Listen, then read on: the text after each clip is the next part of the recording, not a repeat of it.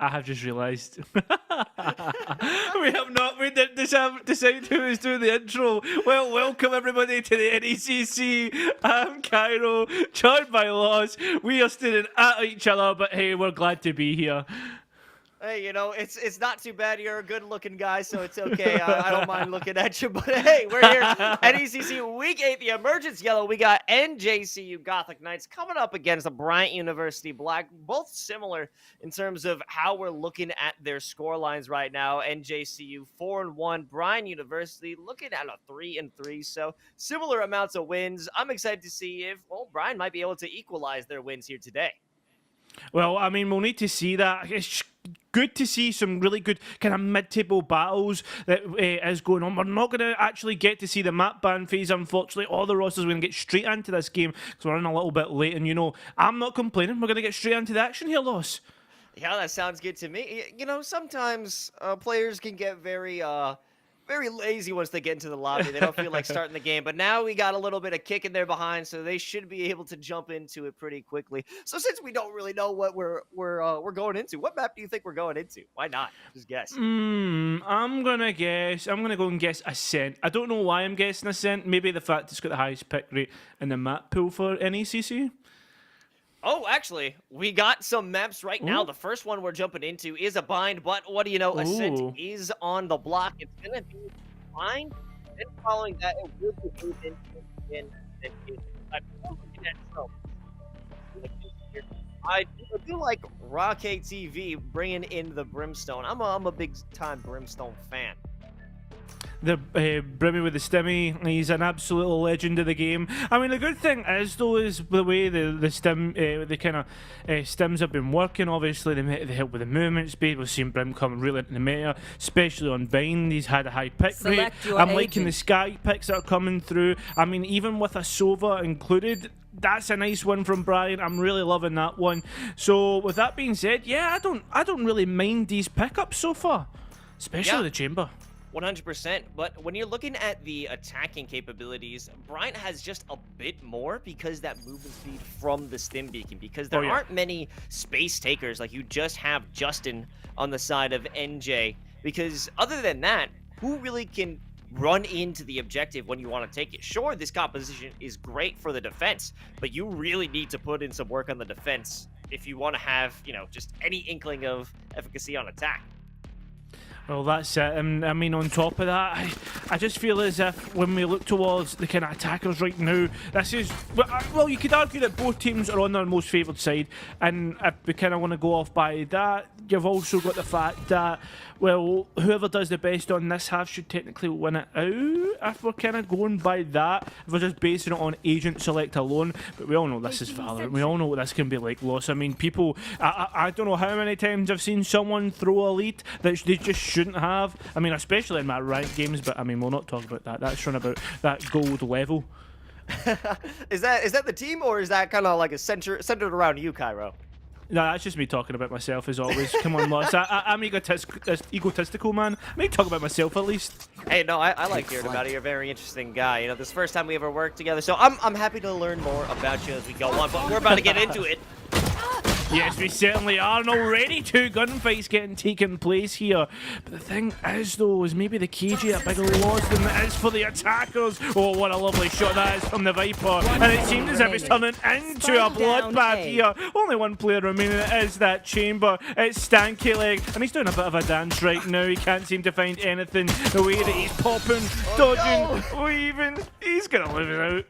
He was trying to pick up that gun right at the end, but Demiurge was there ready for it. Great defense by Justin and Demi in that moment. All working together. 2 frags and 2 assists just to start things off. Those were the only people who were really fighting that whole round for the Gothic Knights. Yeah, it just seemed as if everything just fell apart when what do you call it? Bryant University just moved in. Gothic Knights just seemed to be easily able to pick up those frags. And now it's going to that forced round. We got a few Spectres. Not seeing that on the Killjoy, though. They're opting for just the classic. Maybe they want to get some more credits going in. We have a few players running up through Hookah. 3 stack, and somewhere on long, that's going to be a signal starting off with that recon bolt. Position the field. Got to get started. Yes, it certainly is, and already people getting picked up. Look at this utility and everything, but it seems as if we've actually got somewhat of a trade. As I say that, though, the advantage being taken by the defenders, and we can see it coming through on the kill feed. One player remaining, and Stanky left once again.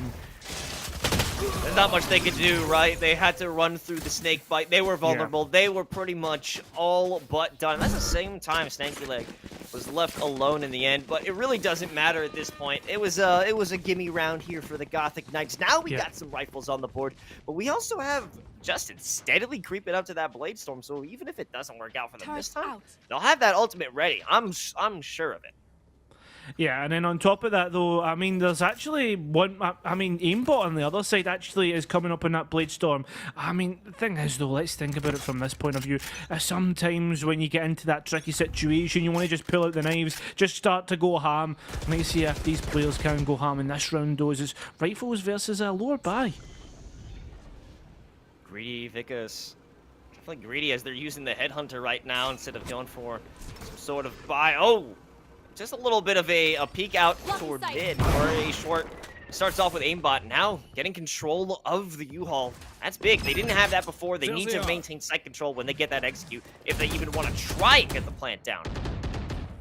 And we're still waiting to see this entry properly onto site. Got control of lamps, which is huge. But look at this. Oh, the Brim Smoke just constantly keeping denying all those angles, but it seems as if the gunfire is just going in favour again of the defenders. Have been able to pick up these rifles. We saw it right there. Frog Hub trying to move back and gain control of showers once again. Rack TV stuck out of the shot, wondering if someone's going to come from mid, but it doesn't seem as if anything is happening right now. Really taking our time with this one, and it's still going wrong. Swahili picking up Rack, all up to Frog Hub. Frog Hub right now can't even hit the shots.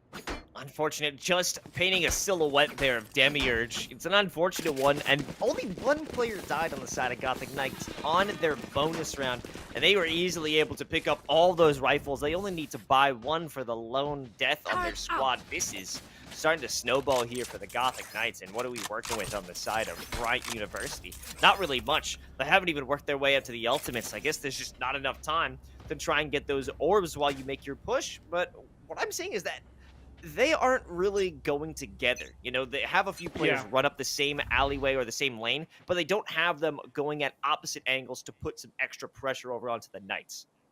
They're also, I feel a little bit hesitant. We saw the Brim still watching to see if anyone's watching the flank or coming from the flank, which is fair enough. But at the same time, there has to be a time where you stop looking that way. You focus on what's in front of you. But look at this, Swahili will be focusing on what's in front of them, and they're picking up 3 kills on long. Hookah is the only 2 plays where 2 people remain. Gunfire raining off, but nobody can be picked up. That is just a critical loss there. The Sheriffs couldn't make their shot. I don't even know if one single bullet landed onto the sky there. And that is just a huge hit to take. Where do you even go from here? Maybe go for a rotation, but at this point, the plan's foiled, and you already have a forward position in short cubby. So even if you want to make that rotation, it'll be blocked. Yeah, that's it. Rotations really are going to be a struggle here. Pixels is what Stanky Leg can find. Can't seem to connect though. And with that being said, we'll upgrade to that Sheriff Sentinels of Light. But the only light they're going to see is the one from God. Heaven. That's exactly what's being seen. Bigmar trying to swing. Can't find anything. Swahili ace. And my God, Gothic Knights are really putting Bryant into the dirt. Yeah, there's no good way to come out of that round. An ace there for Swahili. That's just a huge lead there, and kind of just a mental destruction of Bryant University. While they are able to get some rifles back in, they're still not working up to any ultimate to maybe just break in somehow. And this is another, it's a tough buy because they're running out of money. They're running out of credits. So if they lose this one again, they are going to be in such serious trouble. Maybe for like the next 3 rounds. it just seems to be a constant eco cycle from them. Seems as if that guiding light is going to go in towards the site. The sprint stem actually being able to get in, but look at this, they're not checking the corners. Justin's picked up 3, and it just seems as if that's it, all she wrote for this round. Oh, there's a bit of an answer back here. Bryant University Black doing some damage, but there is still 3 knights available. 3 knights that could, well, stand guard on this site.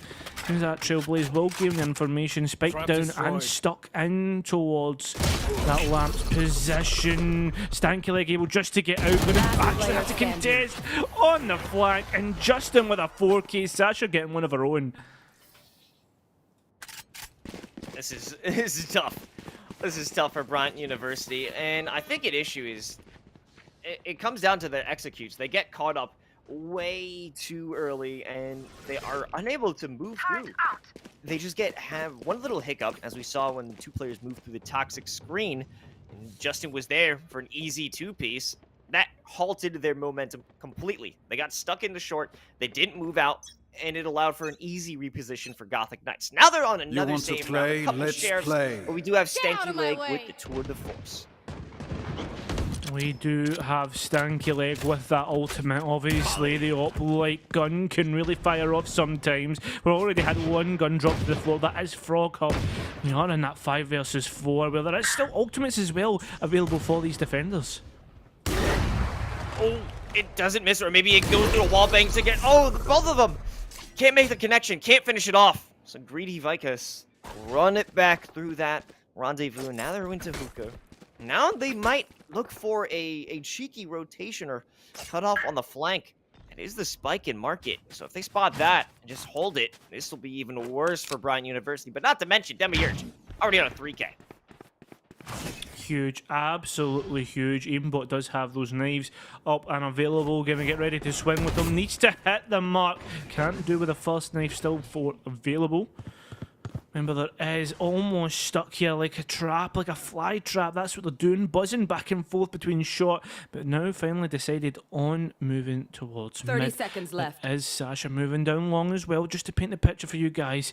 Rack TV, only 5 HP, will swing the op right behind him. Oh no, that's going to be a knife. No, it's not, it's just going to be a kill. Speaking of knives though, Aimbot does get Demiurge, and now with that being said, the Phantom is up and available, going to get ready to swing, does have that spike available, but doesn't check the corners once again. 6-0 here for Bryant University.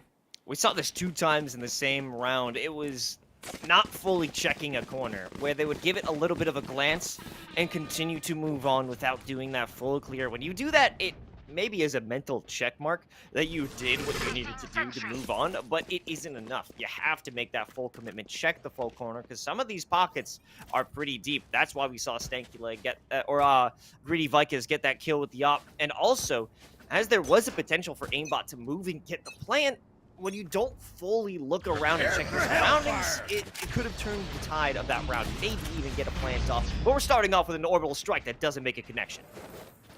Does not make a connection. Make some space though, don't get me wrong. Aimbot making even more space though. Look at this, Greedy Vicus does answer back with 2 huge kills. Swahili spraying off, gets another 2, and it leaves only Frog Hub alive. The swing comes through, gets 1. Seeker's available right now, can get that information. The 2 players are not on site, but does Frog Hub know? Spike is down on towards long, trying to look for these kills, and with a minute left, there is plenty to find.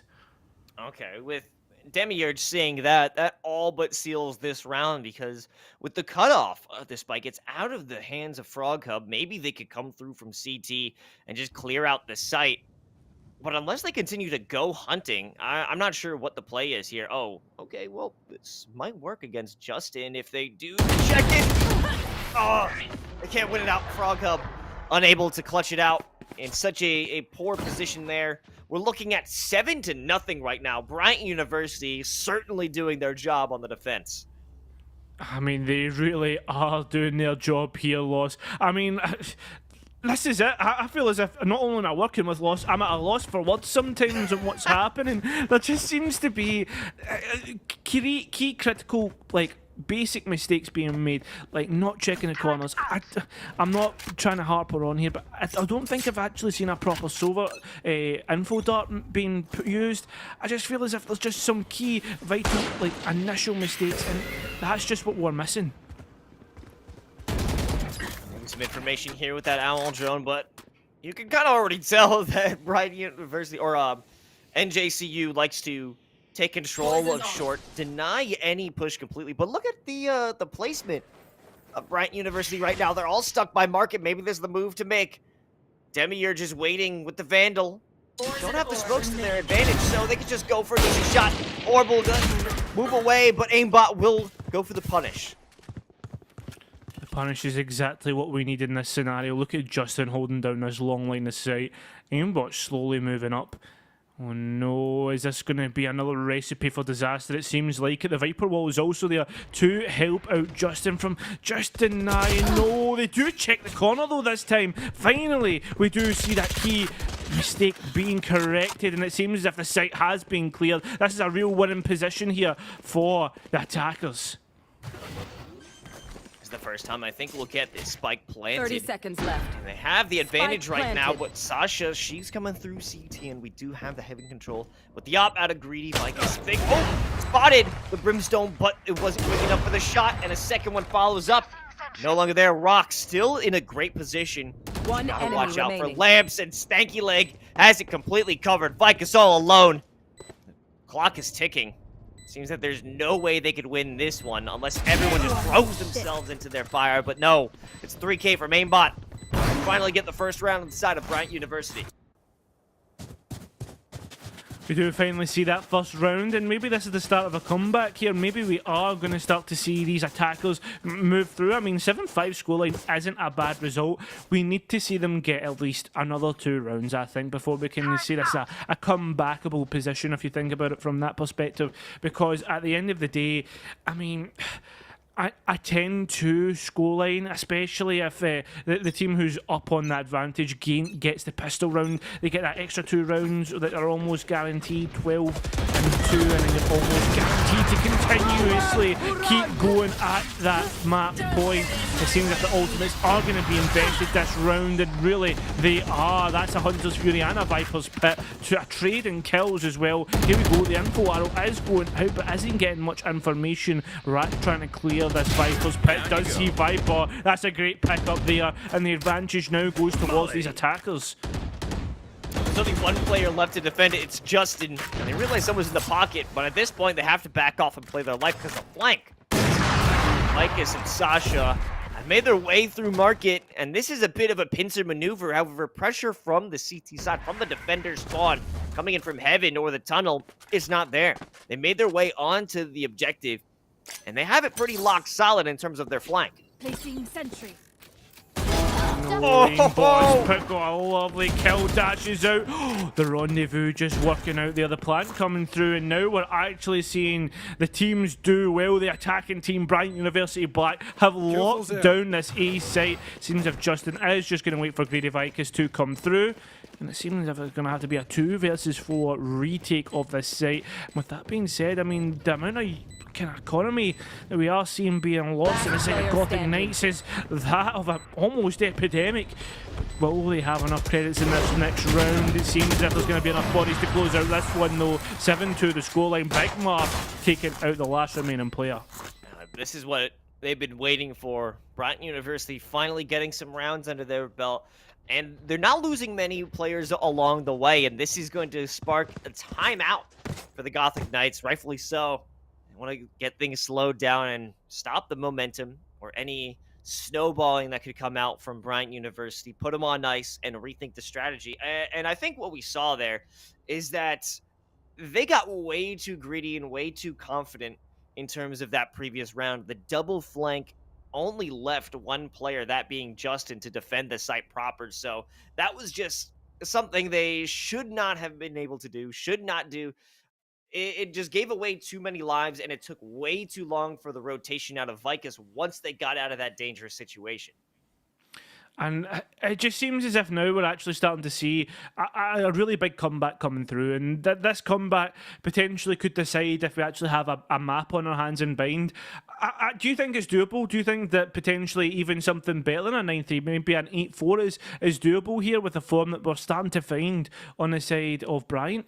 I think it really depends on this next map. If this timeout doesn't create a new strategy here for the Knights, if they still lose out on this round, this could be a big turnaround there for Bryant, because they're allowing themselves to punish the greed coming in from the Knights. If the Knights remove that, if they take that away, the ability to just get easy free kills from their pushes is going to be a lot more difficult, because Bryant has such trouble actually pushing and executing onto a site. Well, this execution is coming through short this time. Look how many bodies are stacked up there. The flash coming through once again of the guiding light. But it seems as if it's going to be Op versus Op, and it's aimbot to win that fight out. Maybe a couple of calls in the chat to check Moss, check those VAC bans, but it doesn't seem to be coming through just yet. There is a couple of bullets being traded off in towards Showers. Rendezvous out there. It's probably a good pickup, but the biggest pickup there is the one on Tarak TV. There goes the Brimstone. That's huge. There is the knives available for the Jet if they use it. Yes, there it is. The audio coming through now. Demiurge is trying to spree through the smoke. Can't find anyone, but it is aimbot to find Swahili. Stankulek is going to get turned on. No chance. Aimbot firing off, and it's all up to Demiurge. There's 3 attackers remaining, and they're trying to find this last remaining player in towards Showers. It is doable. The Op swings, the Op finds, and the Op rips through the body of Viper. There we go. We are going to get that third round, and the most crucial round. It has to be said. Certainly a great recovery from Bryant here, and I think there was too much emphasis from the Knights over in Showers. The double stack into that area, which I feel hasn't had too much pressure. Usually a one after the other, they would trickle in when they want to use that avenue of attack. It didn't require 2 players to be stacked up there. If there was someone else to follow up on that toxic screen when they wanted to push through short, that might have gone a different way for Bryant University, but that's not the case. And now we have a stack headed back over to B. It's all going to depend on Swahili if they make this push, they peek, they lose it out right here. That's going to be huge, but the dash away, both of them get out alive somehow. That's absolutely huge. I don't know why no one was able to pick up on that capitalize. The capitalization comes through now. It's only a trade, which is unfortunate. That info did go through on towards the site. A Lamport triggered information gain through that, the KJ utility. But does Sasha know that there is one just above? Would have heard the updraft. The spike has been planted. Time is ticking, and so is the time ticking on that KJ ultimate. The lockdown just at picking up Frog Hub is essential here, and doing this. And it's just constant frags, but this time is evened out on the kill count. We are seeing 2 players remaining on each side. Greedy Viker's going to try and half it. Aimbot getting ready to swing. We'll try and clear gardens first, and here we go, moving through, fires off the knives, and look at that, Demiurge winning that one out. 8-3 the scoreline after that round. Wow, the underground city knife there. Neat, interesting. But a great recovery there for Gothic Knights. This is what they needed. And I think it came through from Demiurge as well as Justin jumping through the teleporter. I don't think Bryant University, maybe they didn't check the sound cues, they weren't expecting it. This is actually a problem that stems from the opposite of what they've done in previous rounds. They were too aggressive and all went onto the site. That way, no one was there to lock down from Hookah. No one was there to meet the teleporters who were getting into the back of this offense. So just giving that up completely, it was a free firing range for Justin from that angle. And now, final round of the half, and Justin gets things popping with a shot from the op. What's popping? It seems to be Justin with that operator. Frog Hub getting ready to move through this Viper screen, and will continue to be taken out here. It just seems to be ripping apart through right now. Can they find another? Look at this, the crosshair, they don't even know it is on. The player will find it, the 2 ops tailing away here. Only up to this last remaining player will fire off, won't find anything, and will walk straight into the hands of Sasha. 9-3 round. Flawless. What a way to answer back. Yeah, a little bit of crunch there from Sasha. She sure is happy after that one. And interestingly enough, this is going to be a potential curse. But at this point, Cairo, I really don't believe in the 9-3 curse anymore. It's a bit played out, if you ask me. Okay.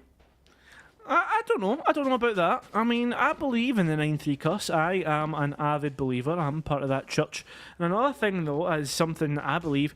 I believe that Bryant University will need to be aggressive in this half, and I'll tell you why. Their comp is double initiate. There's lots of information, lots of plays that you can make. I'm thinking of those guiding lights, flinging them around a corner, swinging off that, and I mean, also not only gaining information, but gaining the opportunity to actually capitalise on a mistake. And I think this is going to be huge for the side of Bryant University Black on their defence. Oh, aimbot's got some company. The second that players go through the showers, they'll have to deal with the double up. But now, this orb. Oh, they'll see the Viper, and they jump right through. And they have to make sure that they're safe enough, so there is no aggressive push. Stanky like the first one to peek, but maybe a refrag could come through. Frog up, unable to get the job done. And there's not many players left on the site. Aimbot goes down, and Big Mar has to stay alive at least until backup comes up. Well, backup is going to be too little, too late.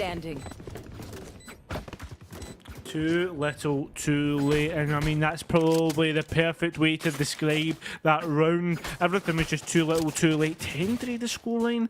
I'm also going to have those upgrades on this round. This is where things start to get a little bit worrisome, because now we're going to be on 11-3. Maybe after how things can go. I mean, couple rifles lost after playing against a lower buy. We could see 10-4 and then maybe even an 11-4, and that's where the rest of the round you've got so many rounds to try and be perfect almost. We'll need to see if that is the case. Players stacked up in towards Hookah Long, completely uncontested here, which means that, well, this Trailblazer's going to be absolutely huge. They do have that information. Guiding light to come through. Will anybody be picked up the shot again? Ready to swing, won't find anything. It was actually a double shotty play, and well, it was a bit short falling, I should say, in that whole round there.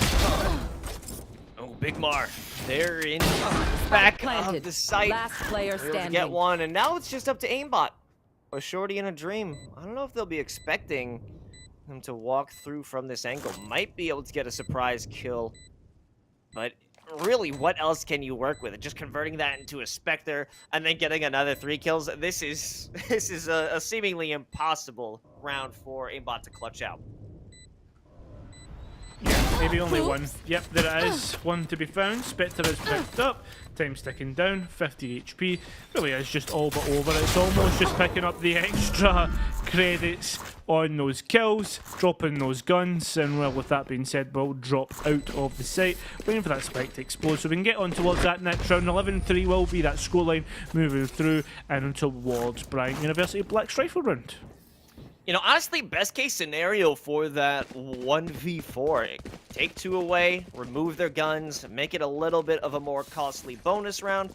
As we can see, Sasha considered buying that Vandal, won't make the commitment, or at least we'll just think a bit about what they want to do on that one. Yeah, a couple of purchases of rifles here. So this is it's a mixed bonus round, right? So there might be a chance here for Bryant University to bring their rifles and 1 Spectre, if we're looking at Big Bar, and convert it into a very costly win against the Knights.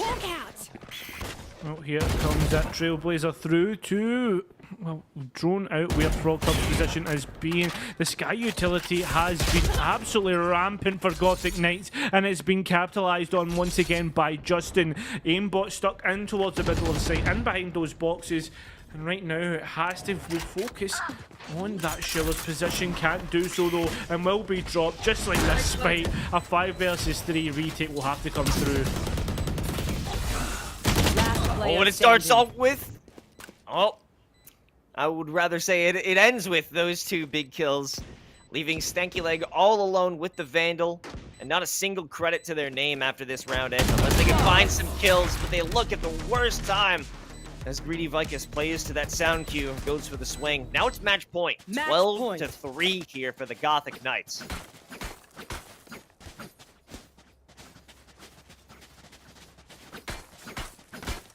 Oh my god, we're almost part of that, past that point where we can call this map a done deal. A bind can be like that sometimes, and well, with that being said, we are We are almost there. We are almost at that point and moving through on towards the next one.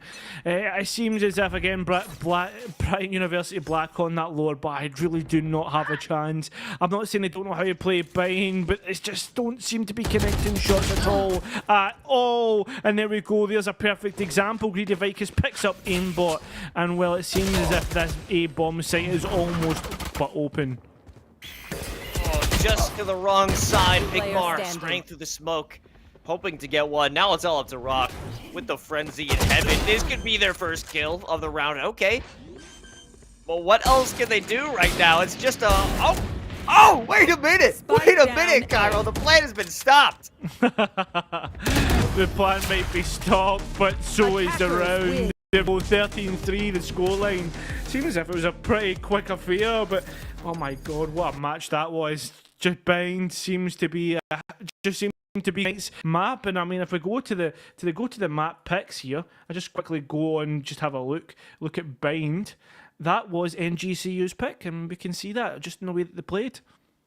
Yeah, 100%. And interestingly enough, considering it was their pick, Bryant gave them the defense on the first half, which was an interesting maneuver. We'll wonder why that happened exactly. I mean, they had a composition that favored the attack. You know, they had a double initiator, Jet there to clear some gaps, and even Brimmy with the stimmy to make things a little speedier, which I don't think we saw too much throughout that, but it really didn't follow through. Their choice of going on the attack was not rewarded. But see, the thing is, though, right, when we were actually looking at that comp, me and you were quite excited because we thought double initiator, we're going to see some nice aggressiveness, some nice loose play, and we didn't see it at all. It just seemed as if it was, do you know what it was? It was good overall macro play, but the micro decisions, clearing corners, using the utility, etc., etc., it just seemed to be lacking a little bit, and I think maybe the team would really improve from a little bit of VOD review after that map. Yeah, perhaps, but might be time for them to review their attacking plays because they're going to be going on to the attack starting on Haven, and we'll check out that action and see if Bryant University can come back right after this break.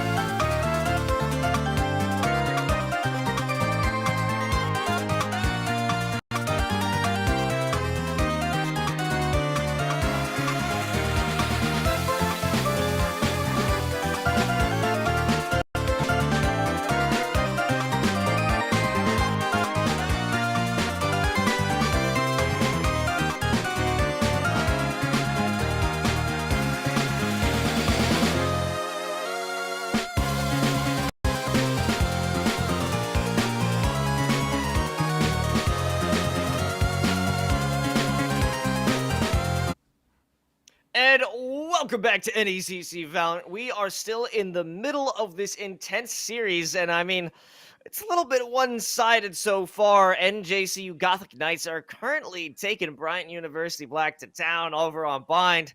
It wasn't pretty, Cairo. It wasn't pretty at all. How are we feeling going into Haven? No, man, it was certainly not pretty, but Haven is a different map entirely to Bind. We've got the three sites. Everyone likes to emphasise that. It's very attacker-sided. Another thing we like to emphasise. And, I mean, sometimes we do see a lot of retakes, a lot of loose play, a lot of kind of... I like to call it the IGL's playground, because, let's be honest, if there's a really good IGL, we get to see it on Haven. That's the most distinct map of all of them. So with that being said, we'll need to see if we have some good IGLs in this matchup. Yeah, and this is another opportunity for Bryant University to show us what they got on the attack. This is where we're starting off. It is their map pick, so we should see something a little bit more familiar for this squad. They should be much more comfortable as they are going into it as the, I would say, the more knowledgeable, more comfortable squad going into Haven. They must have had some sort of strats already laid out. But what I'm also very interested in is what composition are they going to bring into it? And how will there be a reaction from NJCU? I always feel that on Haven we need to have double initiator, and there was only one team that brought double initiator last time, and it was Bryant University, but I don't know if we'll see it this time. I think Omen can sometimes be not considered, but played like an initiator, and the fact that he does have that kind of flash that you get. I mean, the smokes as well to come through. You also have that teleport, but the teleport is not really as useful. I just think that flash is about probably the only bit of the kit that does kind of be used like that. Swahili coming through on the sky, I love. Bigmar back on the Sova. I want to see those darts a lot more accurate. This is Bryant's map, so hopefully they will feel a lot more confident moving through onto this one. Choose your Okay, agent. here's what I'm liking. It's Frog Hub hovering that Reyna. You know, they were running on the sky previously.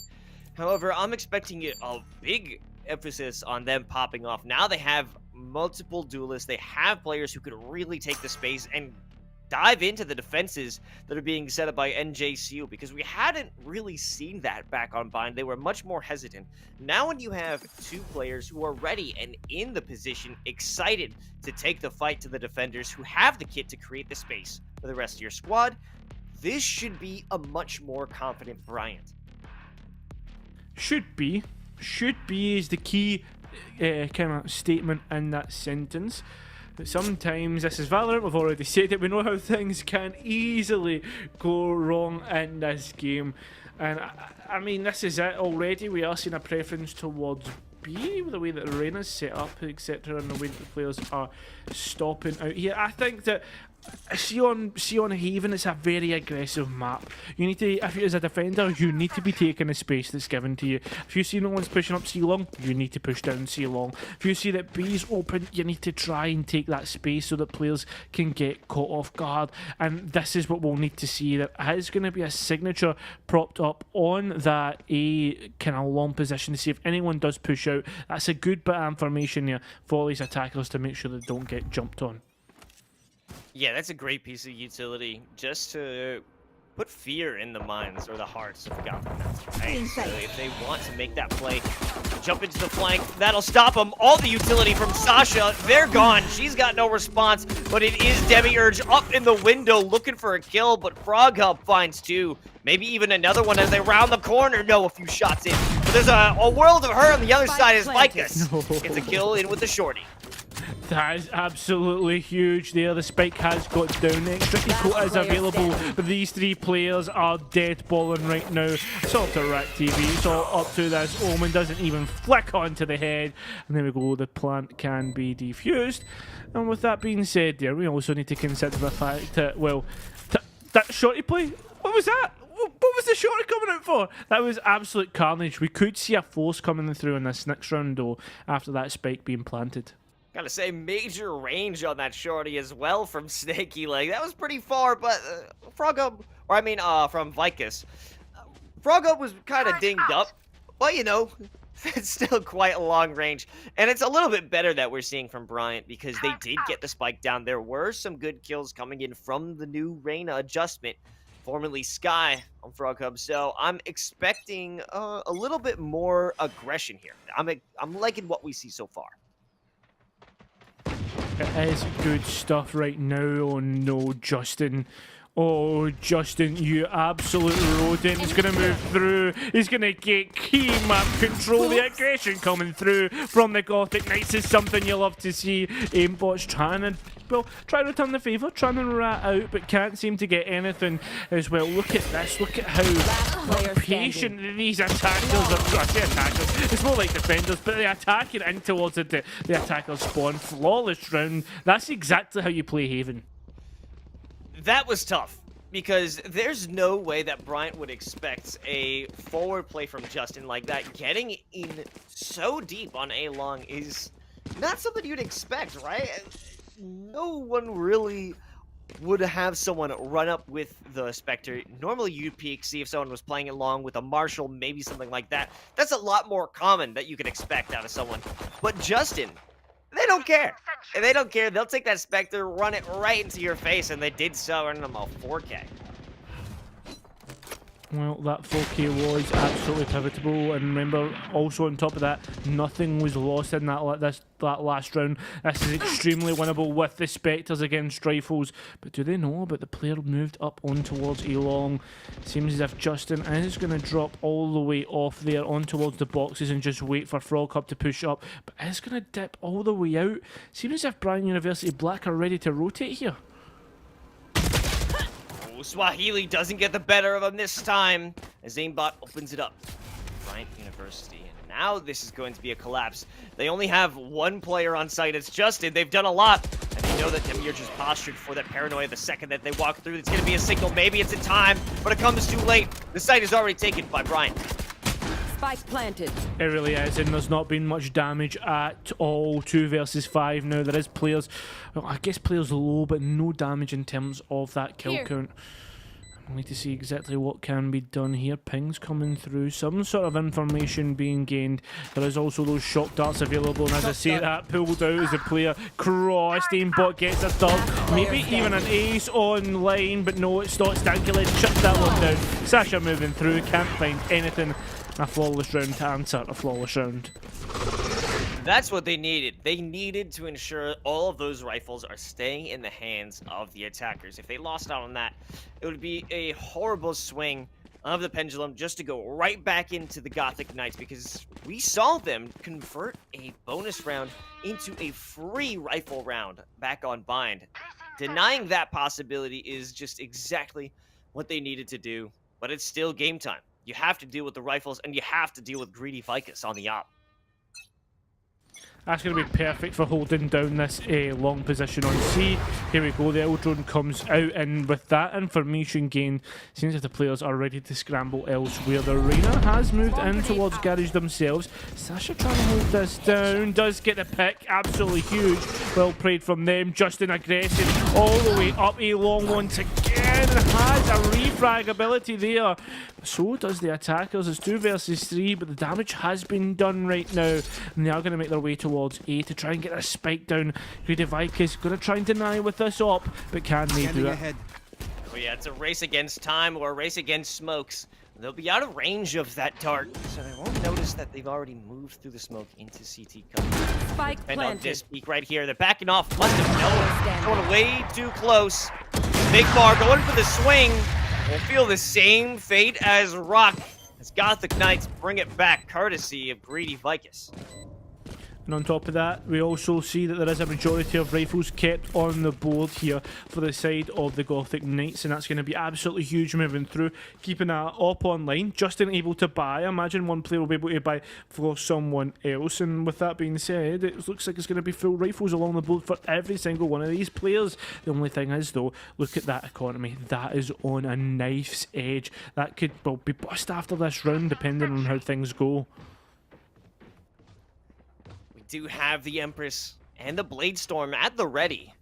So if they want to use these to open things up, just dive in with that Tailwind, break some entry, and get in the faces of the Gothic Knights, it's a total possibility. Placing swarm grenade. The issue is deciding where to go. Demiurge made their presence known over on B. It's gonna make Rock think twice about it yet again, and there it is! A dink to the head, but both of them are taking some damage. They'll back off, respectfully. Respect is being given, but Justin showing none. That's huge. That's well played. And with that being said, that may be another round for the Gothic Knights. It certainly is turning into a noir drama in the way that they're just continuously punishing in this cruel, cruel world. Bryant University Black, what can they do to fight these Gothic Knights? Seems if the two players have set up shop just outside of mid. Trying to see if they can maybe find something, but nobody is over-aggressing here. Both players holding angles. Justin getting ready to swing at any moment. And you know what Justin can be like once they start hitting shots. Seems like these two players are walking towards their ever-impending doom with 30 seconds remaining. 30 seconds left. We're back in the situation of NJ Last playing player on the standing. offensive. There's Justin again.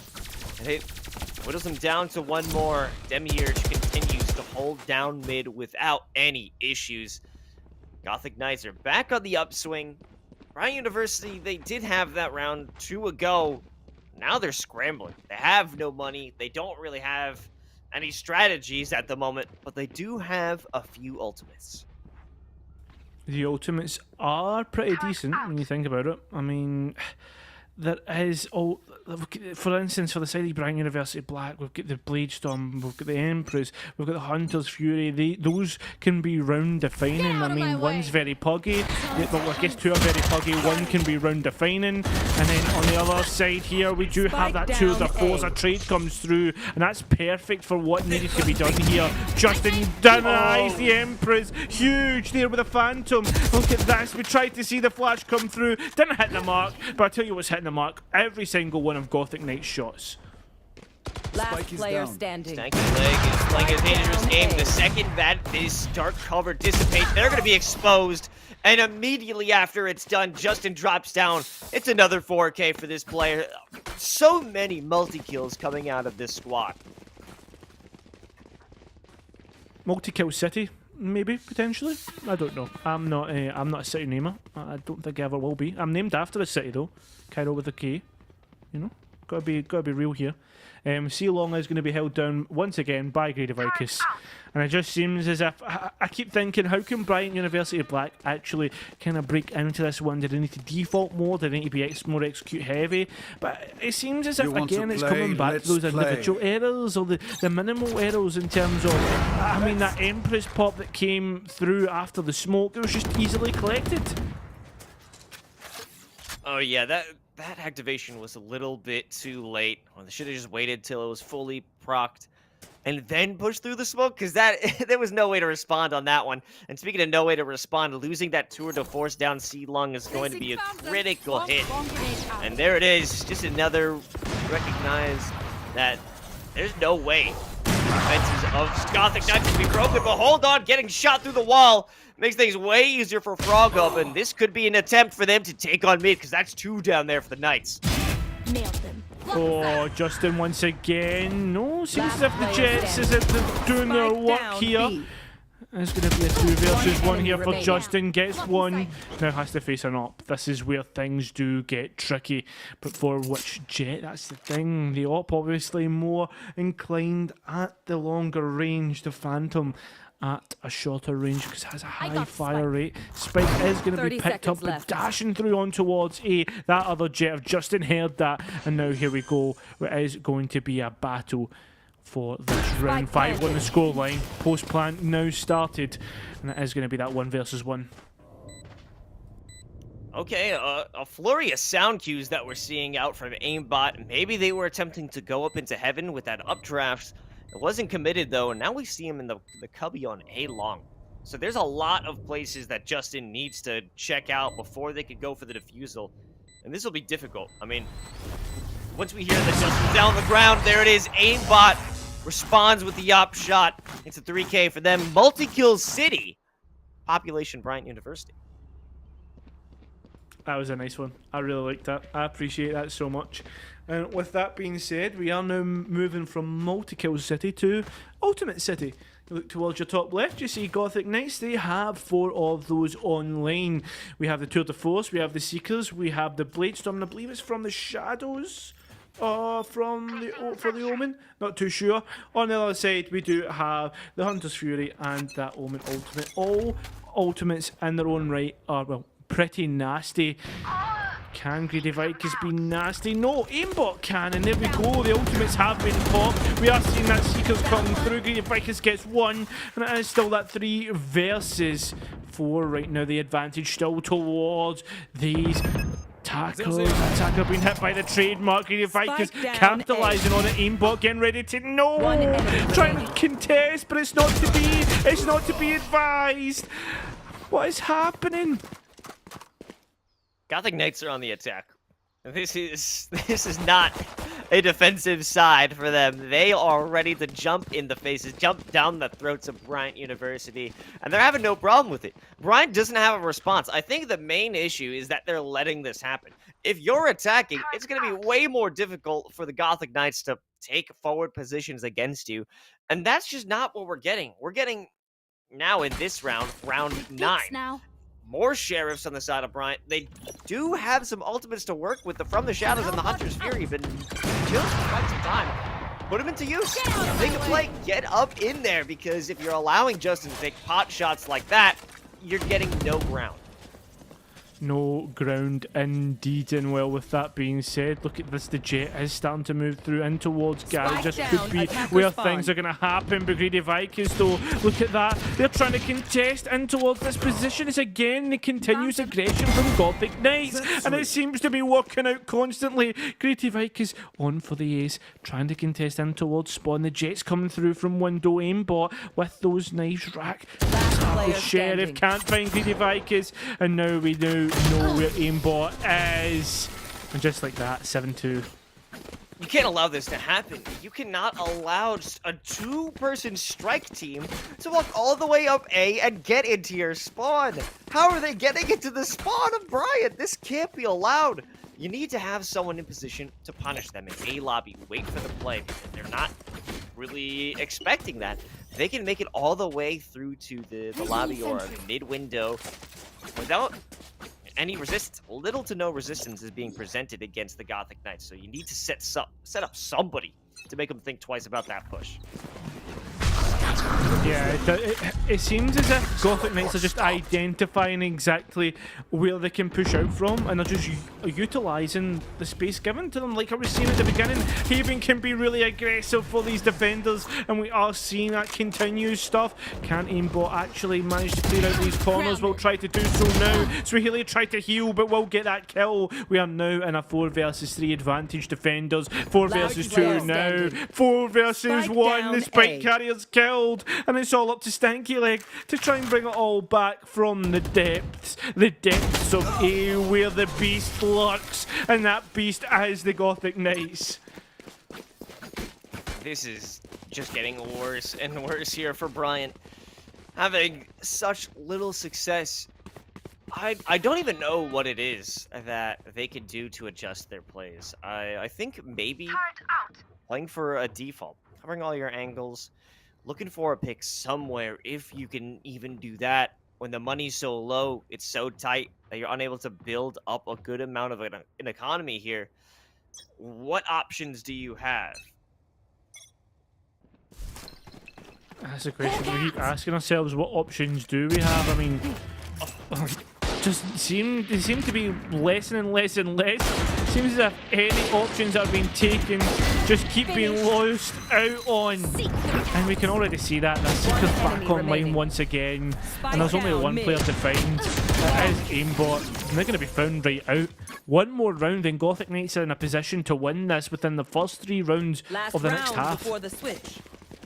And looking at the money, it might be a possibility. Finally, there is some rifles in the hands of Bryant University and an op on aimbot if they decide to make that commitment, which I think it's worthwhile.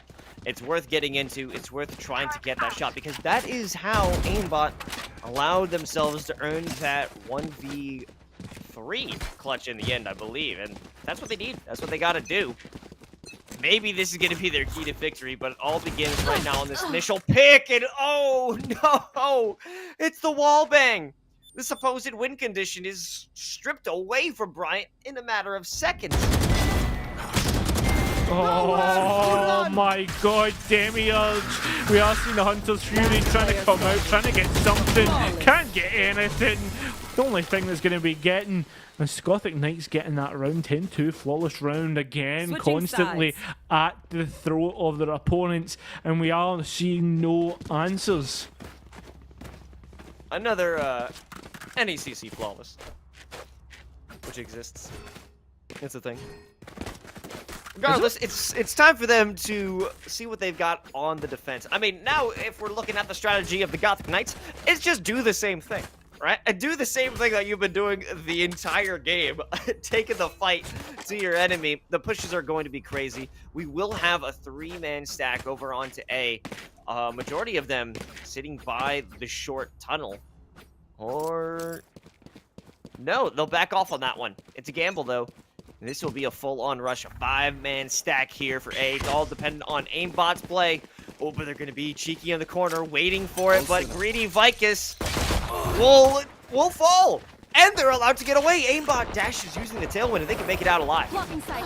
That's absolutely perfect. Sasha, though, gets the refrag, and all players descend onto the A site. But it seems as if players are just starting to drop Big Mark, dropping those electric arrows. Frogcup drops the players on the site, and it seems as if Swahili doing work from hell. But look at this, Big Mark. They'll descend the attackers in towards hell. We actually see these defenders clap back. Bryant University winning a pivotal pistol round here.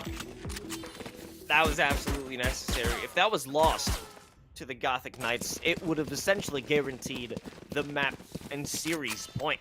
A force coming out of that squad would have been detrimental, absolutely destructive to Bryant University. But now there's a glimmer of hope for this squad, for the defenders. They have the tools, and now they just need to utilize their talent to ensure that they can survive another one out. Looks like it's a garage play, though. No one really playing it close in that area. It will come down to Frogcup, who had a major round in the previous pistol. That's it, and well, look at this moving through and towards mid. There is a crossfire set up from B, but it seems as if the attention is put in towards Garage. Frogcup with the spray gets one, Big Mar on towards Long gets another, and look at this, the pistol comes out. It's like a different person coming through here. Sasha trying to swing, can't get much, only little chip damage, and a flawless round to come through. This is looking much better for Bryant University. They've doubled their rounds from the previous half starting off. This is the real challenge here. This is going to be the real test. A real test to see if they can walk out with a little bit more victory, if not this map in general. Taking them down on the rifle round. If this isn't a victory here for Bryant University, I can't see them fully coming back here on paper. I really can. It's just getting to that point where it just might be the point of no return, but no. Aimbot with that lovely shot from the op will make sure that there is a point to be made. It seems as if, though, there is going to be a trade coming through. Justin does pick up Frogcup. I don't know if that was a little bit of aggressive pushing. It does seem to be on the map. The spike not fully picked up. It just seems to be a default strategy coming through from the Gothic Knights, being patient, waiting to see what they can get. Both teams, though, are being patient and waiting to see what they can get. Information gained there. The players are hanging out by C long. And now the spike will be recovered. We have 2 players moving up through A. That's Justin along with Swahili. So they can get things started right now. Starting off with that Trailblazer aimbot. Previous kill up in mid is good for another.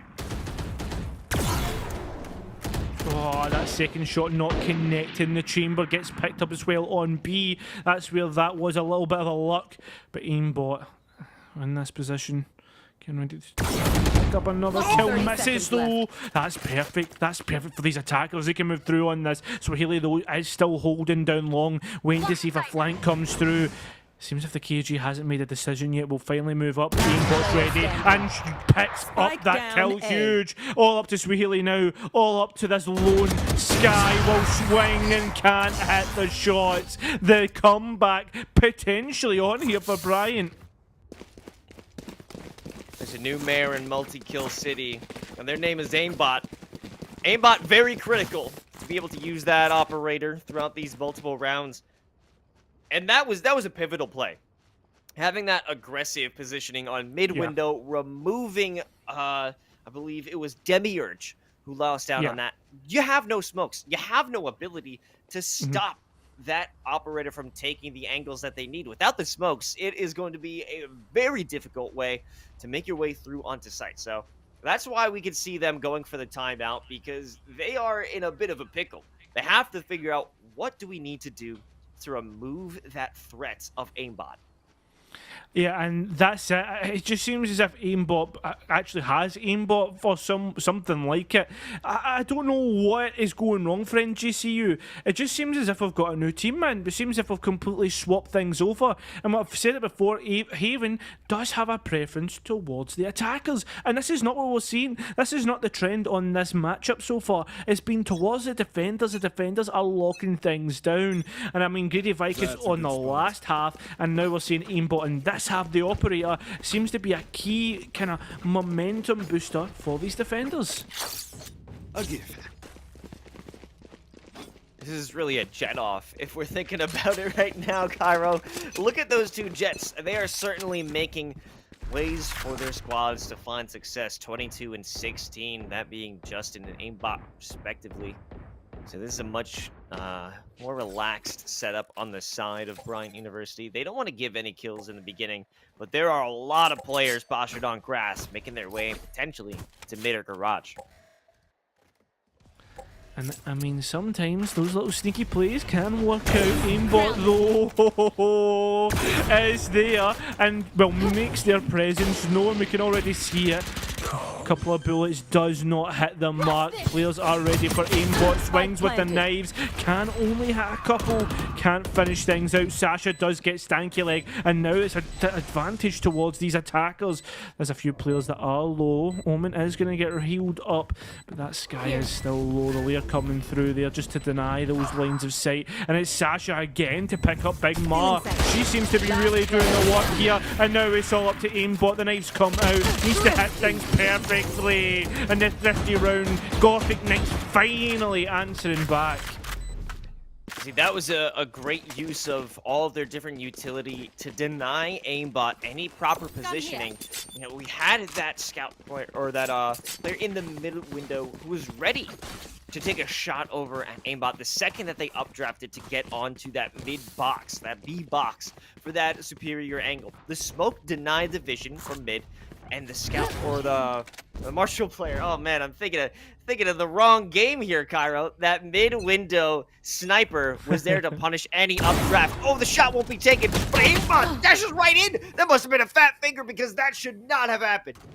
That certainly should not have. But the thing is, though, this operator passed on towards the chamber, the other open agent that we usually see coming through, and it seems as if, look at this, the spike hasn't even made its way towards C, where the players think it could potentially be moving. Demiurge picks up Frog Hub. This now is looking worrying in this round. And that's from the shadows all the way over onto A site. If they'll clear it out. Oh, that's even in A heaven. Destroyed. It does come down to Stanky Leg, continuing to put pressure on mid. That doesn't help him out too much when full site control has been taken by the Knights over on A, especially with the spike planted. And not only that, information gained through that Trailblazer that came through and towards CT. The Omen just lurking. They can't seem to get his outline. They don't know that he's there. They don't know exactly where Demiurge could be. They're going to try and move through. It seems if they gave away their position through audio. But they managed to get the kill. Stanky Leg got a lot of damage on towards 30 HP. The clock is ticking, and it's ticking fast. We need to see something come through. We need to see some sort of movement. But I think they're just over. Dropping onto site. They lose all the guns and potentially losing the map as we now move through on towards map and series point. There isn't much money to work with on the side of Bryant right now. They can afford a Spectre, maybe a Bulldog, but it will cost them some of that full armor. Oh my lord. Are you seeing this, Cairo? It's aimbot and Big Mart, double judging it up. Oh man, maybe they're just going for a little bit of a cheeky play, you know, sticking themselves in towards a corner, waiting to see if someone moves up. Frog Cub's going to be swinging in towards A long, where look how many bodies are lying in wait. Drops out straight away, which is probably to be advised, considering how much utility, how many bodies are about to run it down.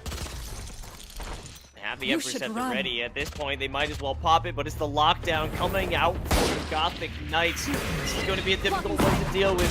Dasha starts things off with that ultimate, but jumping in is Justin. The Tailwind finds them no value. Only their life loss as Frog and Rock are able to maintain this site control. One player is detained, but it won't matter because now the spike will go down. Step out the moment here. Now the time starts to count down. We now see the, well, I guess an almost even man count as time is in favour of these attackers.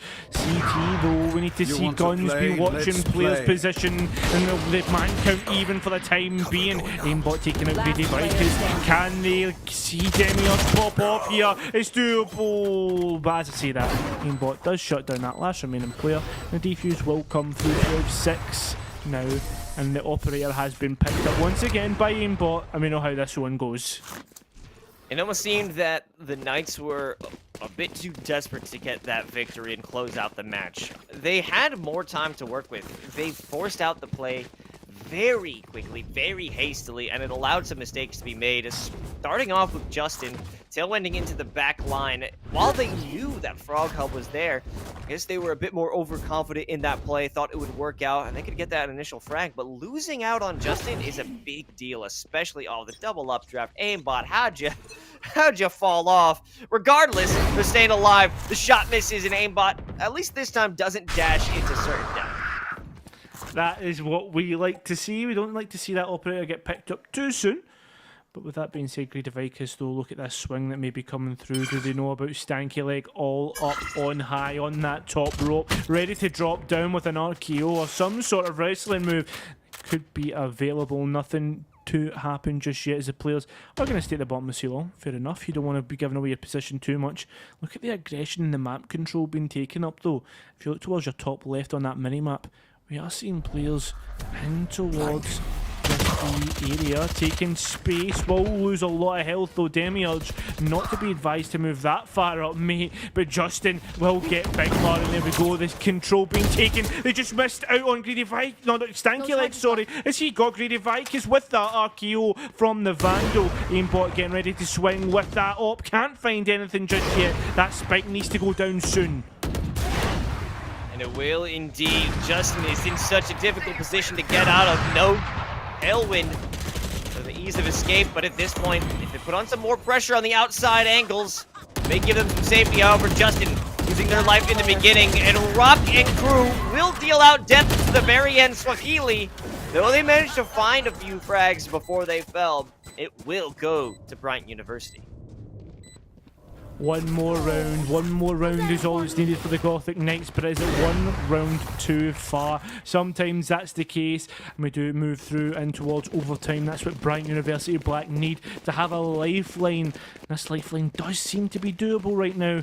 Do we see Gothic Knights maybe go for a bit of a save here, as we do see Demiurge can't really buy up fully. Neither can Justin. Would they rather prefer to, would they rather prefer to eco and then play for next? But right now it seems as if that's not the case. That works. Don't give them. No, why would you do that? Oh, wait, okay. No, will be an adjustment.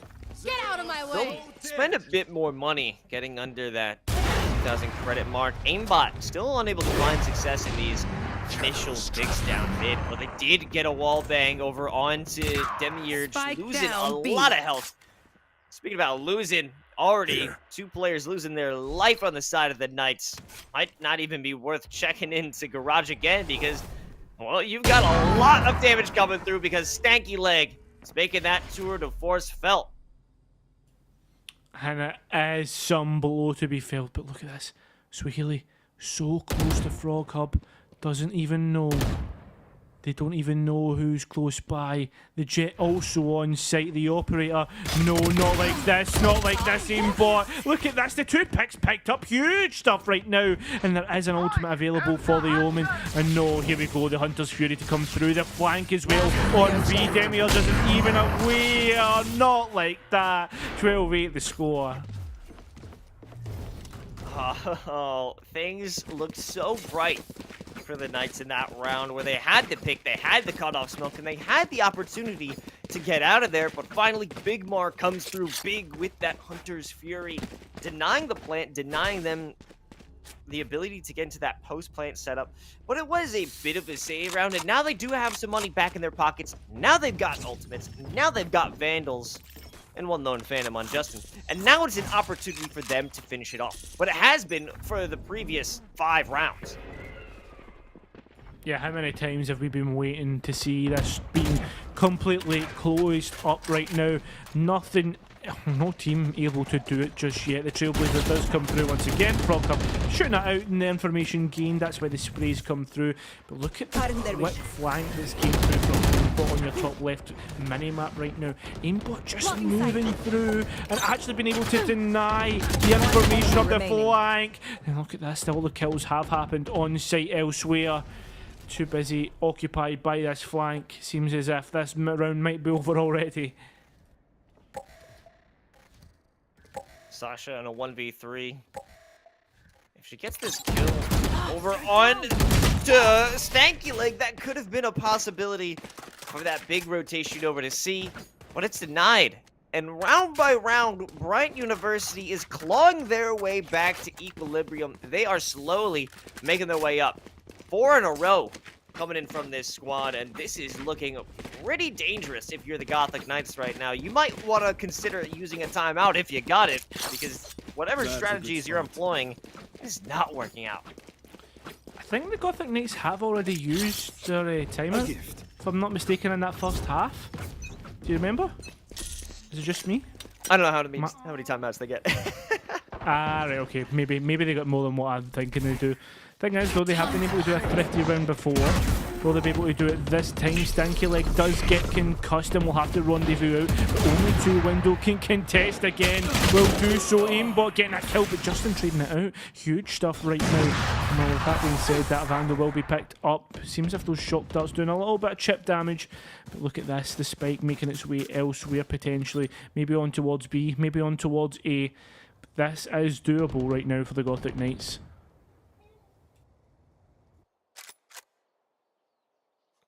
It all really depends on who makes contact here with Frog Hub.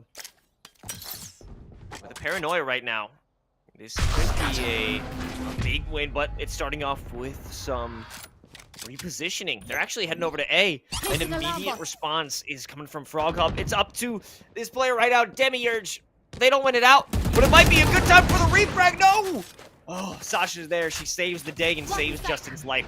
They still have some work to do. 3 players still left standing there over for Bryant University, and Aimbot made their position known up in heaven. Justin whiffs though, and Sasha doesn't, and well, the knives and the rifle of Big Mar will hit their mark. The tree sprouted from the, well, I guess the depths of elsewhere. Big Mar will defuse this, and it will be 12-10. Come back well and truly on, and well, you have oh, nice little cheeky spray there, /FF. But with that being said, we'll be seeing the Gothic Knights have another 2 chances at finishing this map out. But the question is, are we going to see overtime? I think it's a possibility. I definitely think overtime is on the table right now. However, we do have Sasha with the lockdown. The last time we saw this a few rounds ago, it did not bring the value they were hoping for, and it was another round loss here for the Knights. And I think they're going in for a retry. So we have 2 players over on long. This is going to be critical. If they lose their lives early on, that won't be the case, though. As they round about in tunnels, they've got a Frog Hub waiting for them.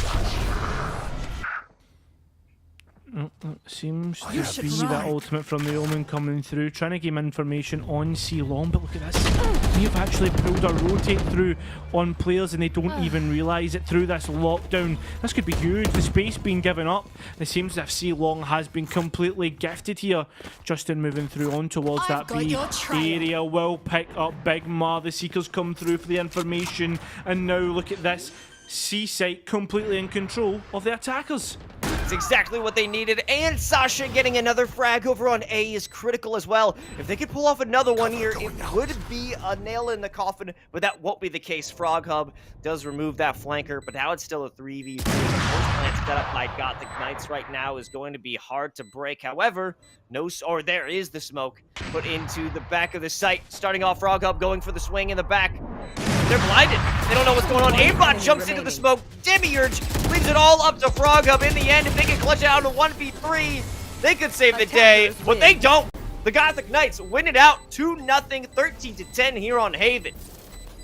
Yes, a 2 old-fashioned one out on Haven by the Gothic Knights. It was such a good matchup. I mean, that first one on Bind, so one-sided. Haven, a little bit more contested, but my God, what a matchup we had here, Loss.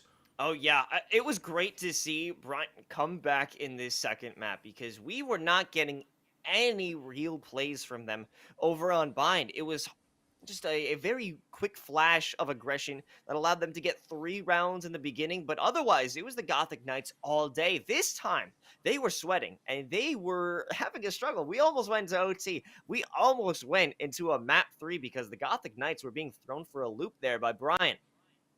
Yeah, they certainly were going through loops, having to jump through all the hoops, and that's exactly what we saw. Haven was such a good matchup between these two competitors, and now we are going to see NGCU continue their good run of form. I think that's what them 5-1 now, so that's some form going in towards their next map, or their next series.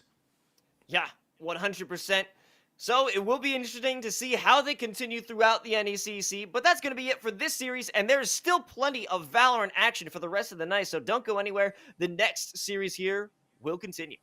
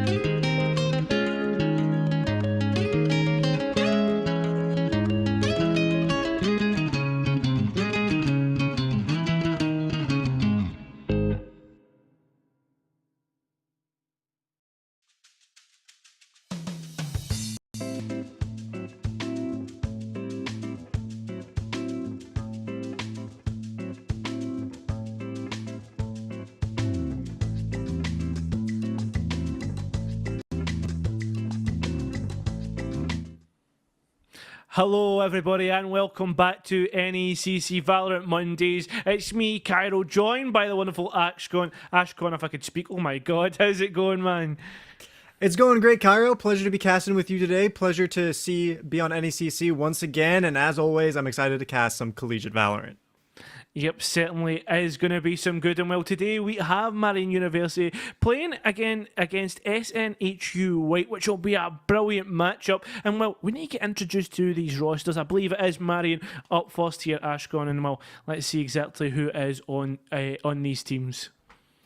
So it looks like we are starting off with Ulan, Zesty Boy, Excalibur, Spicy, and Big Stink. And hopefully that name is not going to be reflective of their performance. Maybe we'll see them popping off instead. And then on the other side, Cairo, we're going to be having the SNHU roster. Yeah, we certainly are. And well, starting off tonight, we do have Godel, Averley, Dickard, Luna, and Bradarella? Oh my god, Bradarell. Bradarell, oh my god. Thank you, someone that can speak English here tonight. Well, that's going to be a good team to be looking out to see how these two teams go against each other in this Emergence Navy matchup. And well, I'm getting ahead of myself because we do have a map ban to look at. Unlike last time, we are going to get this map veto, and well, I'm going to let the brains of the operation, Ashcon, I'll let you take it away. So it looks like we've garnered Split, Fracture, and Bind. I don't think I've ever seen this combination in a best of 3 before, and I'm really interested to see how they're going to be navigated. Split and Fracture have seen a lot less play. Now, Fracture has slowly been on the rise because of the trickle-down stratonomics, as Infernosis and I have coined it, but Split has really hit the dirt. A lot of the other maps, Icebox and Ascent in particular, tend to take its place as the first map of a series. So really, when it comes down to these close quarters angles on map number 1, I'm wondering what these teams will pick. We've seen a very drastic shift away from Sage and towards the Initiators. But without further ado, I think we can get into the agent selection to really see what's going on, Cairo.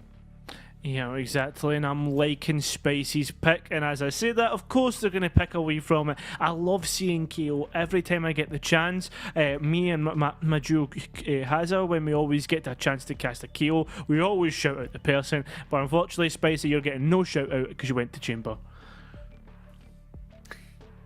So it looks like Bradarell is going to be opting for that Breach pick. They're hovering over it, but I'm interested to see the selection with Sage on Luna for SNHU, right?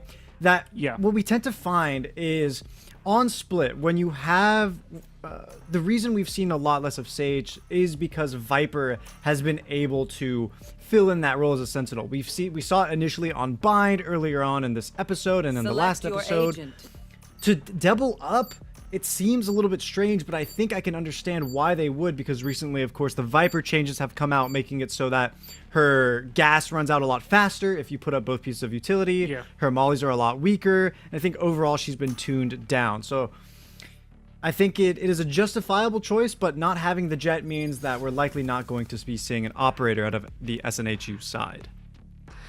I don't think it's Split really an operator map. I mean, we think towards all those close quarters. I mean, some people argue this is probably Phantom's best map because of the higher fire rate, etc. I don't really know if it's such a bad thing not bringing a Jet. I think I love the Brimstone, though. The fact that I know it's been honestly flogged like a dead horse. The fact that the Brim stims make you run faster, make you have that extra movement speed, which can obviously let gunfights be taken a lot faster, let you get onto site quicker, etc, etc, etc. I'm not going to keep moving the point, but I still like seeing them nonetheless. That ultimate, the orbital strike, the fact that those smokes can last for 20 seconds a piece, they can really cause havoc, and Brim as just an operator with a molly as well can deny so much. I do like to see him, and it will be interesting to see what happens on Split. A very defender, I'm not saying defender sided, but it definitely has a leniency towards defense and this the kind of trends that we see. I think if we check out the spike, it's actually 52% in favor of defense, so it does have that bias. You're absolutely correct. Looks like right now we're seeing a mid-B split, which is very standard, and with no Sage Wall, that means the side of Marion have to be on their toes, making sure that nobody crosses into ropes or gets into the mailroom.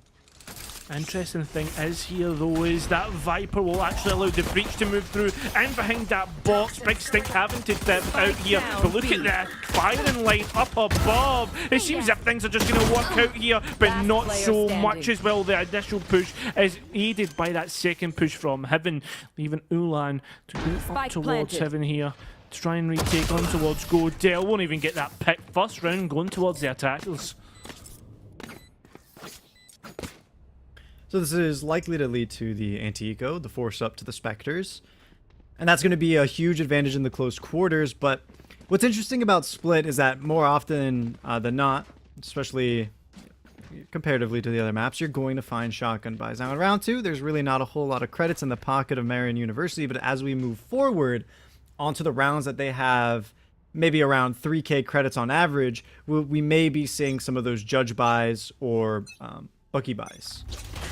I just realised, look at this 5-stack that's going out of B, and it just sorry, not out of B, out of A, and it just means that they've completely given up B, wasted utility, wasted credits. But does Dickard and Godell realise that's what's happening? It seems as if they might hear the sound calls very soon. Have they? Well, it seems if they're finally going to turn around now. The breach flash did come out, the plant being initiated, sees one player, but do they realise how many are there? That means they'll get one Spectre if they can manage to get there in time. No! The paint shell's doing work, and so is Dickard! That's an ace! That's round 2! That is a very scary place to get an ace, right? I mean, of course it's impressive to get an ace in and of itself, but we all know that the entirety of Marion, they didn't have anything on them, they grouped up. But the product of that, the byproduct of that ace is the fact that SNHU are that much closer to the showstopper. Dickard is 1 point off. And now that Marion are sitting on rifles, if Dickard is able to pick up the orb, which both are, I want to say, more favorable for the attackers to grab, that's going to be an easy entry into the site, and it will translate into a full rifle for one of the attackers. Seems like we are getting a little bit of contention in towards the mid area. Omen just able to TP across, which is good map control, but they don't know about Dickard. Now Viper will deny the information about that player moving towards A, but the spike still on B for the time being. That's an interesting strategy that we're seeing being picked up here by SNHU, the way that they're kind of defaulting through this. Holding on tight in the B main. It looks like a little bit was noise made in mid to create a distraction. Godell shows contact against Spicy, but Excalibur finds Dickard out, and that's going to be a player down. SNHU still posted up, still waiting patiently, and this is exactly what they wanted. Look at Marion. They are rotated completely off of B site. They've called the bluff. I was going to say the bluff. It's not really a Spike bluff. It's planted. completely read into the spike planted, and now that's extra util. That's the objective of this round almost completed. Snake Mite does go out, but how good is it actually? I don't think it's really hit the mark. Big Stink trying to gain the angles, can't find anything so far. The 5 players trying to contest here. The molly goes out, still can't displace evilly the Viper. They could swing at any moment, and here we go. Here it comes. There goes the aftershock as well. Bratterall doing so much work here, and now it's all up to the Sage, but gets taken out here. That's 2-1, and so many rifles lost. That's actually huge. The minimum they wanted to do, the minimum SNHU wanted to accomplish was get rid of 3 rifles, and they did. That means going into round number 4, if you look at the economy, they themselves get to have heavy shields in the rifles. They get to buy full utility. They're feeling great. But it means that a good few on the side of Marion, they're not going to have their weapons. But as I said earlier, if you have enough credits to buy a shotgun, it's likely going to be the case, and especially for Spicy, right? They have the Headhunter. That's going to function as their mid to long range weapon, and now they can get into the faces of any attackers who want to get in on the close angles. Absolutely huge. Again, contested in towards mid here. Ashcon, they're trying to put the pressure in, and I think you always have to leave someone lurking there to put some sort of presence in mid, because at the end of the day, if you can just allow people from B to rotate through ropes, I mean, it allows for such an easy rotate and such an easy retake on towards the A site or the B site if that's what happens. It's Devil Satchel, and Spicy's around the corner. He's waiting for a contact, but no one has quite gotten his face yet. He's hearing them approach and does find one. A second to follow and teleports out. It's a clean getaway. He's a thief in the night. He's stolen the lives of SNHU White. Dickard tries to refrag, but they're going to be taken out in the process, leaving Godell alone, who was trying to lurk. But I think their position is more than obvious, and they get caught by Excalibur. Yes, they certainly do, and on top of that, I think what we're seeing here is finally Marian University finding their groove, finding their rhythm, starting to throw those punches back as well. The first two initial rounds, when it was the pistol and anti-eco, I think they were just at that disadvantage where they couldn't contest. Deckard really is putting in a performance right now, but for those at home that are wondering what actually is the form of these two teams, Marian University are 6-0 so far, yet to be defeated, and then on top of that, SNHU, they're 2-4. So realistically, they're putting up a really good fight against Marian right now. Absolutely, but now they're being forced to slow down. Marian have set up the Viper wall to cut off not only mid, but B main, making those key spaces nearly unobtainable, especially when they lack rifles across the board. They have Breach to slow things down, and the trademarks by Chamber on A means that any move they make to go deeper into enemy territory will be found. Excalibur is going to reveal themselves as a footstep. They're going to take the peek regardless. A spray out of the Sheriff will not land a kill, but do a little bit of damage. And sometimes chip damage is all you need to do if you think about it. If you can get one spray off and get two players, sometimes that's just enough. And that can really cause players to really feel the pressure being felt right now on towards that B site, but it's phantom pressure. There's nothing there. It's all ghosts in the night. And Zesty Boy, do they know that there is someone lurking? The Omen, shadows. Oh no, Luna, not left. like this. Do you know you don't? And we'll get picked up. The spike completely denied. And the players start to scramble. They don't know Godell so close with that classic. Could pick up anybody at any point like this. Finds one, can't find the second. Yes, they can. That's Godell on a triple. That's absolutely huge. The space created, but the spike is down. They need to contest. They get one. They get another. Evilly helps out there. 3-2 the scoreline. SNHU white. This is a little bit of a comeback, or back into the mix anyway. Godell is an absolute maniac for landing that play. The first shot onto to find Ulan caught out using the smokes utility, the sky smokes, already amazing in and of itself. To land a headshot onto Big Stink, two of them, from the distance of screens to CT spawn, even more so. And then they leverage that further to the third and fourth kill. Absolutely insane. And of course, Aviarly comes on in to clean up the job. Not necessarily an ace there, but we know it was going to be. And that has to be a huge ego boost for SNHU White. And it looks like they're using that to their favor. They're feeling confident. They're moving up A ramp to A heaven together. Oh, that's great shot. The chalk is absolutely perfect here. Zesty Boy swinging off of that, getting dickered, and that's absolutely huge. Seems as if Heaven is going to be the point of contention, but they don't know about Godell on that left-hand side there. Is just going to TP out and back on towards ramp, but they could go through hoops here. They could go at any moment if they really wanted to. Are going to use that Omen ultimate, but the thing is though, there is Brimstone close by. Maybe trying to call a blow off. Nothing coming through just yet. The smoke's come through now though. Here comes the utility follow, but Spicy's picked up ably. There goes the smokes. Here continues gunfire coming through, and no, look at this. It's pure denial. There's only one player left, and it is Godell. It is that Omen on site. Gets one, gets two. Maybe potentially another clutch to come through, but it's Excalibur that picks up Godell.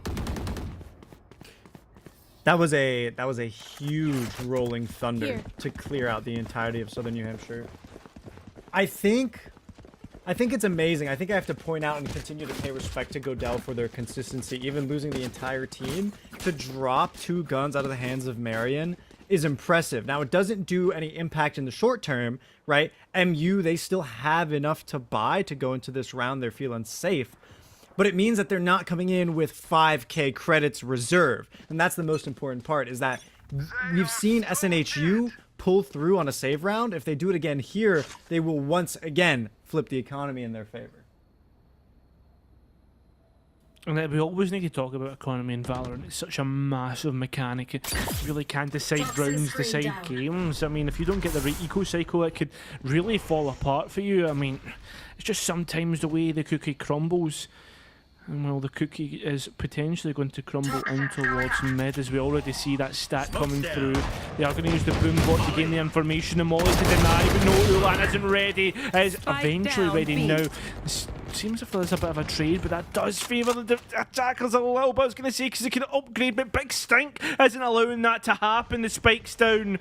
But can they manage to somehow leverage the positions into a winning position? It certainly seems like it's 2 versus 2. Pick up this spike and they can escape towards the other site right now. Zesty Boys prepared to use that flash. They come off, they see the head of Luna, but they escape by the skin of their teeth. And they're booking it towards CT into the A site. They were stunned, but it's not long enough to find a line of sight against them. They're going to move directly for the plant, and it looks like it's going to be in front of the heaven window. But Marion, they're taking their time. They understand the possibilities that await them, that anyone could be in heaven, in ramps, in main, in screen. So they're taking their time. They do have the Viper's Pit, but it's not going to find so much use here. Luna's around the corner here in elbow, waiting for contact. He's hearing those individual shots, but it's going to be Dickert who falls first. A spray through the screen lands him, and a flash through will find Luna. It's a final kill for the round. And Marion move up 4-3 in a round that shouldn't have been nearly as close as it was. It certainly should not have been as close as it was. And on top of that, what we're finding is Marion University again hemorrhaging that eco. After that, I mean, they're really struggling and are now SNHU white. They're going into a buy round. So again, we're now back to that eco on a knife's edge. It's constantly at this point where it's like almost pots and pans for some people. But the thing is, though, SNHU white, they have an advantage here. I think what's going to be tough right now for Marion is waiting for the oncoming Rolling Thunder, right? Bradderall has been holding on to it for a good few rounds now. Yeah. They're expecting it to come their way at a moment's notice. It's been a little bit too long for it to be used. They know that since everyone is fully armed, it should be coming their way, but I think with the positioning of him right now, with Bradderall down in the bottom of mid, they want to first find a pick. They do damage onto Excalibur, but that Tailwind is going to aid them in the retreat, but that's more than enough to make them feel confident to push through and take the space. Surely this is the perfect time now to use that ultimate from Breach. Surely this is the best time, because you know there's going to be players in towards heaven and you can capitalise on that so easily. But look at this, look at where Spicy is. That could be a great flank to come through. Big Stink picks up Godell, which is an even bigger pickup, because there goes the smokes for this round. Absolutely. A blind is going to enable Excalibur to fall. That means Dickert takes the swing, but Ulan is available for a refrag. Evierli and Luna work to keep the advantage in their favor, and SNHU, despite having an agent lead for a split second, lose it once again to Ulan. But the spike is going to go down inside the Viper's Pit, and all of a sudden, it's a very toxic round. It is an extremely toxic round, but well, can we potentially see some sort of potion, some sort of antidote? No, not yet. Seems like Godell's going to swing, but look at the trade that came through there. That's perfect. Spicy jumping straight in. But how much of a Spicy situation is it? It's pretty hard. Luna, she's going to get one.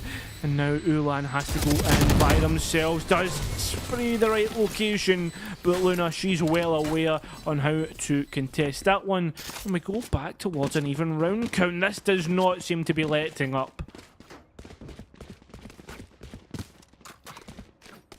Southern New Hampshire, they still have that Rolling Thunder in their pocket. They still have everything they want to get rid of a buy round, but they know, right, Marion is weak. Marion don't have anything to defend against, so they're likely not going to invest a whole lot. They might have Godell run from the shadows to get a little bit of information, maybe to find a cheeky angle, but they should be relatively safe in making an aggressive play. Marion, on the other hand, for them to run it down mid means that they've completely given up the round. They really have 4 versus 2. Maybe winnable, maybe in some really distinct universe. It just doesn't exist here, does it? It just seems as if it's going to be all but over. Already, players are getting ready to contest in towards CT. That's a lovely shot there from Big Stink. Bradderall shut down. There is a rifle upgrade available, but Spike nobody's going to planted. allow that to happen. Paint shells have went out. The two players are getting ready to swing from TVs.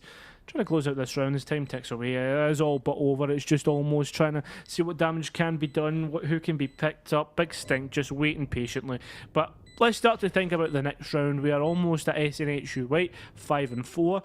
And in terms of narratives, in terms of what could happen here, Ashkin, what are you seeing from these two teams? What I'm looking towards, what I'm finding to be a tough spot, is that Marion, because they don't have the extra Sentinel, because they don't have, for example, Sage, who can really hard stop a push, they're losing these rounds. They're bleeding out what should be a half that should go in their favor, as it is, of course, split. And that means that if they come out with a disadvantage starting on defense, it's going to continue to be difficult for them. SNHU have the same stall utility and more when you look at the Asian rosters. That means that they're going to keep moving forward and increasing their round score. They're just waiting to begin the new half. Oh, that was perfect play with the ultimate, gaining that information. And this is where potentially we Spike could see planted. SNHU put themselves in that place where they can potentially pick up an advantage. Time ticks away, and it seems as if no player is in position for the retake just yet. Excalibur waiting to move forward on towards Raffles, but can't pick anybody up just yet. Only hearing sound calls. Here we go, the utility comes through. They move on towards the site. But again, nobody getting picked up. As I see that Godale gets the Excalibur. The trade comes through. We're into 3 versus 3. More utility coming through. And it is going to be hard. But it seems to be working out for these defenders. On towards that spike. Can Luna deny? She'll need to get ahead of one. And she gets it! What a clutch! I am not just your healer. I have Here. no words to describe what Luna just did. Marion, it seemed like the round was closed out. It should have been over. But the absolute bravery to step out of that smoke and get the spray down, certainly. Right, little bit of aspect of the Vandals RNG, but the lineup, the angle was perfect. The peak, the timing, all of it, down to Luna's decision making. That is absolutely amazing. And that means SNHU get to hold on to a 2-round lead. Not only that, they get to hold on to the 2-round lead, but they get to be in a position to increase that lead, increase it to the point where in the next half, it will be almost an advantage. 4 versus 4, there is ultimates available here. They know where Big Stink is. Could we see the ultimate come through? No, we can't. Big Stink will just pop off with that Sheriff and close down any opportunity of an ultimate to come online. Bradderall does have theirs though, the Breach ultimate, which is so pivotal sometimes. Can deny a retake. Spike is committed. But here we go. Oh my god, Spicy gets the shot off just after the ultimate. Evelyn now also stunned by it. And well, there we go, another round will go towards Marion. This may go in even at half. Poor Marion, or how I should say. Marion, they weren't feeling so good after having the round robbed of them.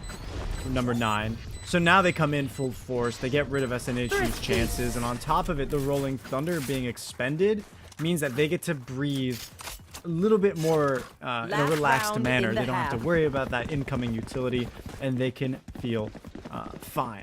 The issue with that for SNHU, they on top of it get to utilize their own Rolling Thunder, and still Dickert has yet to use the Showstopper. It is likely to make an appearance here. I can't imagine any other time they're going to use it. Yeah. I mean, the joke is that maybe he might be saving it for second half, but clearly the entry should go completely in Southern New Hampshire's favor. Oh, can you hear the amount of ultimates being popped by that defender side? Tour de Force and Viper's pick invested. 1 on A, 1 on B. The Viper's put on B, Tour de Force on A. Don't want to be giving too much away to that. We are going to see the boom bot come through to gain information. They know Excalibur's there, but nothing to get picked up just yet. And it seems as if, oh no, Zesty Boy very close to getting that pick on towards Dicker. There just seems to be a standoff in mid right now, but it's Omen on A Heaven that is closest to potentially picking up a frag, very close to swinging on towards that jet. On A Heaven, the Omen, Godel, waiting to contest here. Can they do anything? Luna gets zesty, boy. Fights happening all over the map here. Godel gets picked up. Excalibur doing the business for the right now. Ulan makes it 4-3, and it's the 3 remaining that have ultimate. No, why did you jump into the ultimate? Dicker, no, not like that. There is a Viper's Pit to be expended on B, and there is also a res available. Big Stick gets Averley. And right now it's the last remaining player. It's all but confirmed. We will be going in even at the half. This is a difficult spot. Being 1 versus 4, you're being sprayed through a wall and a Viper's Pit. Ulan makes the swing, and they won't even have to worry with the Viper behind them. They get their 3rd pick of the final round of the first half. And that seems to me, Cairo, that despite having all the utility, it just felt like SNHU didn't want to make a group effort into one site. When you have that much in your back pocket, you want to just simply execute. They were defaulting, which had worked in previous rounds. Of course, they were getting picks left and right, but they needed to just use the strengths that they had immediately. And I think by shying away from the B site because of the Viper's Pit really hurt their momentum, and that's what allowed Marion to come right back around and steal, I mean, for lack of a better term, pull the rug out from under SNHU.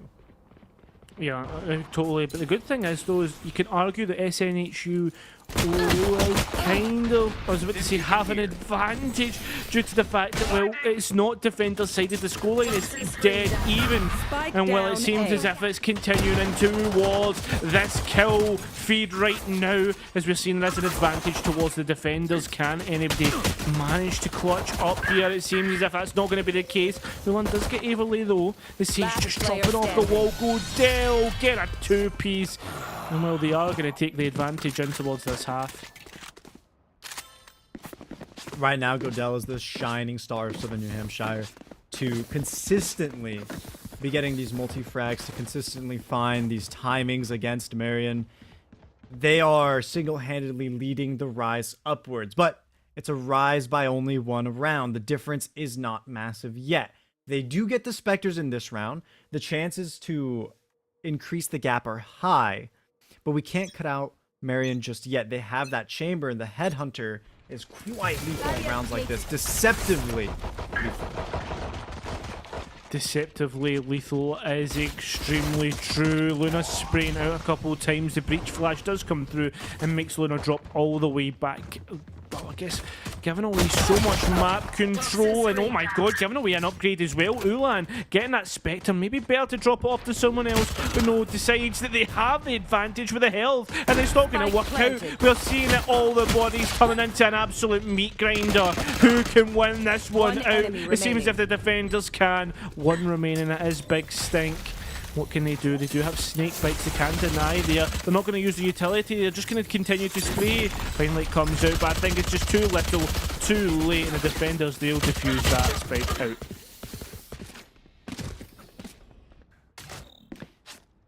Luckily for SNHU, they come out on top with at least 3 other Spectres, so they have a decent amount in their pocket to continue forward. It's the buy round for Marion. They're feeling confident. They have the weapons of choice. They're comfortable. And so that means that they're likely to be a lot more aggressive, of course, in any area that they're running 2 or more agents. For SNHU, this means that they need to be stacking resources, and we see exactly that on A. Right on the outskirts, they've got their Breach, Omen, and Viper. It's a lot of utility spam, and Spicy is going to be on the receiving end of it. Already we are seeing that. Oh, Big Stink. That's 2 huge kills. But look at the rifles that are being dropped here. That's huge upgrades potentially. Luna only having a classic. We'll have to drop off, give that map control over to those attackers. But fair play, that's what you want to see. Seems if we are going to have to wait for the recruits to come through. The reinforcements, that would be the Viper with that upgrade. And they are going to go straight to heaven. We take that control, which is probably one of the biggest parts they could take over here. Can get those angles through. Smokes to deny. The thing is though, Averly already has put down the wall, can't actually pick it back up again. Zesty Boy will contest Heaven just briefly with utility, etc. But can't do much. Averly does get Ulan. Massive stuff here, time ticking away. Excalibur gets diddled. It's 2 versus 2. Make it 2 versus 1. Excalibur, the last remaining player. But look how many rifles are dropped to the floor. Yeah, 4 of those down on the ground means that Marion moved forward with light shields across the board, maybe not full utility. They're going to have to be making decisions and choices to spread out the credits in a way that they might deem advantageous. And in the case of Zesty Boy, that means picking up the Judge. Spicy as well. Now, we went over this before, right? Spicy has the Headhunter, so they can deal with shotguns and it's no problem. They're feeling comfortable. But for Zesty, it means that they're playing in the back line. They have to wait for one of their duelist or their chamber to find those first picks so that they can swap to a different weapon. Potentially the weapons could come out here, but there's utility and gunfire happening right now. Bradderall does get picked up and the spike can be initiated, but not there. Spike No, why down would you A. open it up to Heaven where there's players still being able to contest? Big Stink finally rotates that spike into a better position, but they are at a disadvantage on health. Very low, 10 HP remaining, and as continuous bodies being dropped, Big Stink doesn't have a hope in hell right now unless they manage to hit stuff like that. That's a beautiful snake bite. Averly comes round from the side, those side swipes, and gets that last remaining player. Now that has to hurt for SNHU. They drop 3 rifles of their own, but for Marion, who forced, it really puts them in a somewhat difficult position that 4 of their players have less than 2,500 credits. Sure, they have ultimates, they got the Rolling Thunder, they got the Viper's Pit, but the only thing that's really going to aid them right now is Excalibur's Bladestorm.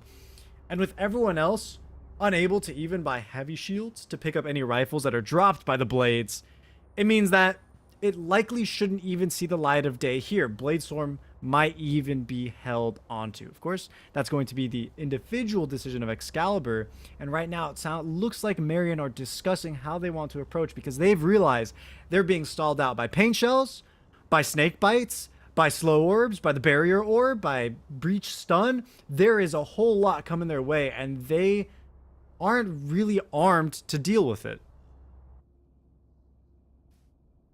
That's it, and I mean, we are now seeing Marion University kind of having to stop and take that moment of kind of, I guess, where they have to kind of think about what's going on. They're having to review exactly what's happened within a 60-second period. But what can you actually say in that 60 seconds that can fix all the problems that's been going on?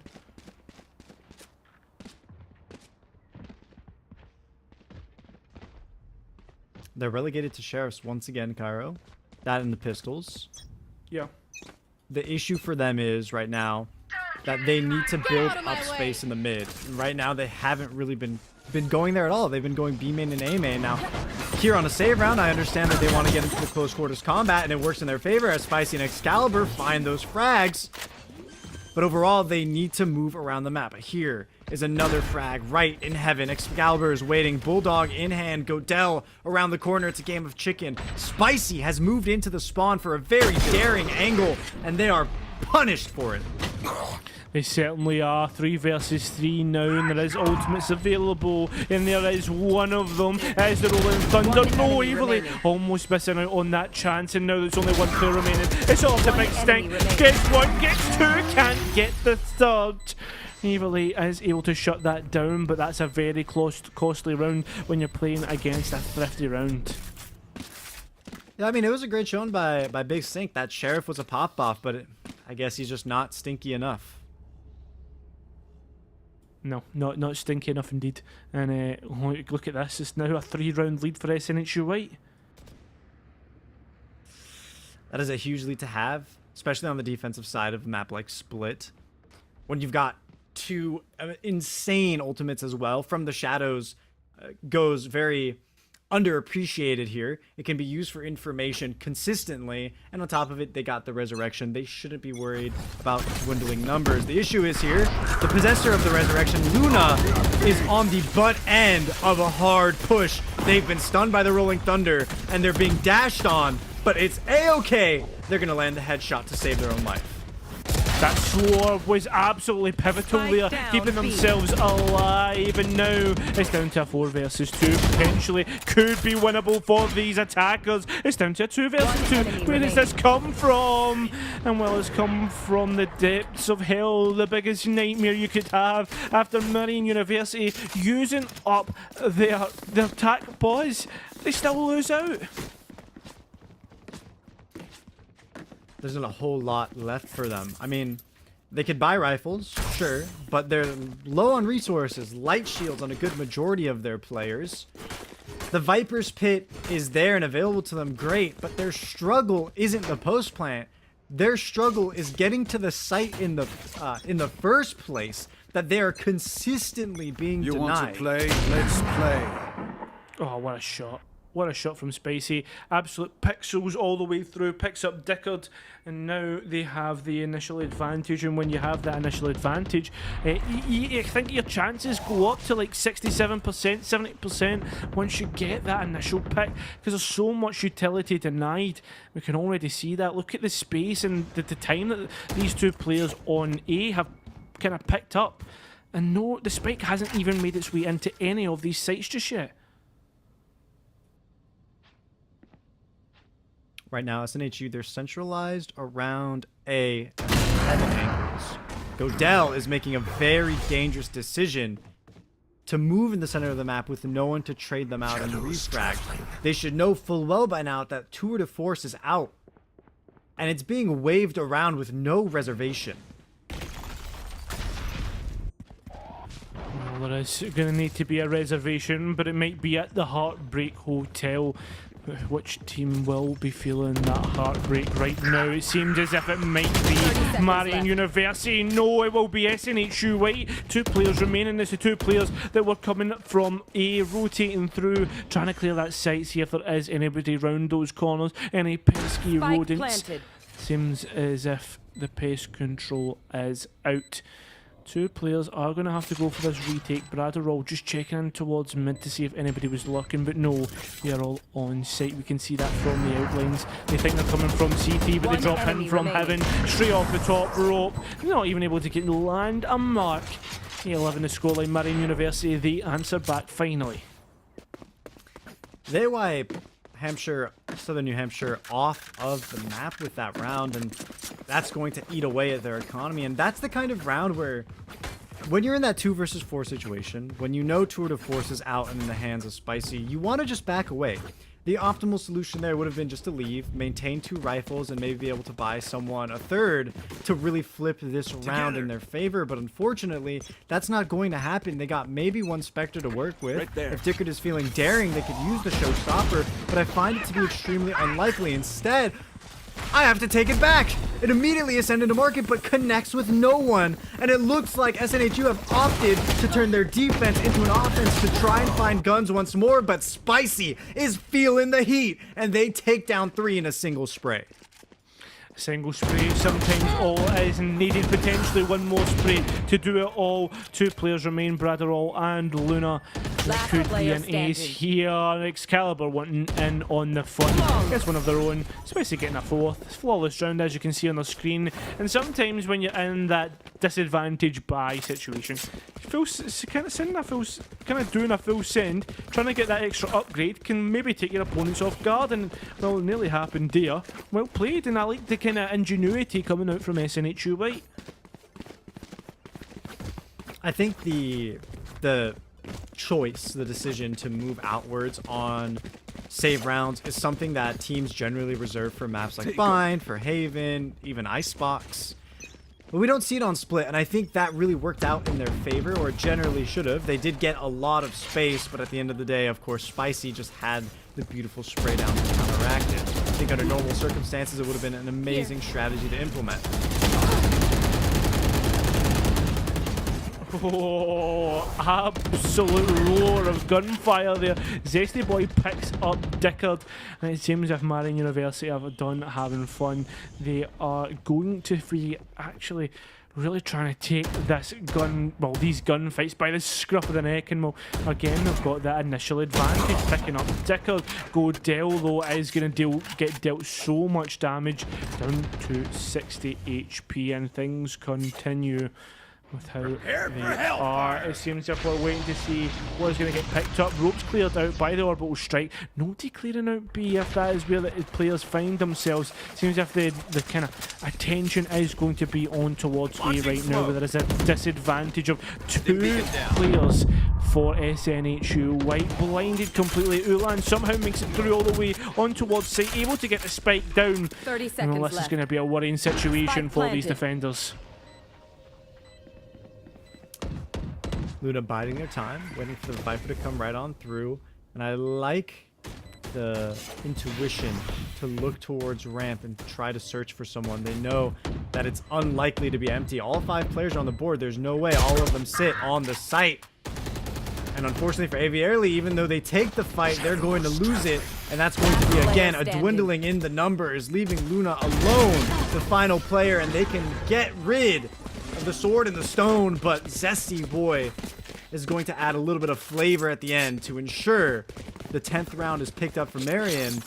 And that's 3 in a row, swung first in the favor of Southern New Hampshire and then again back for Marion University.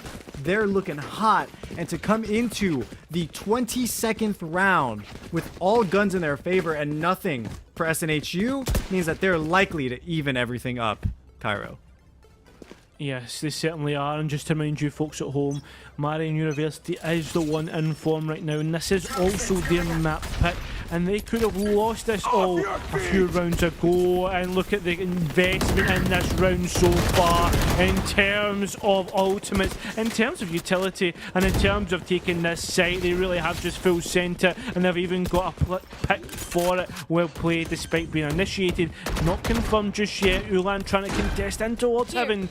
And it will have to be a 4-man retake with sheriffs and the like. Seems if this is almost all, but certain this is going to be 11-11 after this round.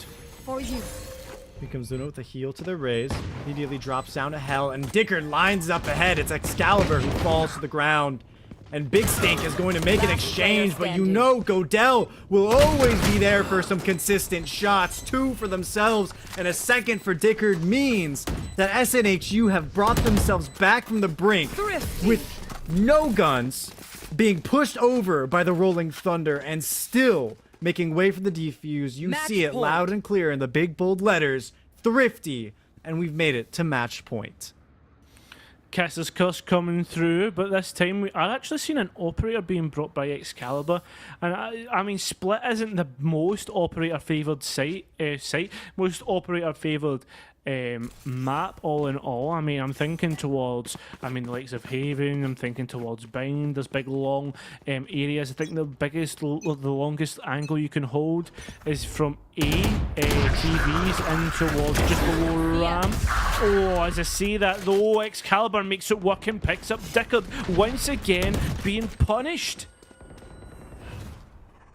Cover going out. Now everything is slowed. Marion know that, okay, there's a numbers advantage here for us. We can just let Southern New Hampshire struggle, make them feel the pressure, and let them make another mistake so we can pick up a second kill of our own. Right now, Marion, they've opted to go for a mid-hold. Right now, that Omen dropping down into ropes is going to be free information for them, so they know how exactly they want to navigate, that they can dump utility before even entering Heaven B should they decide to move forward. But I think they want Godell to make the first move. You see that he's holding the stairs, and none of Marion are moving except for slight movements forward. Oh, I like the fact that Luna got that res off. That could be huge for SNHU later in the round. Molly has been used, and this is not CSGO. There is no denial through smokes of Molotovs. There's going to have to be a Viper's pick here for Averly to try and deny. Snake bites come through, but Giz get taken out from behind. That means that we can't see the plant come through. Goldell has taken out that operator of Excalibur, and now we are in a 4 versus 4 retake. Viper's pit is invested, shows it to the fours, and they look at this. Marion, they just want this round over the line. Godell gets 1, no, Ulan gets 2, and Big Stick helps out Sorted record and a 1 versus 3. And like that, Ulan will get their third. We are going to a 1-round shootout. Will SNHU take the map, or will Marian University take OT? This is a nail-biter for both sides. I want to say that Marian, they're really shining when individual players get to find the multi-frags, but SNHU overall are having more consistent map control. And I really like this timeout in addition to the fact that they're on match point, because A, it kills the momentum for Marian. They feel themselves after their last round, especially Ulan, who got the 3K. This forcibly stops them from moving into that, let's say, caffeinated, overexcited energy to keep forward and finding multi-frags. For them, in addition, they're getting this time to speak about what is going on, and specifically, it's them losing the initial frag. Of course, how are they to know that an operator was going to be posted up in the lower side of ramp? But now they can 100% be wary of it if the credits show for Marian. It's just one of those it's just so hard. SNHU White, I think, want to get this finished right now, and I don't mean to be like, oh, of course, Cairo, of course they want to finish it out in regulation, but I just feel as if with the way the momentum's going, with the way Marian University are playing right now, they have just really found their groove, and I feel as if we move into overtime, I think Marian University, they just have that edge. They just seem more confident themselves right now, and I just need to see exactly what's going to come through. Already 2 ultimates invested, Bladestorm and Orbital Strike. They've got nothing from it just yet.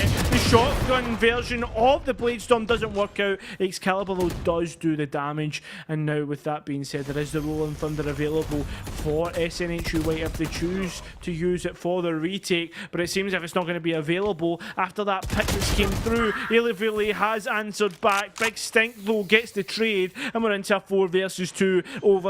All but awaits us right now. The plant coming through. 2 rifles on the board for these defenders to try and contest, and time starts to tick down. The 4 remaining players of the attackers, they're staying on this site. They're staying in. It's a tight knit group. Godel and Luna cannot find anything. Well, they'll need to be going soul searching in this round. They need to send it. They can't be waiting for picks, because at the end of the day, this is everything has to be left in this round. As here comes the utility. Luna's trying to spray through, gets 1 and will be able to heal. Godel swings, can't even get 1, and now Luna left with it all to do as time ticks away. It's all into Marian University, and we go even in towards OT. Switching sides. Map 1 split overtime.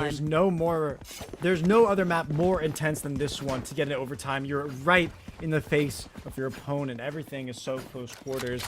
The only map similar in size I would reckon is Bind, and maybe most similar in terms of the angles is Icebox. Both of those two, the most intense, and I think between Marian and SNHU, now that they have to swap sides back and forth, they're going to be struggling to remember what worked and what didn't, as they both continue to adapt around each other. It could very easily be double or triple overtime with these two teams, as they're constantly forcing strings of rounds to catch up to each other. So it'd be no surprise for them to continuously go one round, back and forth consistently. Well, consistency is key in overtime. That's one thing that does have to be said. As well, you need to get 2 rounds in a row. And well, if you can't do that, we go into another round and just cycle back and forth. That was a nice little bit of utility. Did catch the chain, but there's no one there to actually capitalise on it.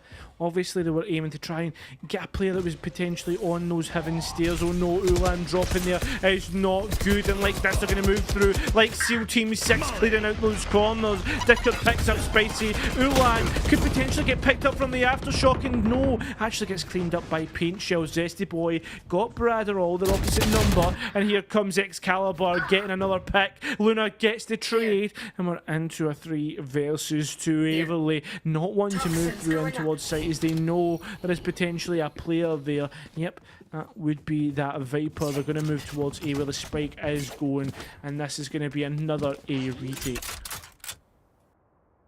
And this 30 is a huge seconds plan. left. as Luna is Spike one off the planted. resurrection. If she gets a kill, she can essentially guarantee the round, make it a 4 versus 1. And for Zesty Boy, who's up so far ahead, they could easily be isolated. But they pause for the meantime. They're waiting for their partner in crime. They want to move together, and that's exactly what they need. Moving as a unit is necessary if they're to secure this round with an agent down. They're smoked off the entryway into the site. They need to make it in, but luckily Zesty Boy has enough utility to enable them to do so. They're going to start with the fault line and go further with the flash. And they find Godel, or is it rather Godel finds them because Zesty Boy falls. And Luna, posted around the corner of Elbow, will follow in kind to take the round in Southern New Hampshire's favor. 13-12. They just need to win one more. One more round, but sometimes one more round can be a mountain to climb. And well, right now this whole match has been mountains consistently. It's like a mountain range almost, the way these teams have been fighting each other. But SNHU finally are at the precipice. They are at that potential summit here of winning out Split, and what a hard fought map it has been. 13-12, Marian University's map. Can SNHU convert this one? The Sage Wall has gone up just to deny and gain information in towards Garage. Just deny those lines of sight, and it seems if Marian University, they realise this and decide, well, let's not make any noise. I don't know why you wouldn't want to make noise early in this round, but they're obviously thinking, we'll wait for the wall to drop, and then potentially we'll move through with that spike. Being walled off and waiting for the wall to break is great and all, but I would hope that, you know, Marion would at least show some presence mid. Right now, there's a whole lot of nothing going on. The timer's being ran down. Sure, that's going to make SNHU feel a little bit pressured, but just look at how open their defense on mid is. There's absolutely nothing there except for Godel. Luna sees a smoke, understands that, you know, they've been aided by their teammate, but that's actually going to deny line of sight once again, meaning that if they burst out, if Marian University opt to dash in, it's over for her. And it is. Luna, they will get one, but immediately traded out by Ulan, means we're 4 for 4, and the spike is going to go down essentially for free. No, on top of it, they get a 2-for-1 deal, and Godel falls as well. 2-for-1 deal sounds like my meal deal. Something is nice and tasty, and well, this round could be tasty. Waverly ready to move through from heaven. Spicy just holding down CT, but doesn't realise the player behind him. The aftershock comes through to deny that area, but actually pushes Ulan to contest. Waverly actually almost losing their life through that orbital strike. It seems if the smoke will dissipate, but not before Big Stink dissipates the body of Waverly. 13-13, another round of overtime is needed to decide this matchup. That's round 27 we're now entering. Double overtime, exactly as you said, Cairo, and things are only going to get more heated. And with this, right, this is a best of 3 series. Let us remind you, all the folks at home, that there is another map after this, and it shouldn't go 1-1, a third on top of it. Both of these universities, both of these schools are turning this into a war of attrition for themselves, and they're really testing each other on the consistency, on their ability to just remain awake in front of these screens, to keep going and keep aiming in these monstrous angles with these monstrous flicks, and the way that they continue to do. They're seeing if they can keep the pattern going. Well, only to see if this pattern continues. Excalibur, a little bit of aggression here, but the crosshair isn't placed just right. It's just below those heads as they move forward, and there it is. Luna, they get the pick. They're going to be able to heal up straight away after it. Probably better to give it to the breach, but hey ho, if the shoe fits, may as well use it. And now that means that mid-control gained by these attackers, absolutely huge, but it's denied. Door closed. Ulan gets Godel, and that's no more smokes for this round. They found my trap. And here Spicy's patiently holding on to the B site. The trap is broken. They know people are approaching. The wall is up. They are suspecting that everyone's incoming. And they know that there's presence in heaven as well. They're feeling trapped. Fish in a barrel. They see one slide down. That's Dicker taken out. And they find a little bit of respite here by the ice wall, by the barrier orb. Spicy can chill for a second, but Bratterall will take out their ally in Heaven B, and that's going to put the pressure right back on that there's a vertical enemy, an enemy above them who can see them from overhead, that even when they go for the push, toe and toe, Zesty and Spicy, they will have to clear him, and they do. Bratterall falls. It's a 2v2. The numbers evened up. Aviarily take it out after finding Spicy, but Luna consistently in this corner, in the post-plant phase on B, finding the frag that she needs to keep the ball rolling. Once again, in the round of 27, it happens, and it pushes us to round of 28. The round rally does continue. I think we are sorry, we are heading to a pause there. We're just caught off guard. You can see us in our nice little casting poses there. It's almost like we are just kind of showing a little look behind the scenes, but no, we are going into a pause right now. 2 rounds of OT, Ashkin. I mean, what can we expect from these two teams going further and towards this last round and this second round of OT? So what I really haven't been seeing from either side when they go on attack is orb farming. Whether it was in the main rounds or now here in OT, there was no priority to pick up those orbs and turn them into a potential ultimate. Here in overtime, everyone is 3 points off of that ultimate ability, and they should be leveraging their free utility, their recycling utility, to get that so that they can move on in. Particularly, you know, if you have a chamber, you're going to want the Tour de Force. Both sides have Breach. They want the Rolling Thunder. And of course, Resurrection is one of the most key ultimates to have in overtime. Doesn't matter which one they pick. It needs to be one of those 3, and it needs to be farmed with intent. If we keep going back and forth like this, it's never going to end. And I think the ability that'll bring things into the swing of one team or the other will be the ultimates. Yeah, I think the Ultimates is a great place to look at right now. I think also a great place to look at is maybe the fact that we're seeing over-aggression for the fact of Excalibur actually kind of moving down mid in that round there. We saw it giving away that initial pick. I just don't think that we need to see that aggression just yet. Sometimes it's worked, but I feel as if there's a bit of a gamble, especially on a map like Split, where everything is so close quarters. And here we go. We're back, ready to fight. 5 seconds in, pre-round left. And we see Luna, they're posted up for the Burial Orb to slow things down immediately. And it looks like they're going to guess correctly. They're waiting for some contact. Marion is posted up on the outside of Garage, but it looks like it wasn't fast enough to appease Luna. And so they're moving into the mid to toss the Burial Orb there instead.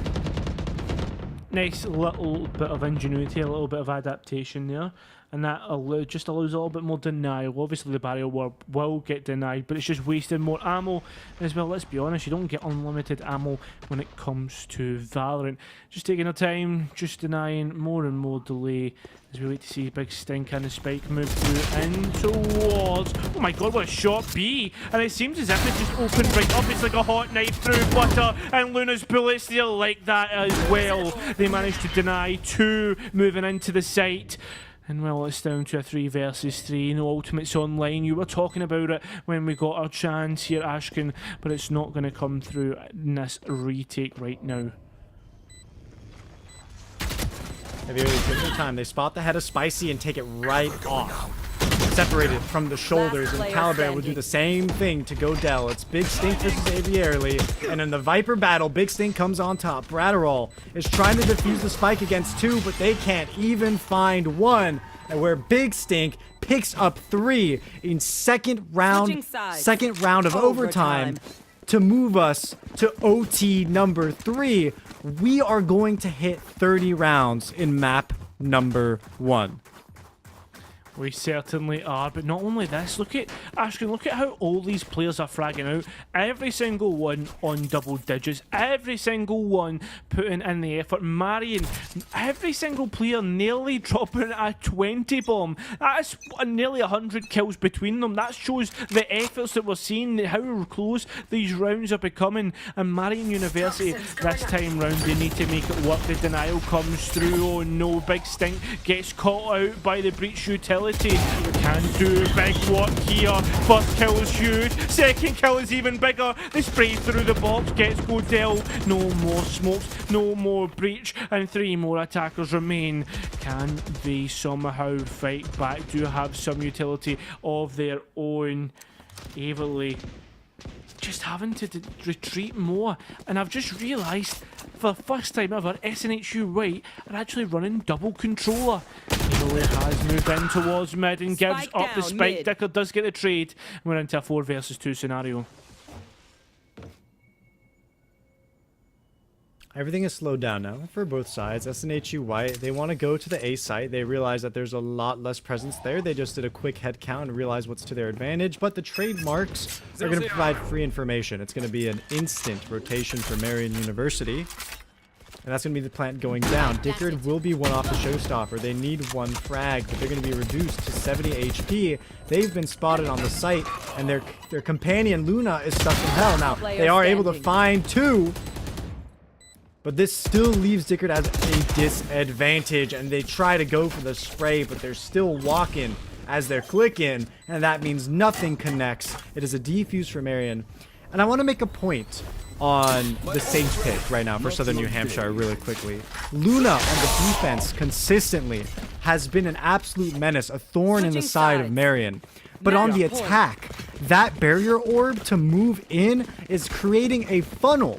That means SNHU are going to be lined up in a very specific width that is being util dumped, and that's how Marion is consistently finding success when they're on the defense, is that barrier orb is just not working, and it needs to be changed up. They need to hold it to maybe wall off heaven or wall off the tree room, but whatever they're doing in the front of the site on entry is not working. It really isn't working, and well, now Marion University have been so good on their attack. This is where they may have found an advantage here, as all players are on A. Look at the map control, trying to be taken in towards mid, but do they realise exactly where players are moving into? Well, they'll know now after that flash, the sound call that's came through. They've gained key map control, they're clearing the corners, they're even denying the map space with the fact that they're using that molly for people to try and retake in towards heaven. And look at this, the site has been taken, the spike needs to move on. Will do so now if you look towards your top left of the map. Victor manages to get an opportunity though, and that's huge. That could be the gap that they needed. Godell is denied, so is Bradderall, and it just seems to be more and more delay here. Big Stink gets stickered. Look at this, the trades come through, and it's absolutely huge. We're back to the advantage towards these attackers. As I say that, no, it's not going to be. It's only Spicy left, and easily picked up by Luna. We go into another round of OT. That's fourth OT! Round 31! This is starting to feel like the length of a Counter-Strike match. Switching sides. I thought I signed up for Valorant, but it looks like the length is just going clear over Cairo. This is absolutely nutty. It really is nutty, and these two teams are absolutely nutty. It is confirmed, by the way, we have over 100, and I think there's 110 kills for Marion University, nearly 120. I mean, that's enough to win nearly 2 games of Valorant in their own, I think, off the top of my head. No, it's just only a game good enough to win 1. But with that being said, we are seeing loads of shots coming out here, just trying to create that noise, that interference, that little bit of a distraction, but again, it's still a slow take from SNHU White. I like that here in the overtime, neither of these teams are overly aggressive on the attack, but I would say I actually want to see the opposite. Neither team in overtime have been taking risks on the defense to work together in duos to push up for territory, especially in mid or outside of A main, where we know both teams have left the least amount of attackers. I want to say at the beginning of every round, no matter who is on what side, we see a lot more presence in mid and B. And it's not being taken advantage of by the defense. It really isn't. It seems if they're going to try and use their point of insertion. Excalibur's going to be fully flashed. They use the Cloud Burst to cover the line of sight, but a spray down from 3 players will leave them in the ground. Bradderall, in addition, will find Ulan, not before a pick of their own is found, but this means SNHU once again have an agent up. Yes, it certainly does, and it seems if these attackers having the advantage is perfect, but look at this. They're rotating away. have decided, well, we've got the pick. We know where there's extra 10 players on seconds this left. site. We have the advantage. We'll move towards A, but no, look at the time. Are they going to get it on time? Oh no, I don't know if they do. The time is ever so close, but they just get it down with 0.5 left on the clock. Playing things with margins thinner than, oh, I don't even know, thinner than a big bag of thin things. Zesty Boy moving through in towards TVs. There's a player in Last towards him player and go standing. down with a perfect flash there. And look at this big sting stuck in no man's land after that utility usage. Perfect from SNHU White. Marion University picked up once again. Switching sides. Match point. 32nd round, Southern New Hampshire. They're here on the defense. This is where Luna and Godel have consistently thrived. This is where they've been racking up those kills, which both players, by the way, right there at the big 3-0. Almost 30 kills. Each need to pick up 2, which it's what they've been doing. It's what they're known for, especially over here on B for Luna. She's comfortable. She's been, again, I've said it before, a thorn in the side of Marion. And she's going to keep doing exactly what she's doing, which is holding onto the barrier orb and waiting for another Spike place down, to mid. find it. Now, out in the mid, I do like seeing the aggression. So then New Hampshire, they've changed the pace. They lost a player in the process, but it's going to make Marion a lot more reserved because it is their Brimstone down. They've already tossed the Viper Wall, meaning they are very limited in the options they can take if they want to be covered by smokes. The coverage of smokes, the Brim Battle Arena, as I like to call it sometimes, because the way that he drops those smokes can create that little bit of a wrestling ring sometimes. But it seems if this map's turned into a wrestling ring of who can take the most map control, who can do the most work. It seems if we are seeing a bit of aggression in towards mid, the two duelists close by, and there we are. Excalibur does pick up Dickard. Does that mean that we rotate the spike on towards heaven? No, it's still going towards 8. No, wait, maybe I've actually read into this a little bit too early. I'm looking towards that top left of the map, Spike and Luna's down, picked up B. Spicy where the spike 30 was, seconds and left. then rotated towards the CT position. This could potentially be key for denying this plant. The man count is even, so both teams are at that point where anything could happen. Spike planted now, and the time is starting to tick away. Luna really want to swing. Excalibur's position really hold fast. Needs to be not picked out, or picked out if you're the defenders. Oh, that's a perfect use of the utility from the breach. A nice little trade comes through, and now we're finally at that point where things are starting to happen. The fireworks are starting to fly. Two players find themselves on the side. Big Stink trades it out, and again, another round of OT. 1 HP, Big Stink was on. Switching sides. Overtime. Quintuple overtime. I don't know what else can be said here, Cairo, that these teams are going back and forth. Luna and Big Stink have finally hit 30 kills. They are good for, approximately 1 kill a round now, give or take the 2 rounds, right? And so it really comes down now to the decisions that the defense is making initially. I can only reiterate that point because that seems to be the only thing that's changing things up, is who is dying first, and is it the defense being punished for their push or being rewarded for it? And this time around, Marion drop one real early, meaning that Southern New Hampshire get their advantage, and essentially for free. They go completely undamaged, but Spicy finds Godel lurking up the ramp. Finally, a trade comes through. A little bit of fireworks, a little bit of action straight away to kick things off. We are seeing a little bit of preference towards the B site, and remember, those defenders will be split up and will have to be delayed in their retake if that's what they decide to do. There is an ultimate orb there, but do they want to pick it up, give away the position? Seems not to be. They are going to walk through. The Snakebite just denying the slow orb did come out to trade the Snakebite, but I don't know if that's the correct decision. Oh, that's perfect. Zesty Boy's trait. Fire goes through and actually picks up the kill, especially with that aftershock. That's a perfect use of utility overlay, and I believe there's another player stuck behind him, stuck in that corner. The Brim is coming through with the smokes to help out there, deny the player that was in towards Garage, but they've actually moved through. Luna, the Sage, and they could easily be picked up here. Bullets flying, but nobody being dropped just yet. We need to see this come through now. They're going to jump on towards the spike. The spicy goes huge. So does big stinking Marion University. They deny on the defense round.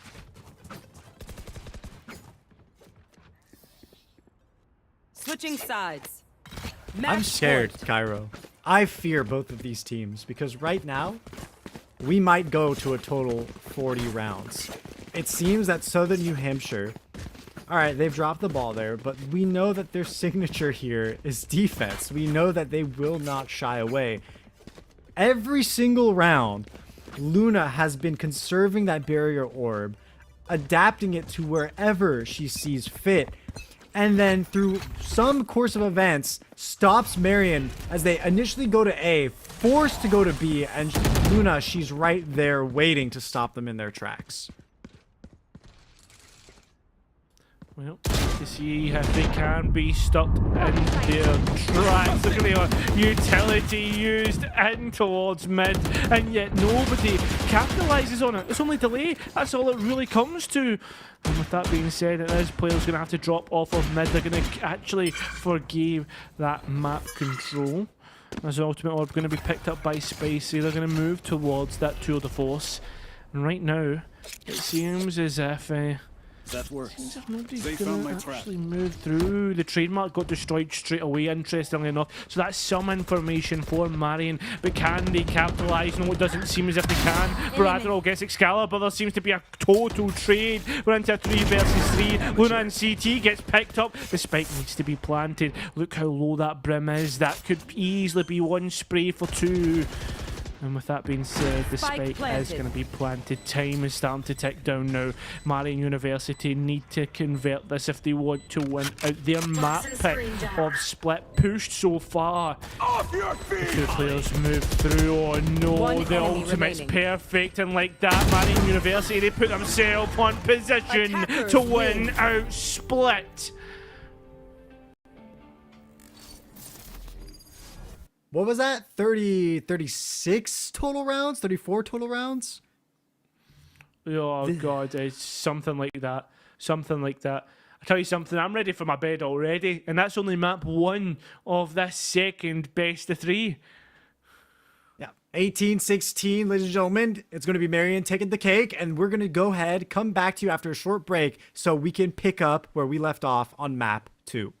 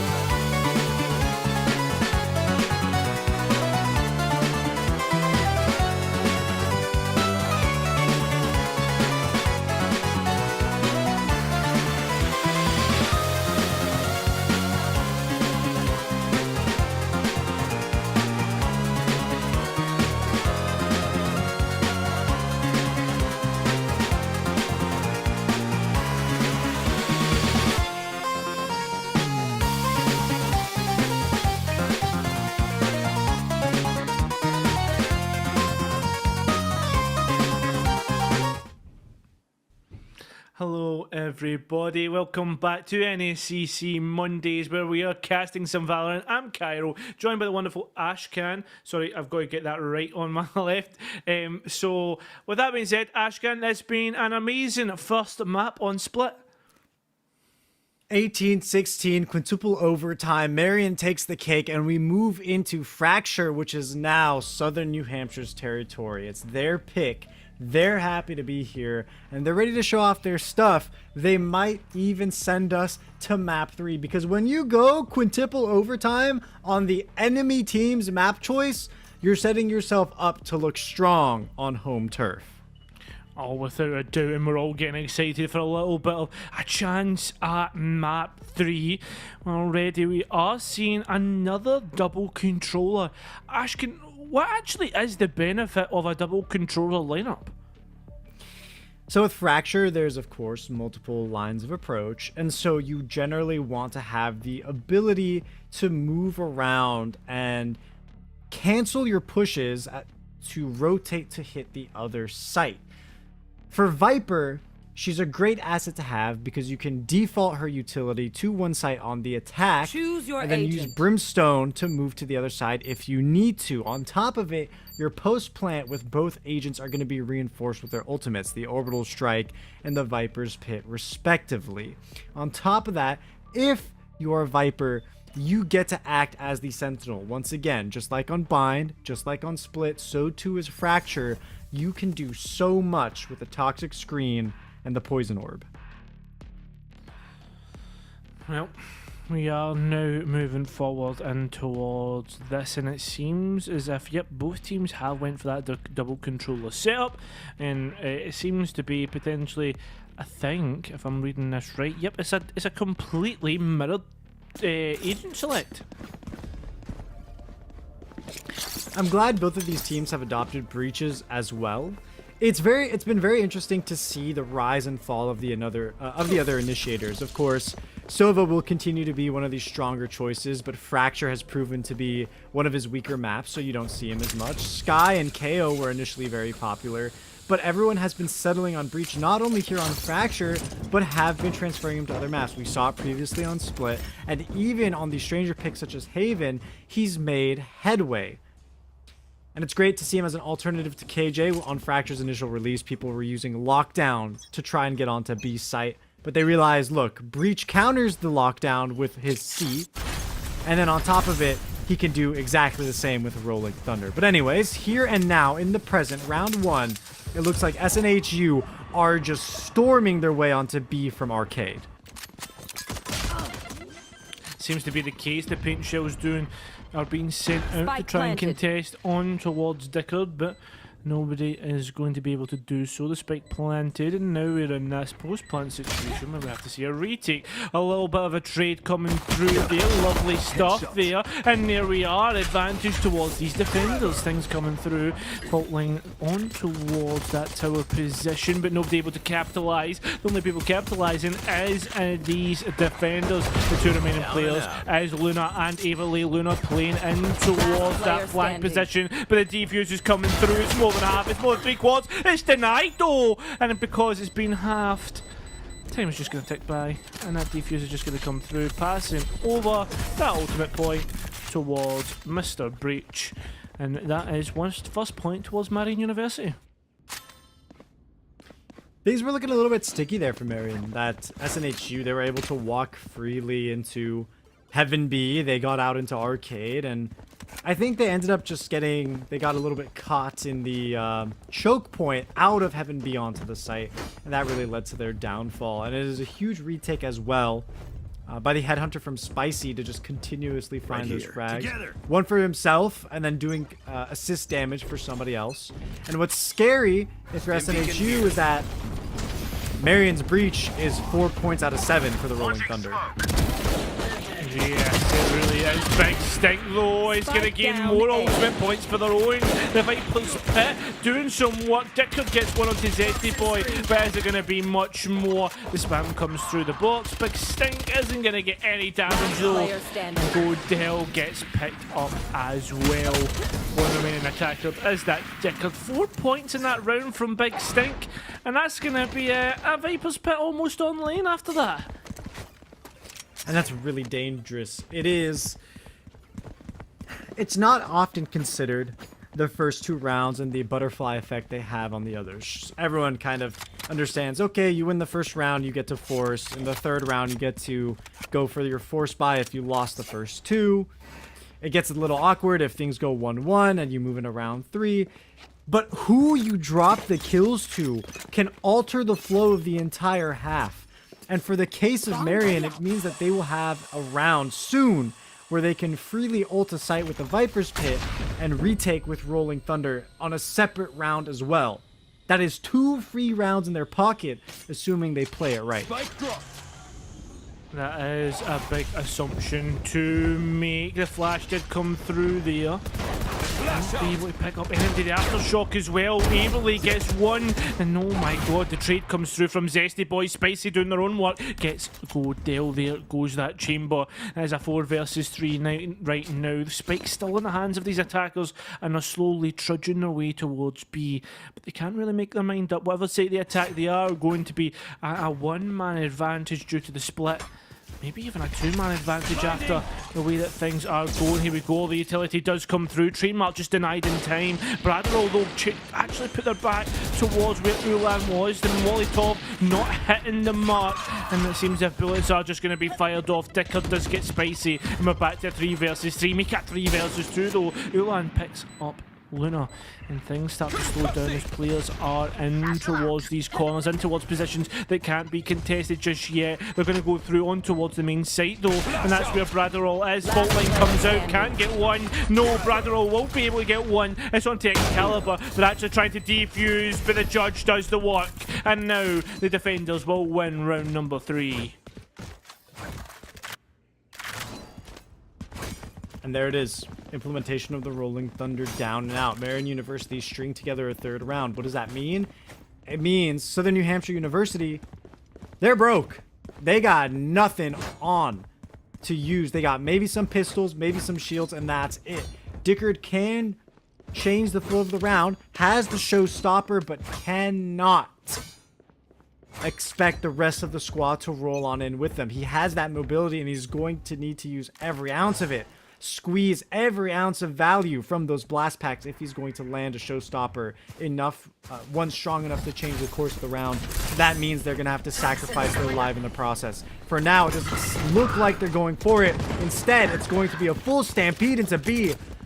And somehow, for free, both rifles are now in the hands of the attackers. This is one of the most unlikely occurrences I've seen, Pyro. Yes, it really is against the odds, and on top of that, there is a Viper's Pit available if it was to be invested, an orbital strike, and again, as you said, the showstopper. There's a Rolling Thunder though, but do you want to use it against 5 people? 5 people that are all around this site. You just take off picks. This is questions that'll be going through these players' mind. And the only thing that's going through their minds is bullets right now as they take out another. And that's Marion University down to 2. Big Stink looking away the wrong time. Spicy gets 1. Make it 2, maybe even more. No, it's not. Luna gets another sheriff, and it seems as if mostly pistols won that round for SNHU White. That has to hurt. Because SNHU didn't even bother to expend an ultimate. Aviarly picked it up in that round, didn't need to use it. Luna as well. Dickard, of course, started with the showstopper. We already pointed that out. None of those 3 ultimates expended to pick up a win on a Thrifty means that they get to keep guns from the enemy, buy up their own, and ensure a post plant here. Big Stink may be using some utility to delay the inevitable, but they're going to be ganged up on the same way that SNHU did to the B site in the last round. Well, with that being said, the toxins are getting ready to drop. And there's going to be somewhat of an aggression on towards A. Luna's going to get their opposite number there. Big stick. The judge. Oh, I was about to say the judges. This is Sheriff trying to contest in towards that disposition, just moving out.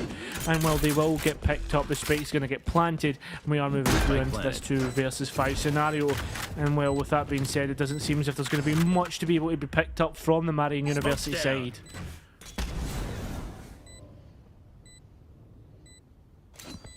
Luan taking it slow, trying to figure out what options they have, but the reality is, very few. Spicy as well. They break it out a rendezvous, but it's not going to be enough. Dickard is going to finally contact, and Godell can swing right around. And although the Headhunter pierces through the wall to find Dickard, 1 kill isn't going to stop the onslaught that SNHU are bringing to the table. And we move into round 6 again as we check the scoreboard. A clear momentum in their favor, and Marian have to do everything in their power if they're going to stop SNHU in their tracks, because quite frankly, they've got the tools to do it, and for some reason, they've just been holding on to them. The tools in pocket. Well, maybe we'll see a little bit of a sculpture with those tools. A sculpture of around perfection, flawless. That's what we want to see. Whether we see that is just a totally different story. There is a tour de force being popped. That is from Marian University's side. And that is posted up on towards B. Contested. I don't really know. I think it's down the steps. And there's no one actually going to be facing that. It's all going to be the action on A. Moving past the door right now, but do they know? They'll know now after all that utility being used. And here comes the orbital strike. Big stink, almost getting caught out here. Bradderall trying to move through to capitalise on it. Not going to be able to. Oh no, the showstopper doesn't hit the mark either. And like this, it's just almost falling apart. The Viper's Pit invested, and now we get the spike down. But that's a lot of ultimates invested to get, well, near enough nothing.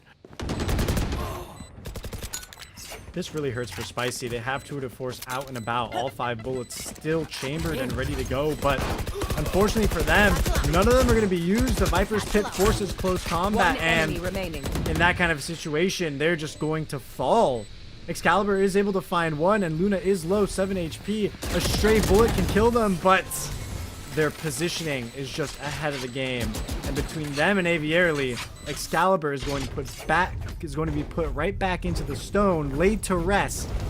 And SNHU tie things up, and it looks like with the economy for Marian University, SNHU can even take the lead. Forget about things being even. They're ready to roll right on through to make headway for themselves. They really are, and the headway is coming. Seems as if we could potentially see... I don't even know what we could potentially see, because things are going back and forth like a rally here. And Spicy's being caught out by that fault line. That's perfect. It doesn't seem as if Andy's going to capitalise on it. Not going to rush through. They're going to take the time. Maybe a little bit early to use that fault line, you could argue. Potentially, but maybe they were trying to aim on to see if there was someone on stairs rather than someone that they caught on the side. Spicy. That sneak bite's placed to perfection, though, leaving Spicy a little bit vulnerable. But again, it's a very default and slow play style by SNHU right here. Rendezvous up. If anything happens, Marian's chamber can get right on out. Zesty boys around the corner. They're going to use the fault line to slow any oncoming push, but no one's there. Bradderall is way back, all the way near the tree, and continues to go further. They're walking away to A. They've showed enough presence. They've pulled enough utility. They know that they can leave. The exception is going to be the lone player lurking by Arcade, but that's not the problem for Marian right now. It's the fact that they hear 4 players out and about in A main. 1 is already on the site. They've taken out a defender. 30 seconds and the left. onslaught continues. Spike A down retaliatory A. showstopper by Caliber can stabilize the bleeding, but it's not enough. 3 players left. It's still the agent count ahead for SNHU. And a quick succession of bullets and fights lead it to a 1v1. And look at this. 10 seconds left. Who do we think is going to win this one out? Luna or Ulan? Seeing Luna does have that rifle, but the orbital strike's available. Time doesn't work out for Luna. Commits to the spike plant because of the time. And well, we see Ulan win that out for Marian University on a thrifty round. Well, I'm not saying it wasn't deserved, but they certainly did not at the very start with the economy deserve to win that one out. Marian University, they're going to take the advantage, and that is 4-3. Cheaper. It'd be just me and a bottle of scotch. I like that Ulan is not reserved in using the ultimate.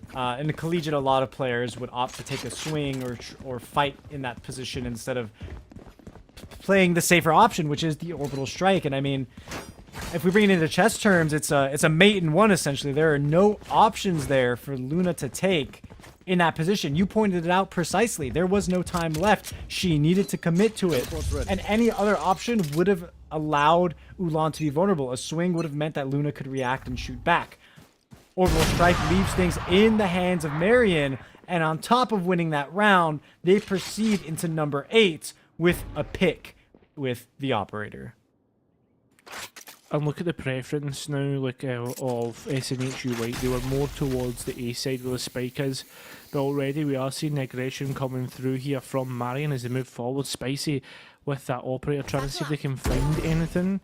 And like right now, I'm liking this aggression because, well, look at this. The tripwires are gone. Sorry, the signatures are gone from the chamber. They know they can go forward. And, well, they know that they can contest. But what can you contest? There's nobody there. They're all gone. And that is a lovely clean up there by SNHU White as they proceed to go towards B now. They killed the defending players. They're punishing them now for their over-aggression. Ulan is trying to stall for time by sending out that Molotov, but it's not going to do a whole lot. Their position is compromised now. If they take the swing, they're going to be shot out by 2. If they move around, another 2 players on site will have them. And there it is. Falls into the ground. It's a 2 versus 4 retake, Cairo. It is a 2 versus 4, but do you even attempt it? Do you even go for the retake here? I'm trying to search for picks. Can't find anything. Bullets go out. Information relayed to the team. They all know exactly where the push comes from here. They all know exactly what to do. They all know if they should move. Big Sting does go on. He's got to that point where it's just a little bit too far. Zesty Boy maybe want to save the rifle here. Won't be able to. And there we go. 4-4.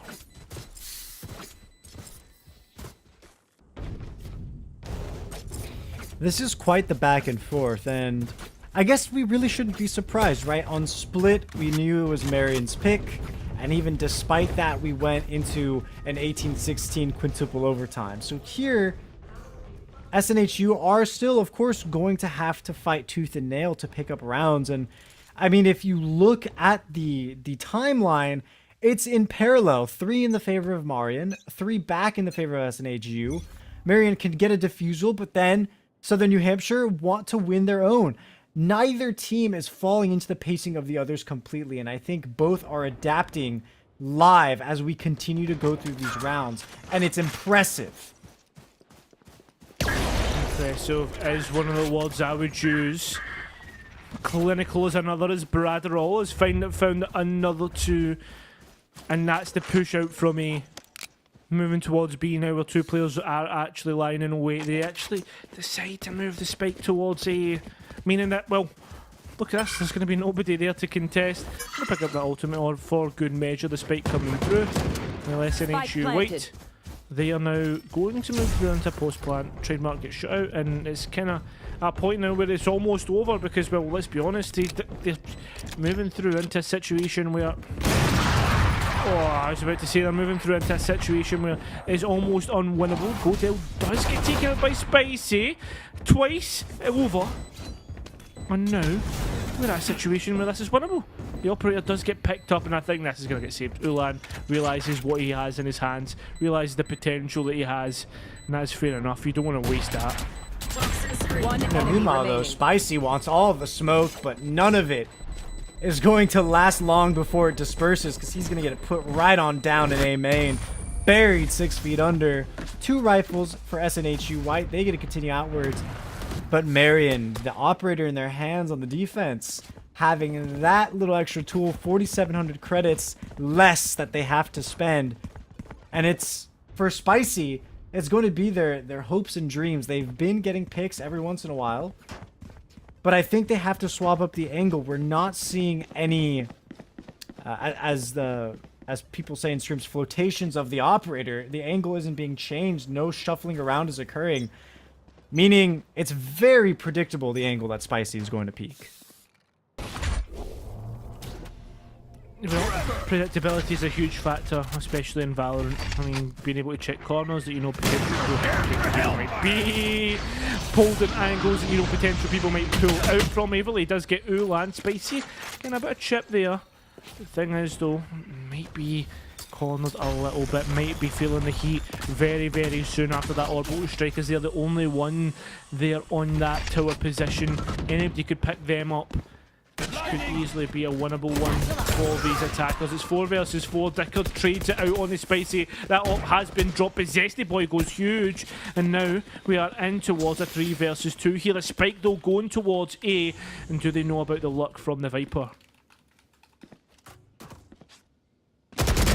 Playing a game of chicken with Luna, and they are going to win.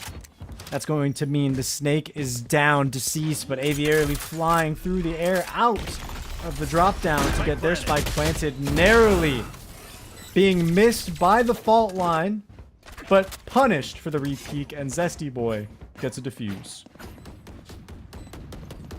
Lovely stuff here. Again, the rally continues between Marion and SNHU. This rally is just kind of... I mean, it's all... They pass it over to Excalibur. It looks like they wanted him to get a little bit closer to the showstopper, which they are, 5 out of 8. And okay, Big Stink and Zesty Boy, they have Viper's Pit and Rolling Thunder. So that means that their tools are ready. Spicy, they lost the operator that last round, but Tour de Force is ready to be used. And so I see no better time to pop it, because if I'm not mistaken, if my math isn't wrong, if Marion can take this round, it's going to mean Southern New Hampshire will only have 3 guns to work with in the final round of the first half. Teleport's ready. Well, they have it, is another question indeed. And well, with that being said, they are going to move towards A. I mean, I think that's where SNHU have been most successful. Right here.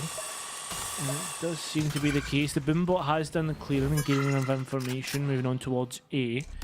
Trying to clear those corners, but remember there is the players on the site, and it's a stack of 4 that is awaiting. The Brim hasn't had anything on B, and here we go. There it is, the Rolling Thunder, nice boom pack through, and getting 2 picks on towards the site, absolutely huge, but they haven't picked up Spicy yet. They haven't realised where he is as he crouches beneath that box. Bradderall with a lovely fault line on towards those 2 players outside, and I don't know if they know about the flank that's coming through by the Brim. They'll maybe know very, very soon. Spicy almost getting caught out. Another ultimate to follow. That is the Rolling Thunder again. Spicy gets an easy one, but actually gets traded out. It's all up to Zesty Boy now. Time ticking along. So many players to find. 1 versus 4. Not really winnable right now. Potentially could be though. So there's only another 3 to find. Let's see where the other player is. Spraying out. Can get another 3K for Bradroll. Another round for SNHU White. Last round before the switch. Having invested the Rolling Thunder alongside the Tour de Force and losing that round has to hurt for Marion. And on top of it, it means their economy is going to be a little bit weaker. Not completely diminished, it's not broken down, they have rifles, it's just they're relegated to light shields. Zesty Boy, they're going to be holding on to a judge, but when you're playing close on A under the site, it's not the worst thing in the world, especially with breach utility. You can stun everyone who's walking in and find a multi-frag if you get perfect timing. The issue is they're not going to have that opportunity. Southern New Hampshire is posted up in arcade. They are. The bullets traded out, sorry, I should say. Fault line also coming out, and they do know exactly where everybody is. I think there will potentially be a rotate to come through, but maybe not just yet. Gugdel does get Ulan, and they will be moving on towards the B side. The defenders right now, and what they have done has been almost just good enough. Slight advantage now going to be going through and towards this next half for the attackers if they can convert this. It's a big if. There's still plenty of utility, etc. to come through. Luna could get picked up from that and does so. The angle is being held by Zesty Boy. Knows exactly where Bradwell is. The State Bite comes through. I think Dicker just give away the position there. The spam to come through that box can't actually go through, folks. Won't be giving away anything. Fault line again traded out here. Zesty Boy getting caught out by his opposing number.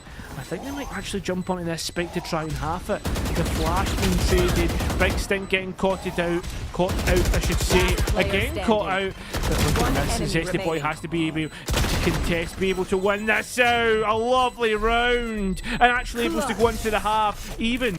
My rate just went up. Switching sides. Marion tying things up.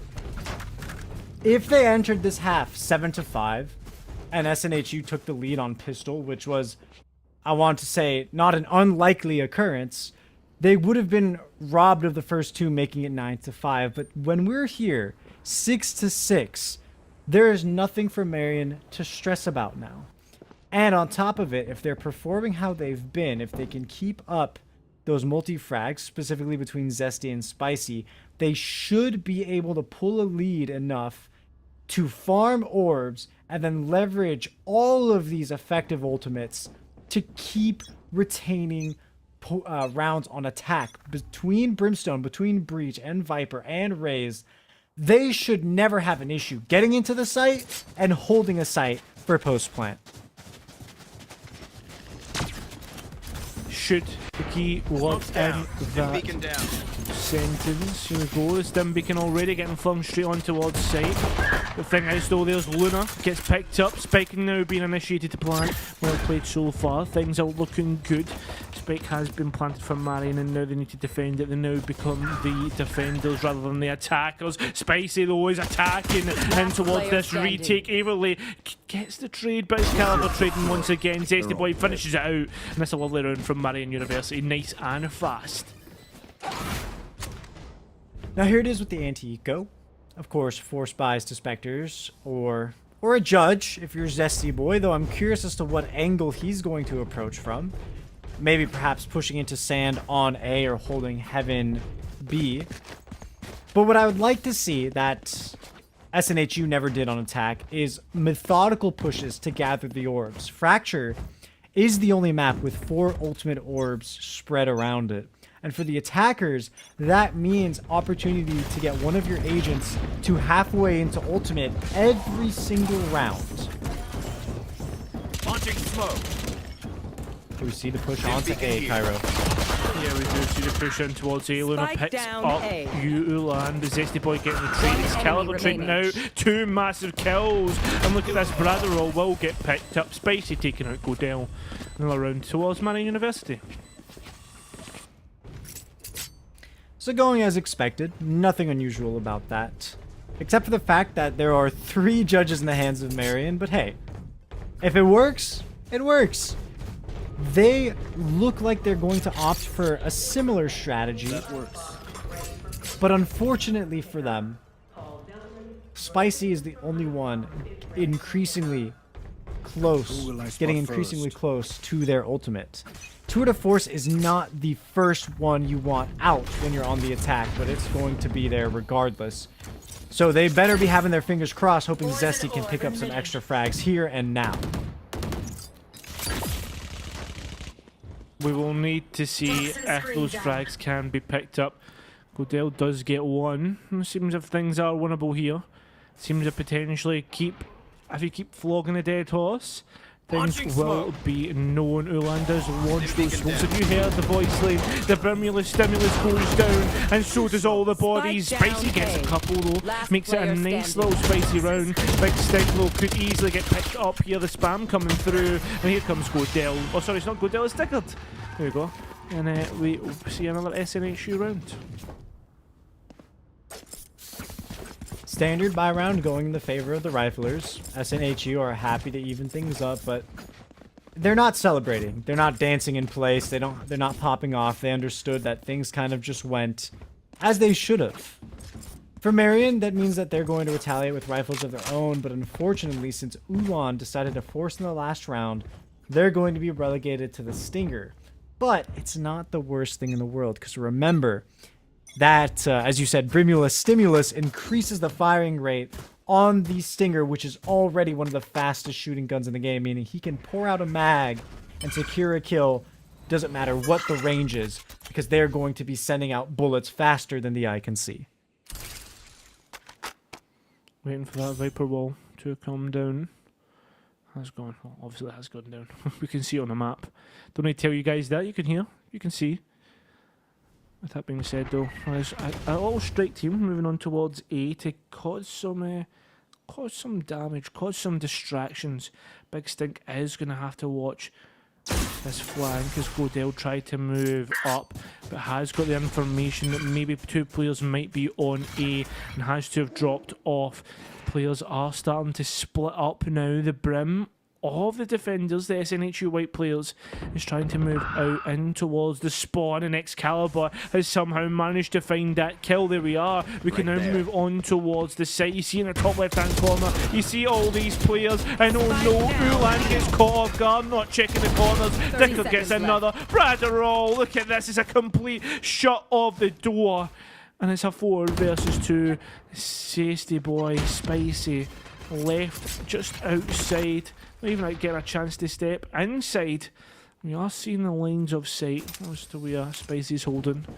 Decides that the better decision is to go in towards tower. There's going to be 1 player waiting. Spicy gets 1 on towards Bradwell, gets another that goes Dickard. Oh no, Zesty boy. Unfortunately not able to get another. 88 is the scoreline. And SNHU White are answering back.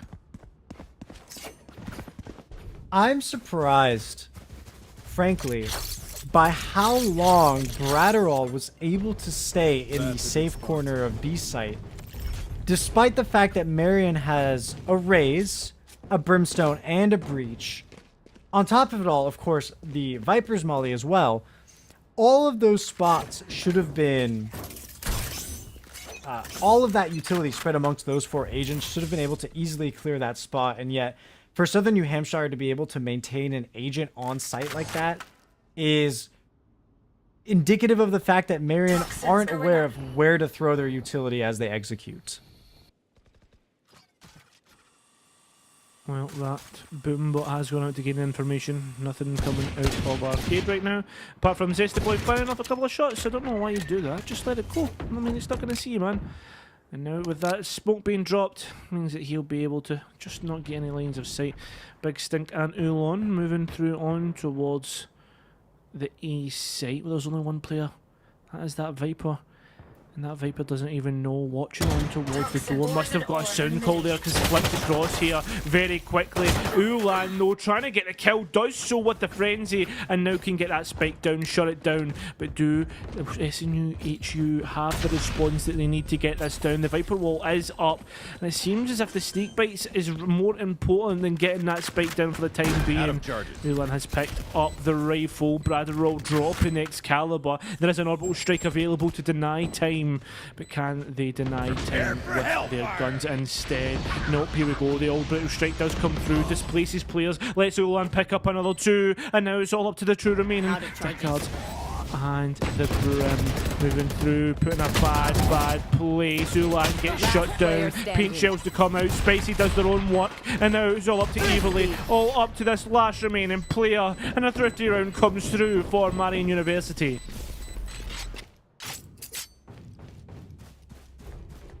Once again, Marion in the lead, but they don't have any room to celebrate. Just because Southern New Hampshire look to have nothing in terms of credits, 4 ultimates is something you definitely have to be scared of. Dickard with the showstopper, Aviarly has the orbital strike, and Luna with the Viper's Pit. And on top of it all, a defender on Fracture with an operator is something that you need to be wary of. If that operator is specifically the Tour de Force, you need to be quaking in your boots and finding every alternative you can to avoid it. Fire in the hole! You want to play? Let's play. Lots of ultimates. 3 ultimates in a 1 round. The showstopper coming through. The rocket fuse. No! Not like this! No! Excalibur gets shut down! How's that happen, Spicy? Can't win out the gunfight. And just like that, 3 ultimates almost wasted. Godell comes from behind, shuts things down. 2 players remain. Zesty Boy and the Brim just behind him. The blind comes out. can't pick up Godell as he retreats. And just like this, it's completely wasted the whole round over in a second. Alright, Godell is Player finally standing. taken care of, but Ulan isn't able to get rid of their counterpart. Aviarily puts them into the ground. Zesty Boys in a 1 versus 4 situation. Now, with the spike in hand, I like that they're patient here. They're going to fake out Southern New Hampshire, make them think that they moved up A main, but the reality is they're hiding in their own spawn. Problem with that is, if you don't find the shots on the second agent, you're going to be put down yourself. And I started that round knowing that ultimates were going to be invested. But Cairo, that round having ended, I have a lot of questions as to how every single available ult on Marion's University got used and had no return. Yeah, if you use 3 ultimates, we're expecting the round to be well and truly won, and it to be a kind of back and forth tie. I'd almost say where the kind of situations arise to use those ultimates, not all in one round. That was a complete waste. That was blowing everything before you even need to. And well, with that being said, that is another rifle dropped. Viper's Pit invested, and well, another tough round here for Marion University.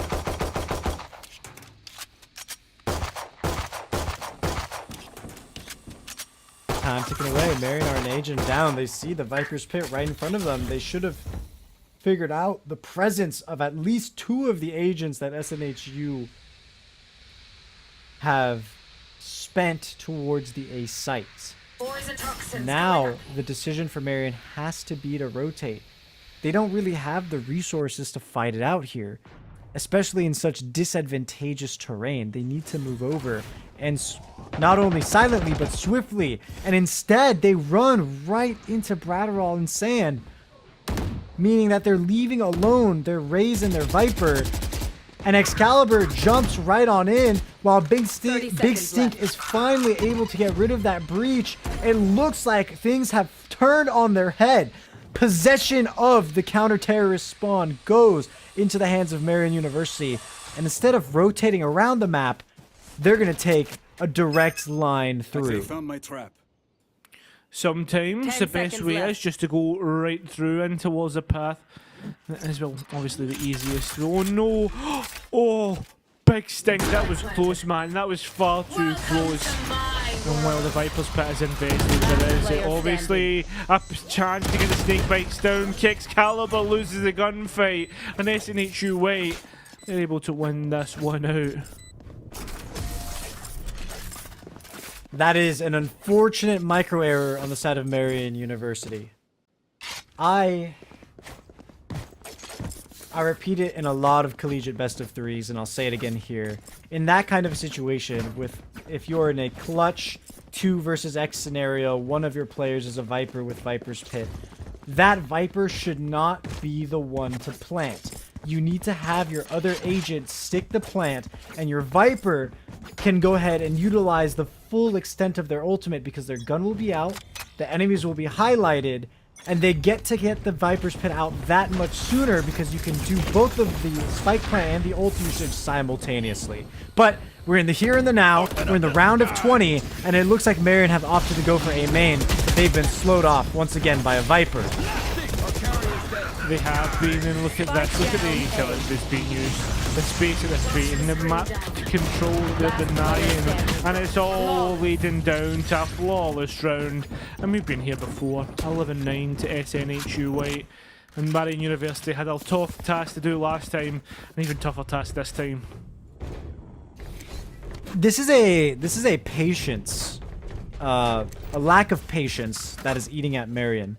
And the reason I say this is because A, they're making plays that they never would have on split. They're a lot less methodical, and of course, sure, it's not their map pick. Maybe they haven't rehearsed Fractured as often, but still, they're not spreading out their resources. And B, they haven't called a timeout yet. On split, we saw those spent every half, and not a single one has gone out here on Fracture for them to really discuss things and turn the course of events. Do you think maybe Marion have maybe reset, thinking to themselves, GG go next, can't be bothered with Fracture? potentially is an idea that could be happening. I mean, it seems like as they Spike get down, mowed B. down once again on this B site, they just don't have an entry point. They just can't seem to find it. Everly will get another. That's 3 for them. Spicy off the board, and now it's only the 2 players remaining in arcade. Not coordinated enough, not One good enemy enough remaining. is the questions, and it's only 1 remaining. 1 on the floor, 1 waiting to see if they can pick anything up. It doesn't seem as if it's going to be. Can Zesty Boy do anything here? Doesn't seem so. The floatlight goes out, gets 1, can't get the second. Just denying the inevitable at this moment in time.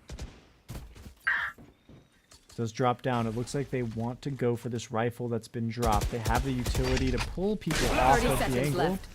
Continues a flashpoint. No, I'm completely incorrect. They take the swing instead, and it works out. But Luna, again, around the corner. Match point. And this is a very different Marion University from map 1, where both teams we saw on Split fighting tooth and nail, sinking their heels into the ground to dig deep and put everything they have into the win. Marion, of course, coming out on top.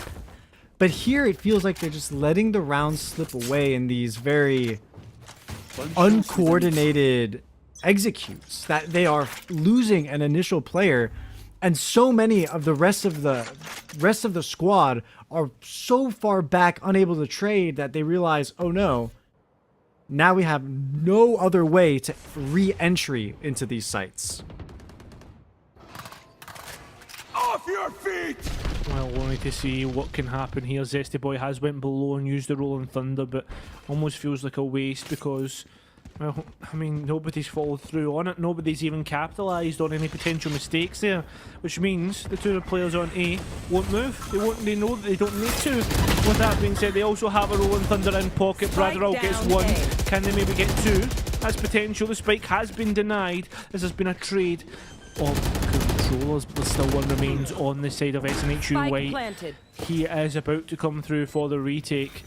Doesn't have the orbital strike, but we do have a showstopper. Dickard on 12 HP, must be feeling it. Must be feeling the pressure of potentially being picked up here. The only one with an ultimate gets picked up, and like that, we finally see an answer back. Marion University, they'll get that round they've been waiting so long for. They get on towards number 10. And finally they can exhale. They can stop holding their breath.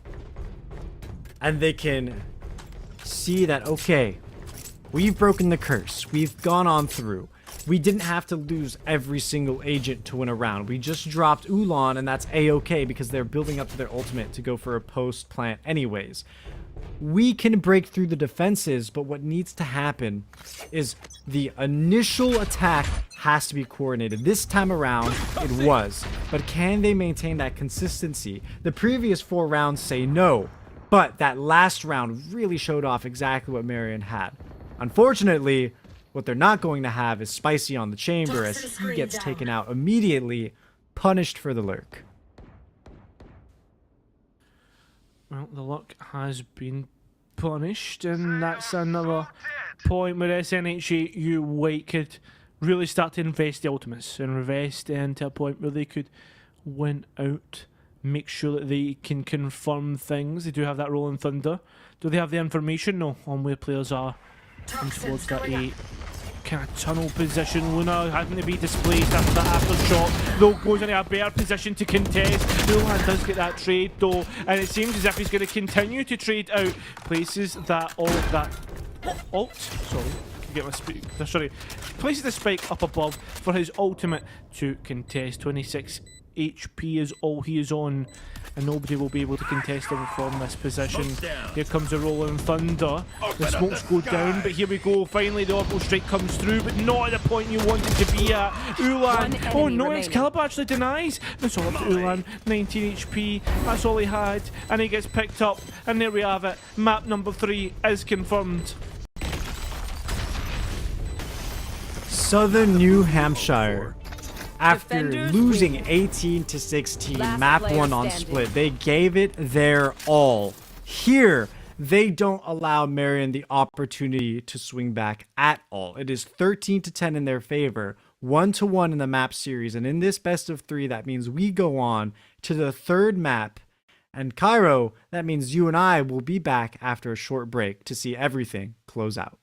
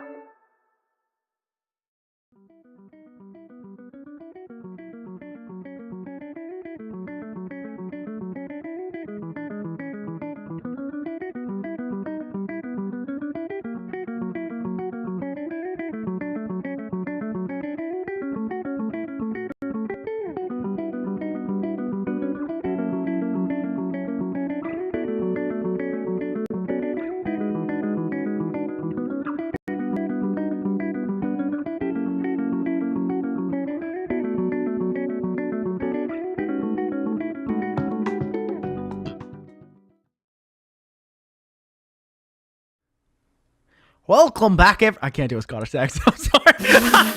My name may be Scots, but I cannot do a Scottish accent. Welcome back, everybody, to the NECC. Cairo had to take a step back. It's quite late where he is. Scottish accent, Scottish person. It's 2:20 a.m. where he was, and unfortunately, when it goes to 3, it goes quite late. My name's Infernosa, joined by Ashcon. Love this game so far. Got to tune in on the map there of Fracture, and it's SNHU still versus the Marion University. I have a couple talking points because I wasn't here, and now I want to spread my knowledge. SNHU, maybe a team that their record does not show them as being very indicative of a good team. Some obvious mistakes and losses on their board. I mean, they're 2-4 versus the 6-0 side of Marion University. But I'm just going to say it. Bratterall is one of the nastiest players I've seen here in the NECC on the Sova. I don't know if he's been playing Sova at all tonight, but if he has been, there's a reason why we're going to map 3. Yeah, unfortunately for him, he's been relegated to Breach because both Split and Fracture, not Sova maps. So he hasn't had the opportunity. But Scott, we're going to move onwards to Bind. So he will have that opportunity now in map 3 to really spread his wings. You can see the bags under my eyes. It's late for me here too, apparently. Sorry, getting distracted. I'm quite excited for this one, if you cannot tell.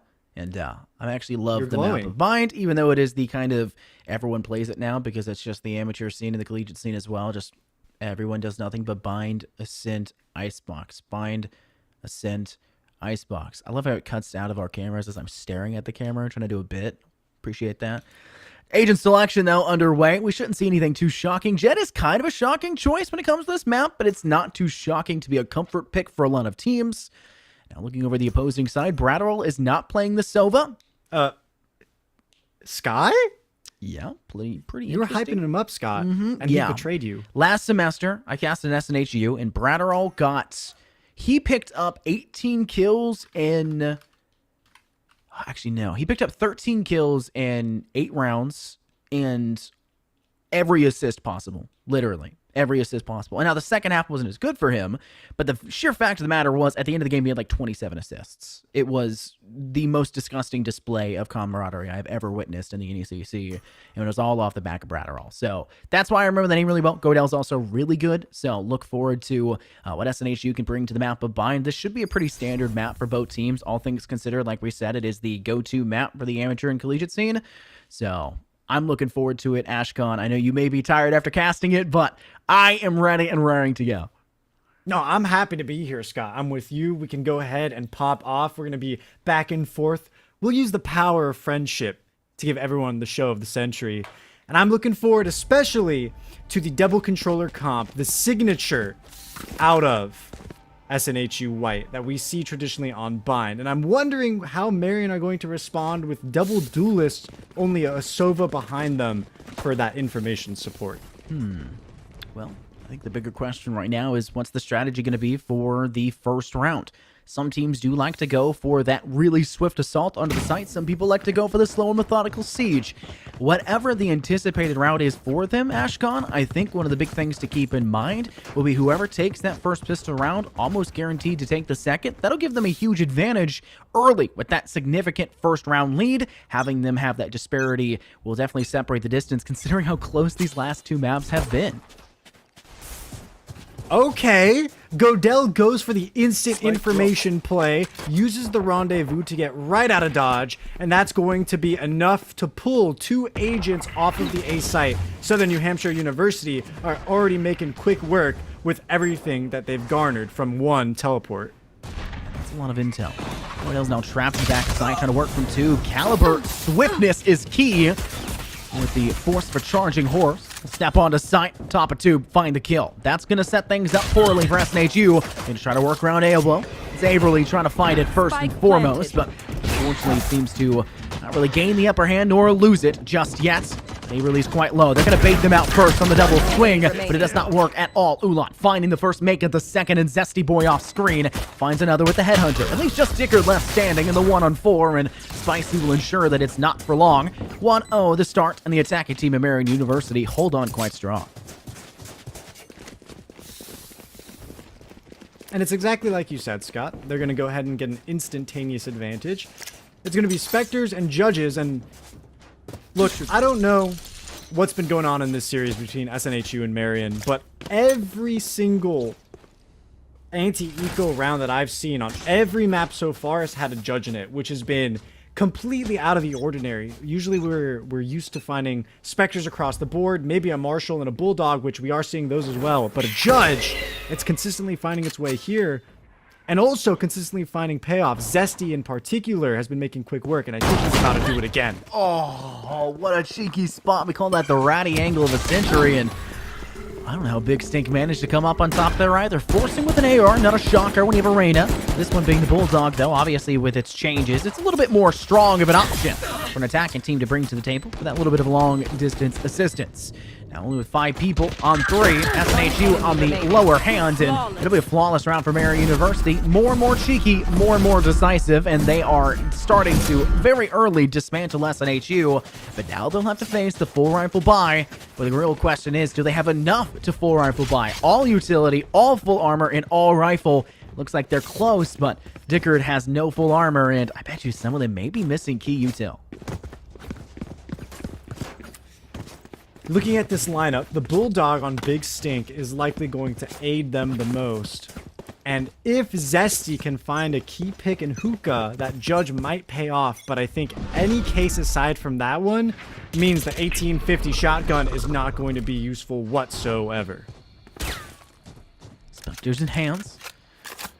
The great thing about being on the attack and having won that second round in first, despite facing off against rifles, usually you'd be scared of the long-distance approach, but you can kind of make a very swift execute onto the B site, but does it look like Marion's just going for that swift approach? Instead, they're playing for the distraction over on A as well. An interesting split, but the spike being over on the B side in Hookah definitely leads us to believe this will be a dedicated assault on site. Owl Drone will be sent over the top. Averly will spray and pray through the sky smoke, but not really finding him just yet. Luna with a nice opportune moment of bounce takes out Ulan, and while Spicy does find an impact back in return, Godell does the exact same thing and takes Excalibur off the board. Now leaving the spike not only on the ground, but outside of Hookah. It fell to the wayside once Ulan stepped onto site, and Marion University, a man down, a spike out of their control, and only 35 seconds to work with. SNHU seem to have this one on lock and key. They just need to play this one smart around these elbows. Spicy's working in tandem with their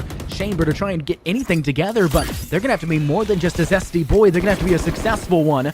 They're still trying to step out, and their cohort, a Big Stink, and Hookah fails to do it. Averly with the frag down. It looks like this will be a round lost for Marion University. It's just a matter of how much more impact can they find in these last few remnants of 10 seconds. Zesty boy with one headshot kill with the Hunter. Spicy hip fires the head of Godell. Now they are able to pick up the judge, jury, and executioner. They can start to rush themselves onto site. Panic spray for a moment there, but Bradderall will finish the job. A nice round win for SNHU, but they bled 3 rifles dry. You called it an interesting split, Scott, but it really left them in a bind. They were left without a safe haven, and it felt like the push was not a breeze at all. Cold as an icebox, and frankly, they could not mount an ascent onward. They dropped the round, and it's going to be the 4th with both sides. Rifles are present, but Aviarly and Luna aren't going to have the 2,900 credit guns. I regret responding to Cairo DMing me to come pick this up with you. I regret it. That right there just ruined this. You managed. It was brilliant. It was actually really good. How long were you thinking about that? The entire time that you were doing the play-by-play on that round, I just kept saying it over and over in my head. Making sure I don't mess it up. Don't mess it up. Oh, I would have messed it up, that's for sure. But speaking of messing up, no mistakes. That's kind of the name of the game right now.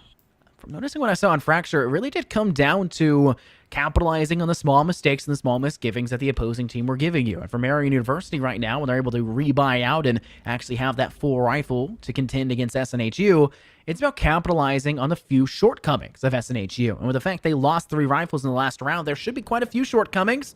A couple weapons, maybe not as fully fleshed as the rest of the arsenal. That could be the deciding factor. Looks like 3 players still perusing the B site. They're going to leave the spike over towards Spices. A smarter idea, as we saw them jump out of Hookah last time, and unfortunately, that also was the player with spike control. Not sure why Ulan do that, but they're still trying to kind of make their decision-making in due time. The decay on Excalibur will dissipate back. Tailwind available to dive out inside. Godel swings from Cubby, takes the head off one, make it two. And though Ulan does find the refrag back in return, Bratterall still maintains the favor for SNHU, but Ulan has something else to say about it. Dives just as quickly through tube, managing now to plant the spike. 3K to their name, almost solo, backpacking the squad of Marion University on this attack. And now the attack has switched to the defense. Post-plant situation. Dickard with a quick swing to two. Brim on Brim. And it's all SNHU. Finding the re-swing back to Octagon. And Big Stink falls short. Knockout KO. And SNHU go up. Now tied at 2-2. I want to talk about the impact Godel had on that round to find the 2K before perishing. On Split, when he was playing Omen, we saw that same consistency, that they could turn to Godel, their rock, to consistently hide behind and know that they will have some form of kill potential. And now that kill potential is only going to be furthered. The tour de force is out in full effect, and that should have Marion quaking in their boots, especially now that they have lightened armor and only one rifle to work with. Zesty might have some potential behind them, but it only takes even a shot to the leg with that chamber ultimate to get a kill. On Bolt sent over the top. This one just short of reaching Tractor, or Truck, whatever you would like to call it. Find as much information as they necessarily would like. Excalibur goes over the top of Truck and tries to head on over towards U-Haul. Fortunately gets to a safe spot, but continuously puts themselves in a worse situation. Marion University have just fallen apart entirely. The rest of SNHU not only just collecting the frags where necessary, but doing it in a flawless manner. Now 3-2 for the side of SNHU. And they've got themselves extra cash, extra comfort. It's not pizza. It's not delivery, it's pizza. Sorry, I was also trying to come up with a cheeky line for that. I was going to say something DiGiorno, but I take it back. I take that one back profusely. No, that's fine. That's understandable. I'll get one, though. I promise. We got at least 13 rounds. More than that now, guaranteed. At least 15, but at least 13 rounds total. Where I can come up with a good one. Between these two and the series so far, it's going to be at least 20. I mean, no questions asked. I think between SNHU and Marion, they're very evenly matched. They're going back and forth. Neither allows the other to take a lead. They're putting pressure against each other. They're constantly adapting. I really like this aggression out on the B long angle by SNHU to secure the orb. They don't go any further, it seems, but they are going to use the Seekers to get a little bit of extra info, and that's going to reveal two players, one of which looking to spike out in Hookah, and Godel is going to land it. Hear the spike drop, and that's going to be enough information to understand that if they can get rid of Caliber, they'll be up and in one of the strongest commanding zones that they have been in the entire series. Marion University have been bleeding the man count down on almost every single one of these rounds, Ashcon. You cannot allow first blood to fall so easily. And the main problem has been, it doesn't matter which site they're going to, it's just not been working. I'd like to see a bit more of a methodical approach. Instead of doing an assault on site, like I said earlier, siege it down. Take control of some of these more important apex positions. Double swing these angles. Try to find the first blood back, and even if you lose it, instantly trade it in return. If you lose the first engagement, there's the opportunity for the second, and that's something that Marion have not been strong about. Finally, though, diving onto site, we see Zesty combos in with their cohorts and Hookah to take the headshot kill for themselves, and Big Stink, the prowling presence over on the A site, managing to catch a player as they step over towards Link, and that's a man advantage for Marion University. They flipped this one back. Sky Smoke's going down for SNHU, but a player all the way back in elbow. They're working towards these back halls. A shock dart sent Luna. She has the option. She goes for the swing. Spicy falls short now. Marion University are on the back burner, but Zesty still not done just yet. You will see the orbital strike go down for SNHU. That forces two players in the line of sight of Dickard. They spray them down quickly. Now Marion on the back burner. 1v1 with Big Stink and a Dickard. They try to heal themselves back up. Luna, she has to swing. She falls short, and Big Stink finds the kill instead. And Marion University come back, tying us at 3-3. 2 rounds first in the favor of Marion, 3 strung along for Southern New Hampshire, and then back around comes MU to even up the round score as we move on to number 7. It doesn't look like all resources are available for the attacking side. They do have that Empress, they do have the Hunter's Fury, and sure, Excalibur might be able to drop someone else a Vandal to pick up the Bladestorm, but we haven't seen that happen quite yet. Speaking of things that haven't happened quite yet, Big Stink, I don't think has popped the Empress anytime we've seen them use Reyna. But what Spike will get down, popped B. is the head of Ulan as they're taken out by Bratterall, and it is a safe retreat. You're right, Scott. The numbers are being bled out at the start of the round way too early. I'm gonna crack a joke saying, for we have yet to see Bratterall pull out in any of these maps so far the Seekers. Because obviously Bratterall wasn't playing the Sky earlier. Just because I want to be cheeky like you know, tongue-in-cheek. Haha. They haven't utilized the ultimate. Why is that? Just keep the audience on their toes, Ashcon. Maybe they know. Of course, no, Maybe absolutely. They got to keep... It's got to be a balancing act for everyone. It's not fun if only... Yeah, it's not fun if only us, we're right? participating. How dare they? Yeah. I mean, come on. Everyone come up with witty remarks. Feel free to send them on in the chat. But yeah, I think Marion University's biggest weakness, their biggest flaw on these approaches has been the lack of the counterplay, the lack of the counter swing, the lack of the refrag. If you lose one, like, give one up, take one. That's the name of the game. They push and pull of Valorant. And right now, Marion, they're just trying to push, and instead they're getting pushed back. Kind of flipping this one in return, and SNH2, they don't really have to do much to give themselves any level of safety. They just have to play the way they want to, and that's kind of the name of the game. Big Stink, dangerous spot. Bratterall will spray through the hookah short side and give away their position, but from the looks of things, they were just baiting out the Reyna over on the B objective, and instead they'll dive quickly now onto the A side. Dickard plays in with the molly, bait and switch by Luna. They'll swing and find the impact to deny here the spike, and that's going to be all she wrote. The round impossible, as they will not be able to plant down the spike, and Marion University will fall short once again. Big Stink gets one kill, but they lose Spicy. Another rifle dropped down, and only one rifle will remain. The Empress popping Big Stink, and it did not find the impact they would have wanted. 2 rounds in relatively close succession for the defense to win by time. It's showing how indecisive Marion are when it comes into getting into the site, and that makes sense. Brimstone's Sky Smokes are the longest lasting in the game. All of Viper's utility damages you when you go through it. And the trademarks on top of it aren't helping the fact that they're scared that they would be slowed and fall into a trap. On top of it all, Bratterall consistently finds kills on aggressive plays.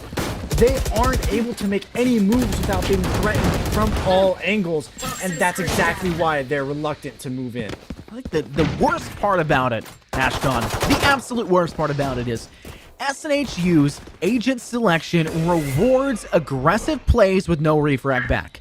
They have a Sky. That means regrowth. If they survive the initial escape, regrowth them back in. Now, it's Bratterall that went for the aggression there in mid, but still, the entire point of it is in favor of SNHU.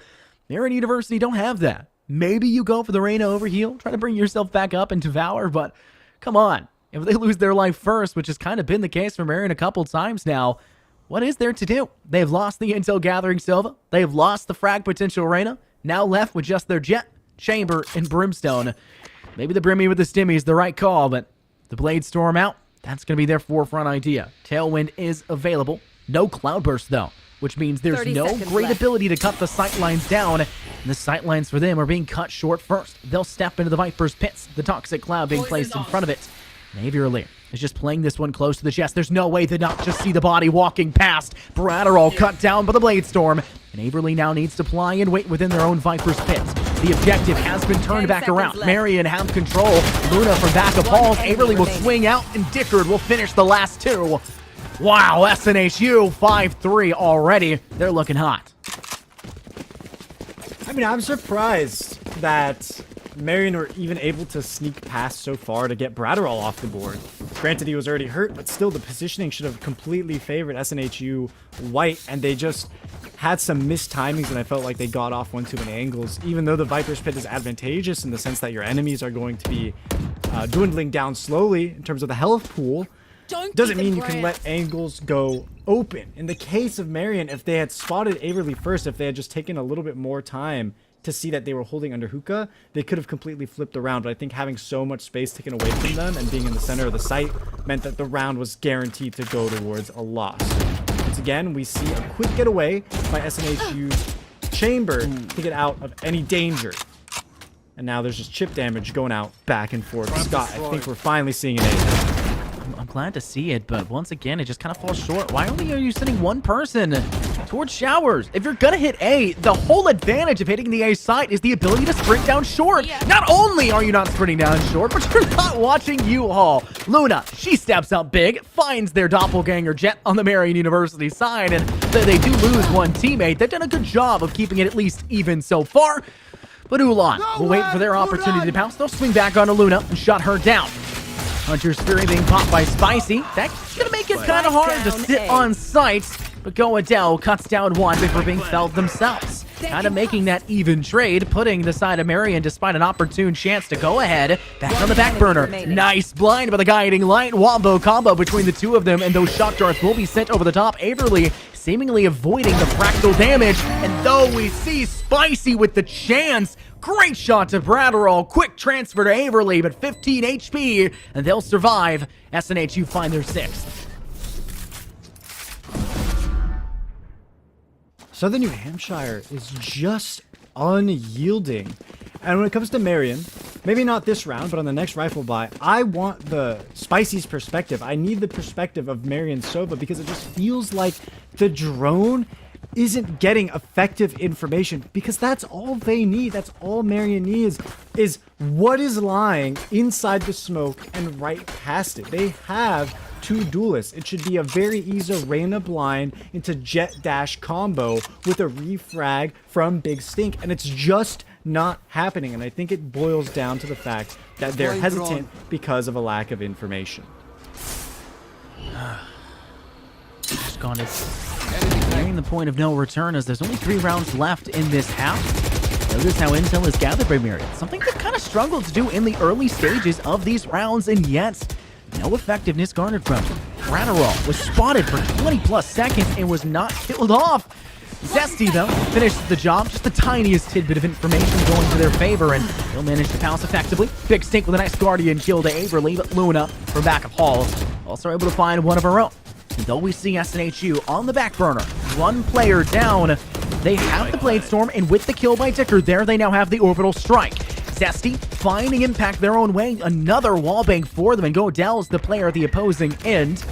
Still a man advantage in favor for the Marion University side, and in this post-plant situation, the defense has become the offense, and the offense has to now defend. And they're trying to set themselves up. This Dickered utility here for the Orbital Strike is a way to zone. It works fairly effectively, but Spicy plays around it well, utilizing tubes for safety. Unfortunately, they do find one. Luna has done a good job so far. She finds the refract. She'll tap now the spike. The Orbital Strike will be sent instead. Zesty with 3. And Marion stop the hemorrhaging and finally pick up another round win.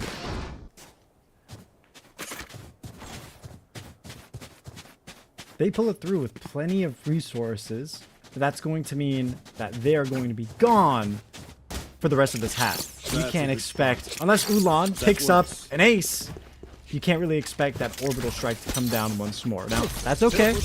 There is still the Tour de Force, but that's going to be available to both sides. That means Godell and Zesty Boy are the players of interest to be wary of, and if possible, You want to play? Let's play. But when it comes to the resources able to do that, I want to say neither current initiator is fit. Oh, Ashgon, Tour de Force on Tour de Force. Guess who comes on top? It's SNHU first and foremost. Make it second as well.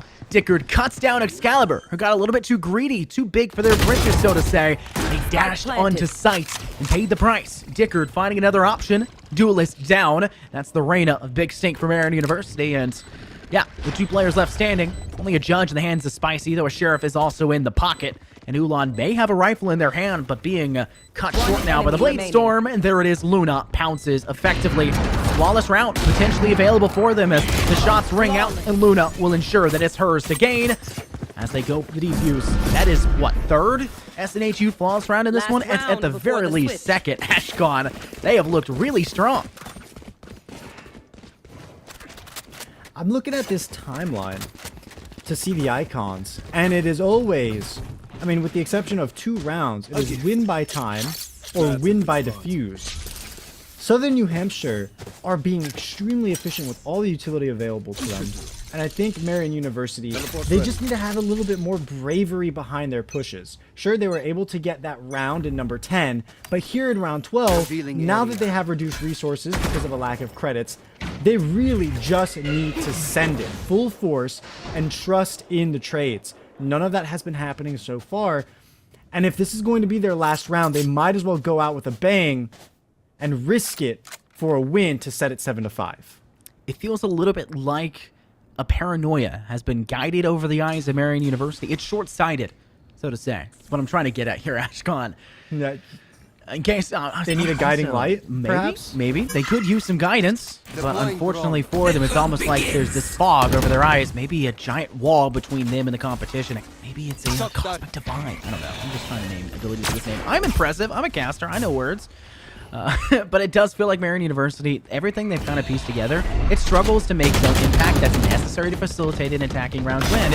Although they do have a couple rounds where they scrape, it's key players at apex positions for SNHU that shut that down. Luna from back of tube is one of those. She's already found 2 in this round, and though you do see Big Stink finally find a refrank back for Marion University, the question is truly, is it enough? As their limited arsenal has to dive onto site, and there's little to no success. On finding one, the Bratterall quickly back in return. There's only 2 players left standing. Zesty Boo with a headhunter to Luna shuts her down. Big Stink with a Vandal to go. Adele. Now Bratterall is the only player left standing, and they've got to deal with the overhealed Empress up Big Stink.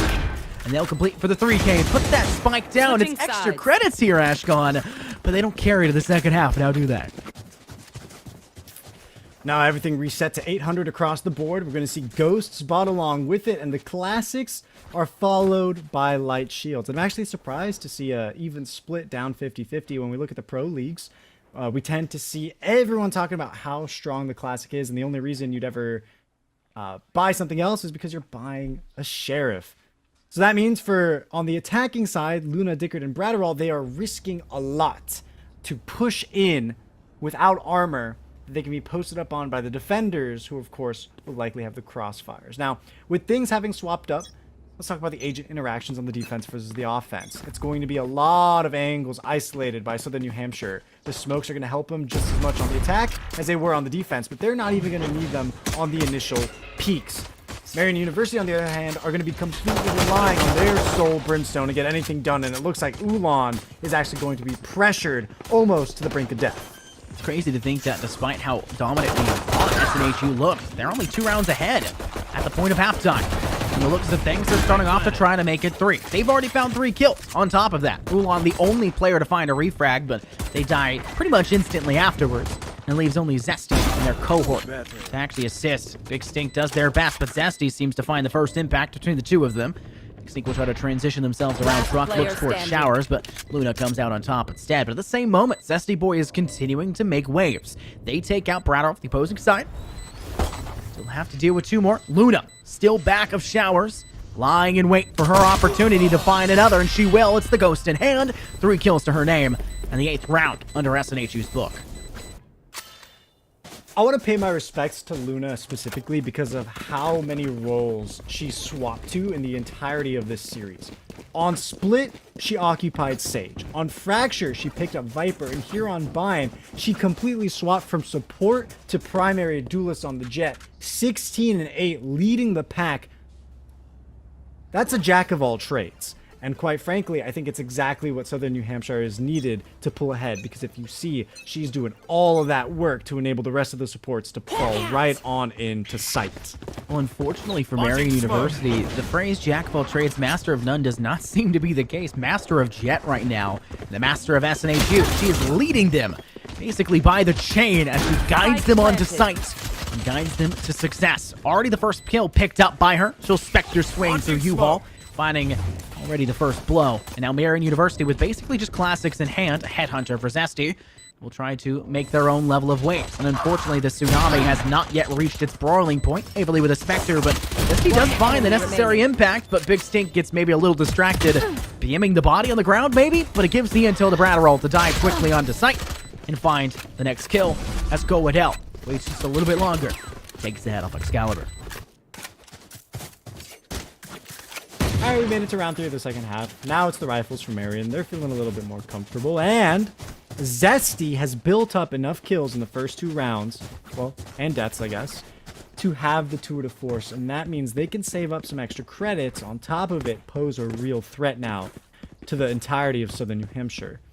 Luna has been getting away with murder in the first 2 rounds, but now stuck on a Sheriff and Light Shields, they might not have the same results that they'd ideally get with a weapon in hand. But they still have the support of the entire team behind them, and the initial Guiding Light will blind Ulan, at least temporarily. Odell with a quick swing, great guidance through with the Guiding Lights. But unfortunately, Ulan doesn't need their eyes. No retina is necessary to find the kill. We'll cap things off. Pretty much aware Bratterall is there. Doesn't take much to finish the job. Already having dropped them down to about 25, and the wallbang kill guaranteed now for Ulan. 2 players felled for SNHU. Yeah, we're going to go over to the B site, guys. Talk to you later. Hopefully not. I'll try to cut them down as they try to escape, but no cut angle has been attempted by Marion University, and it looks like SNHU will have a pretty simple time to step through mid. The question is, the pressure and hookah will start to reach its boiling point as well. Big Stink lying in wait, big time. He finds 2, looking for the 3rd, and though Luna is quite low, not yet managed to collect for the kill. Great play through TP, and Excalibur finds the kill, finds the impact, and Marion University gets another flawless under their name. 3 rounds separating these 2 squadrons, but SNHU have managed to strike themselves ahead so far. They only need 4 more round wins total to finish off this map and finish off this series. There was something in hookah. Scott. A smell. A smelly smell. A smelly smell. From Big Stink. Did I just wait they were able to 10 capitalize off of seconds? it. Did I just wait 10 seconds to hear you say a smelly smell? Well, I was saying it into the VMix call and then didn't have my Discord mic unmuted, so they heard it and you didn't. Yeah, so the bit was successfulry endeavored, just not by you. I'm frustratingly annoyed. This is what I sub into, Ashcon. We're gonna have so much fun when it comes down to TSU, but it'll be fine. SNHU, the attempted attack once again on site. It hasn't yet worked out for them, but they finally managed to find maybe a consolation kill for themselves. And the more that Marion cuts down, the more it likely is just a consolation frag. Ulan finding 1 more into it, but Big Stink had found 3 alone in that round as they finish off Luna. 4 players left standing for Marion University. The eco for SNHU will not be there this time around, and despite Luna's best attempts, as she's picked up 17 so far, it's starting to get close, and Marion University are continuing to climb back.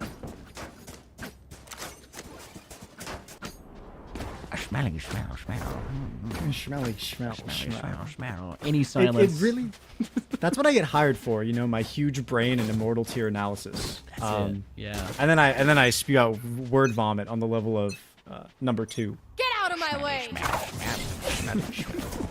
Squidward.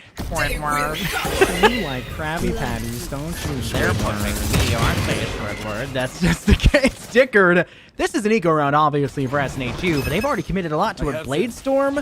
They've also tried to dedicate themselves on a site with a limited arsenal, and Spicy has a really nice shock dart play. We're back at spawn. Dusty Boy and Spicy each will collapse for a couple more. Spicy, blinded through the smoke, still finds the kill. Gordell leaves just Luna left standing. She's got a lot to go through. Wow, she goes through Zesty quickly.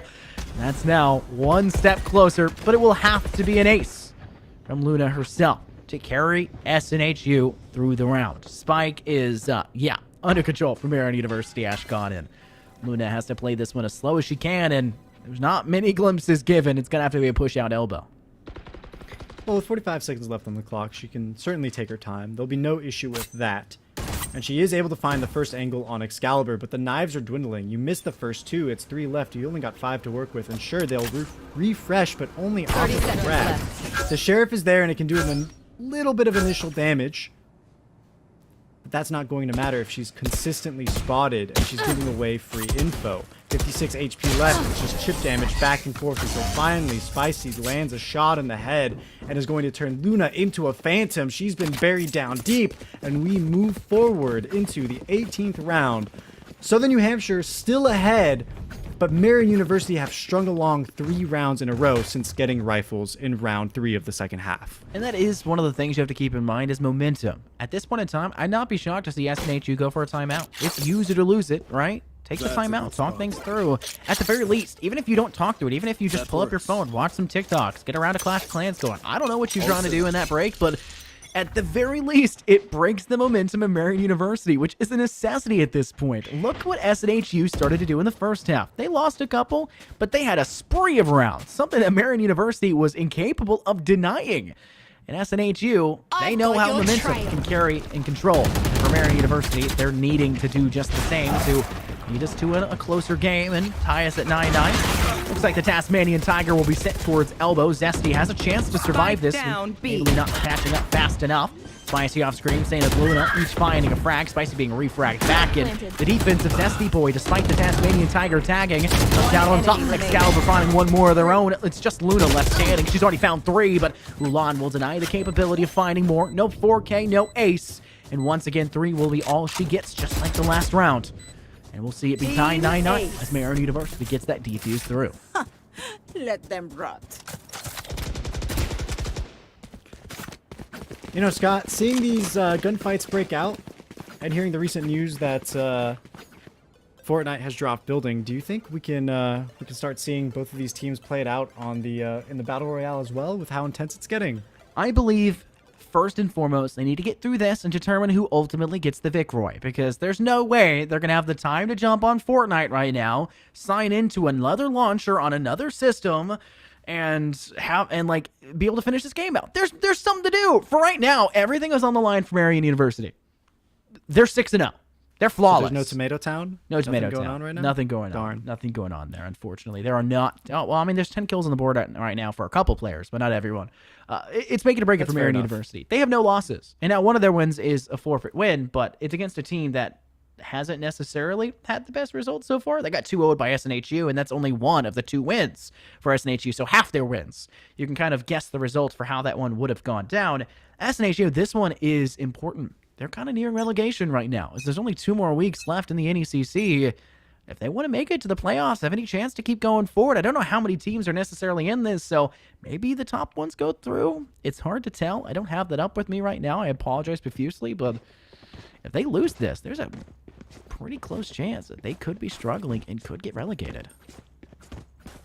Now, I want to further one of your earlier points, Scott, about the timeout. SNHU taking it now to kind of build up some strategy, perhaps, talk about what's going on in Marion University's defense and how they've consistently been losing out. Well, for one, Excalibur on the operator is certainly a thorn in their side, but luckily it was a narrow miss and they get to stay alive. That's not the case very the victim of the Hunter's Fury. Luna is going to break down too, and the moon is falling onto the side of Marion. They're dwindling numbers. It's 3 versus 4. They're a man down, and 2 of them, all 3 of them on the A site. And that's going to indicate to Southern New Hampshire that they got to get out of Dodge. They're going to move right on over. And the chamber traps are going to be completely disabled. They have to worry about absolutely nothing to get on, get the plant, and get going. And we're going to see exactly that. The post-plant time is going to be ticking away Spike now. planted. As time grows slim, typically the moon starts to wane, but Luna's not waning whatsoever. She has been as steadfast. That's 2 3Ks in a row. Despite the growing problems for SNHU on the attack, she has stepped up time in and time out. And that micro adjustments, the way that she's changed her play throughout this has been very important for how they play this one out. There it is, another 3K guaranteed. The Ulan will find the refrag back. The orbital strike forces Marion off of the objective, and it's easy pickings for the rest of the players on SNHU to clean them off. But Bratterall, I'm not even going to talk about it. You know what went wrong there. Marion University surviving for a bit longer than anticipated, but Cobadell does a good job to spray through the hookah window and find the kill. Bratterall, man, I love you to death, dude. Come on. Come on. They just keep crushing your hopes and dreams. First, it was Bratterall just betraying you with the sky pick, and now that's... Bratterall, how many times are you going to betray my trust like this? Absolutely, I am down bad, down atrocious right now. I am shaking I am SMH my heading I got right yous, now. okay? It's on the next level. Get out of my way! Ashcon. Patient. Slow round.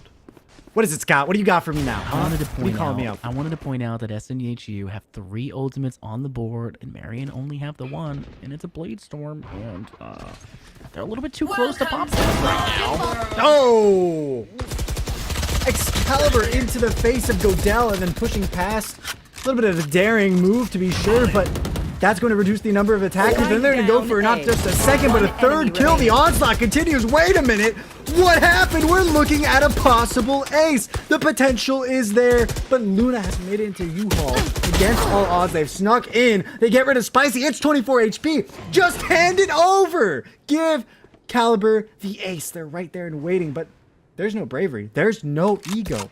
There's not even an attempt. They're not moving forward. It's a stagnant round. Zesty Boy will clean up Luna. And while I was hoping for the pinnacle, the climax of that narrative to arrive, I think I still have to respect Marion for taking the safer route, understanding that they need to tie up the round score and move ahead with as many guns as possible. Luna's one of those players, though, Ashcon, where it's like, even if they're in a 1-on-4, it's like, I'm not trapped here with you, you're trapped here with me. Especially comboing that with the Blade Storm. She is 26 and 15! Yeah! I wouldn't peek it at all! I'd say good luck, bye, and I'm going to the B side. Like, I wouldn't peek that whatsoever. That is a scary, scary person to face off against, and to make matters worse, unpredictable. And that's kind of the name right now for SNHU. They're all over the place. B side, then A side, then a double hit on A, then they just stick to B for 5 rounds in a row. Maybe, like, it's just all over the place, and that's good. Unpredictability is key in Valorant. If you can keep Marion on the back burner, keep them constantly guessing, on their toes, it makes it hard to try and figure out where they need to place themselves and where they should split their defense. The more time you can bait away with having Spicy over on the B side, with having your Reyna for the side of Marion University over on the big side as well for Big Steak, the more time that's wasted there, the easier of a job it'll be facing it in a 5-on-3 or 4-on-3 technically as of this moment to take control of the A site. Out on the angle is Zesty Boy, 2 to force in hand. Dickard's around the corner. He's ready to drop a Sky Smoke. It's a game of chicken. Smoke's down. And whoever makes the first move is likely to be a victim. The smoke goes down. It's going to cover the off line of sight, but Excalibur's around the corner. They're good for 3. Forget about Luna picking up a Phantom. It's a 4 versus 2. And you said it, Scott. Maybe they're trapped in with her. She does have the spike. She can wrap around and do what she wants. But the man advantage is undeniable, and Godel whiffing that shot means it's more information for Marion that they can utilize, they can leverage to stall away the spike. And with 12 seconds, the clock turning red, there's no options left. Luna needs to dash out. She does, but immediately bullet connected to the head, and Spicy knows Godel is soon to follow. That's an 11th round. And Marion, they were on the edge. The backs were against the wall. But finally, they've strung together the rounds that they've needed, where they thought they were going to get broken by SNHU, not just with that round in 2 previous, but the timeout. I would like to point something out. The Sky Smokes, with the fact that Brimstone has been brought more into the foray, with the obvious buff that came to him, but with the major nerf that managed to tag Astra, the Sky Smokes are freaking huge, dude! They are thick with 3 Cs. They are all over the place, and it makes it hard to utilize proper smoking when it comes to playing as a utility player, because you can't let it flush to these walls. There was a slight chance there for SNHU to swing out, but it was cut down because everyone was watching it, so it didn't matter if it was flush or not. It also doesn't matter if this round is flush or not, as here in University, 2 players flushed down into the afterlife. It leaves all 5 for SNHU. They're trying to bring it to an 11-11. Zesty will swing out of 2 here. Trying to play a little bit safe. Big Stink will bait really quickly onto site. Go out left alone in that engagement, but finally some teammates will come up, but they'll still find the kill. But Zesty has not yet been contained. The beast unwound. They'll die for 1. Finally refragged back by Luna, but Spicy's looking to deal the damage themselves. 11 HP in a dream. They'll tag the diffuser, still wary of a player possibly towards showers. They'll double swing on out. Go Adele finds the final blow. 35 HP remaining, and SNHU will tie us 11-11 and finally stop the hemorrhaging that has been their attacking half. I want to talk about the pattern that we've been seeing, not just in this map, but on Split and Fracture as well. And it's that the defenders, no matter the team, have been completely unwilling to make aggressive plays to even bait out utility and keep the attackers on their toes. And specifically for Marion, if they could get rid of the trademarks that Godel has been putting out, they can apply a whole lot of pressure, forcing SNHU to apply market for a longer amount of time to feel comfortable with their flank. But they haven't been doing that. They haven't been applying anything at all. And this has allowed for basically free reign for Southern New Hampshire. Now, sure, the rounds are predominantly going in favor of Marion, but they could be doing so much more with what's available to them. And they're really getting, getting into close calls in these fights because there's no pressure, because the entirety of Southern New Hampshire know that they can commit to full frontal assaults, knowing no one dares come for the flank. It's an interesting key play right now for SNHU. With obvious control over the ult pip given up, Marion University have some leeway in that direction, but the biggest point of leeway is going to be Big Stink. I've got your trail. Impact to go down. SNHU will employ the Seekers, the only ultimate they had, but it looks like they're not going to act off of it. Instead, just trying to realize where they've gone, and they kind of come to realization that maybe a side is their expected approach. Ulan, though, catches Averly before the guiding light can be sought. Adderall will have to go for the refrag, does just that. Dicker, though, catching Ulan in their escape out from showers, and the escapades from the rear, though. A possible plan for Excalibur, and that will be the case. Destiny on site has not yet been dealt with, and they are guaranteeing the round to go to the side of Marion University. 12-11, match point, series point, the game on the line, and SNHU are looking down the bullet end of a barrel, a bit too literally in this case. Map 1 split 18-16, favor of Marion. Map 2 fractured 13-10 in the favor of Southern New Hampshire.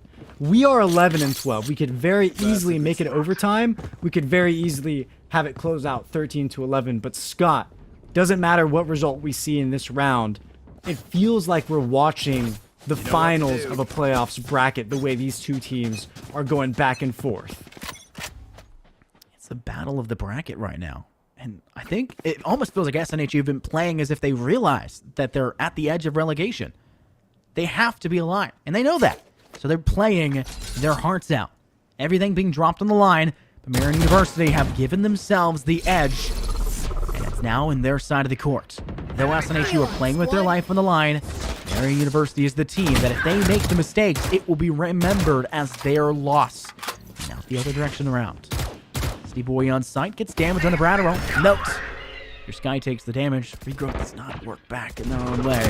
Luna, key figure for the side of SNHU, and she will come up tremendous. A very pivotal frag for the momentum in this round. But that's 3 players, quite low on the SNHU side. Thankfully, Bradero with the regrowth will assist facilitating that health HP, allowing Luna to be at a full fighting force.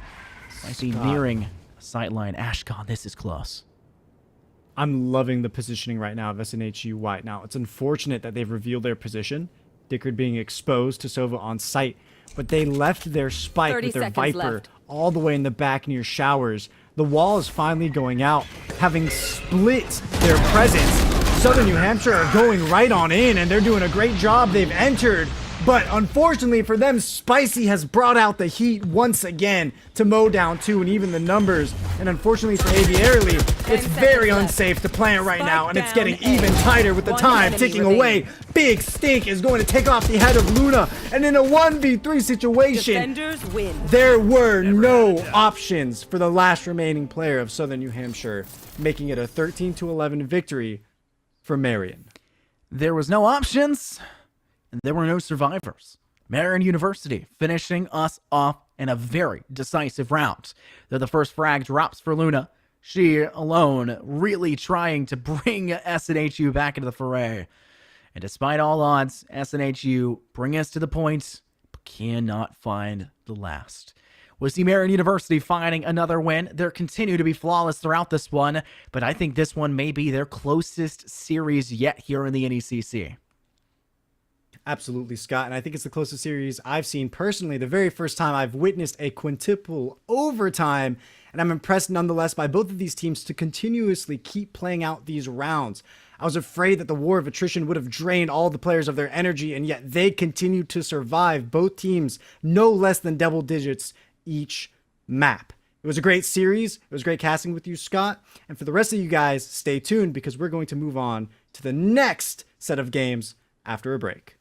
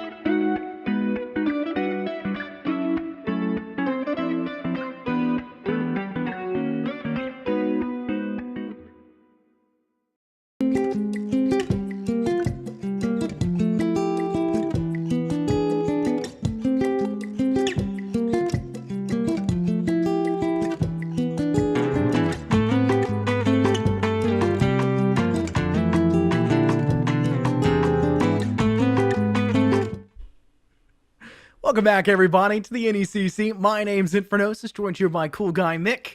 And we've got ourselves 2 more teams ready and raring to go. I gotta keep it interesting, Dallas. We gotta keep you on your toes there. We've got 2 teams. I'm fairly excited to see these ones because our game that we just casted, I just casted there with Ashcon to finish map 3, the SNHU White side, that division's the same as this one. It's Emergence Navy.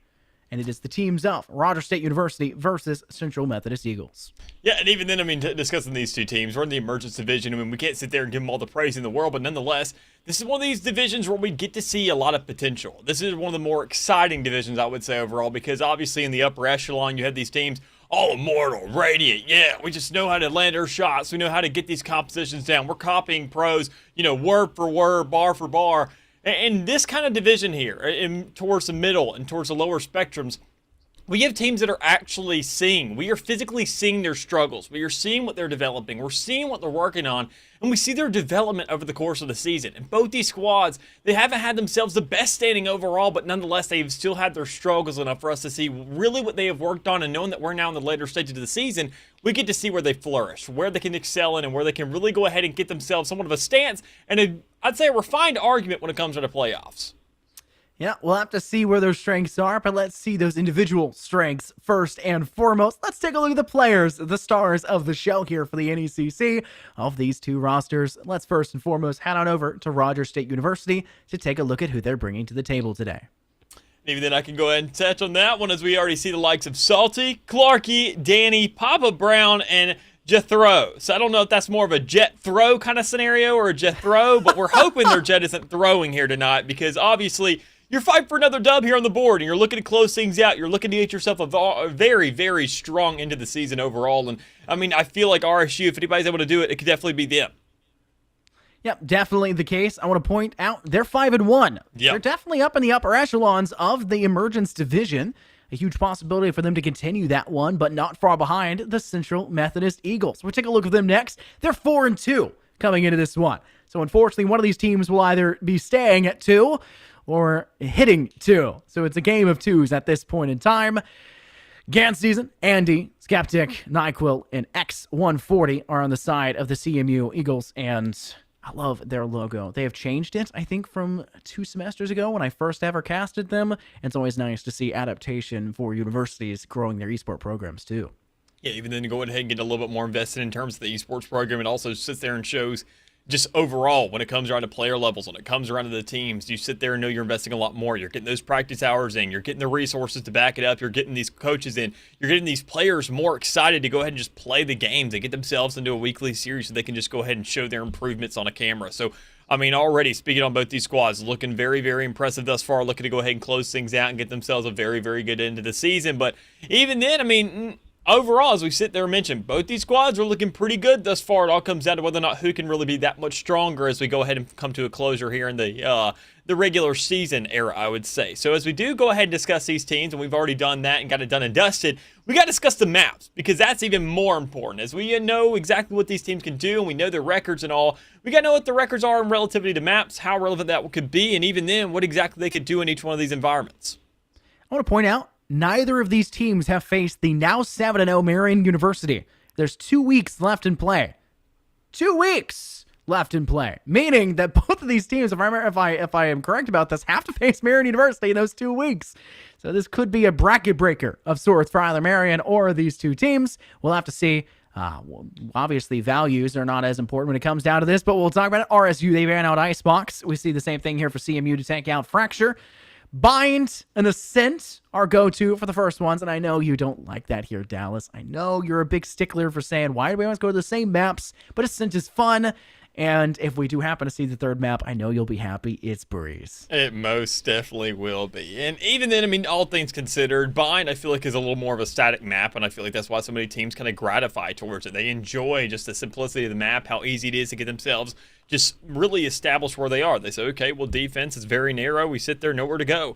Attacking side, it's the same word deal. The only kind of special thing we have on the map is teleporters, and we don't really have a middle of the map. And that's kind of my biggest concern when it comes around to Bind is you don't have a, I would say, set in stone middle of the map. You don't have a center like you do on Ascent. And that's kind of why I really like that map, knowing how even and balanced it is and how easy it is to find introductions on the sites, how easy you can manipulate the map to find multiple introductions, and as you mentioned earlier, at least said in terms of terminology, seize your way onto a site. So we do have to have that discussed, and even then that'll be later on, as right now we are already getting ourselves into the agent selection for Bind. And please, Rogers State University, if I get to see a neon, yeah, I knew it wasn't, but all things considered though, I mean, their composition is going to be fairly simple, but the crazy thing about it is we're seeing an Astra being brought right back into the meta.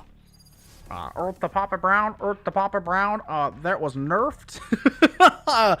Interesting decision, to say the least here. A Brimstone is the go-to choice, and I did talk about the limitations of the Sky Smoke last map on Bind there with SNHU and Marion University. It's really big. It is massive, ginormous. It's like they've expanded the smoke an extra 20 yards out, it feels like, which makes it harder to keep the smoke fleshed out and funneled to the walls. The more tight to the wall in these doorways and these funnels that a smoke can be, the easier the sightline will be for a defending team to cut down the attackers as they're forced to step out into that fatal funnel scenario. Astra Nebulas are the perfect size. They always have been. They cut so much sightline and they're so easy to position themselves, they don't jet out enough to cause complications for your POV. However, the Sky Smokes kind of do. They're really big. They're hard to get in the perfect spot, and though you can place them down, it's a little hard to realize its perfect capitulating moments.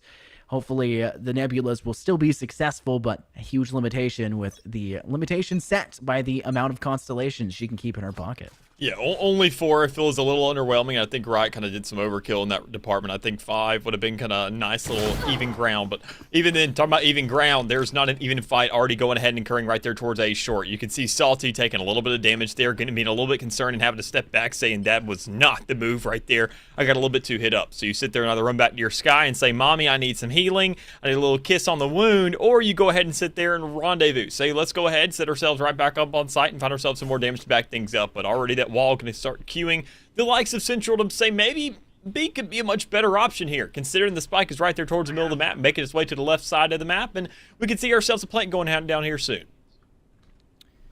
The Headhunter's in hand. That's why you bring a chamber. The early few rounds in these somewhat eco rounds, the Headhunter is decisive. It may be the end-all be-all for your squad.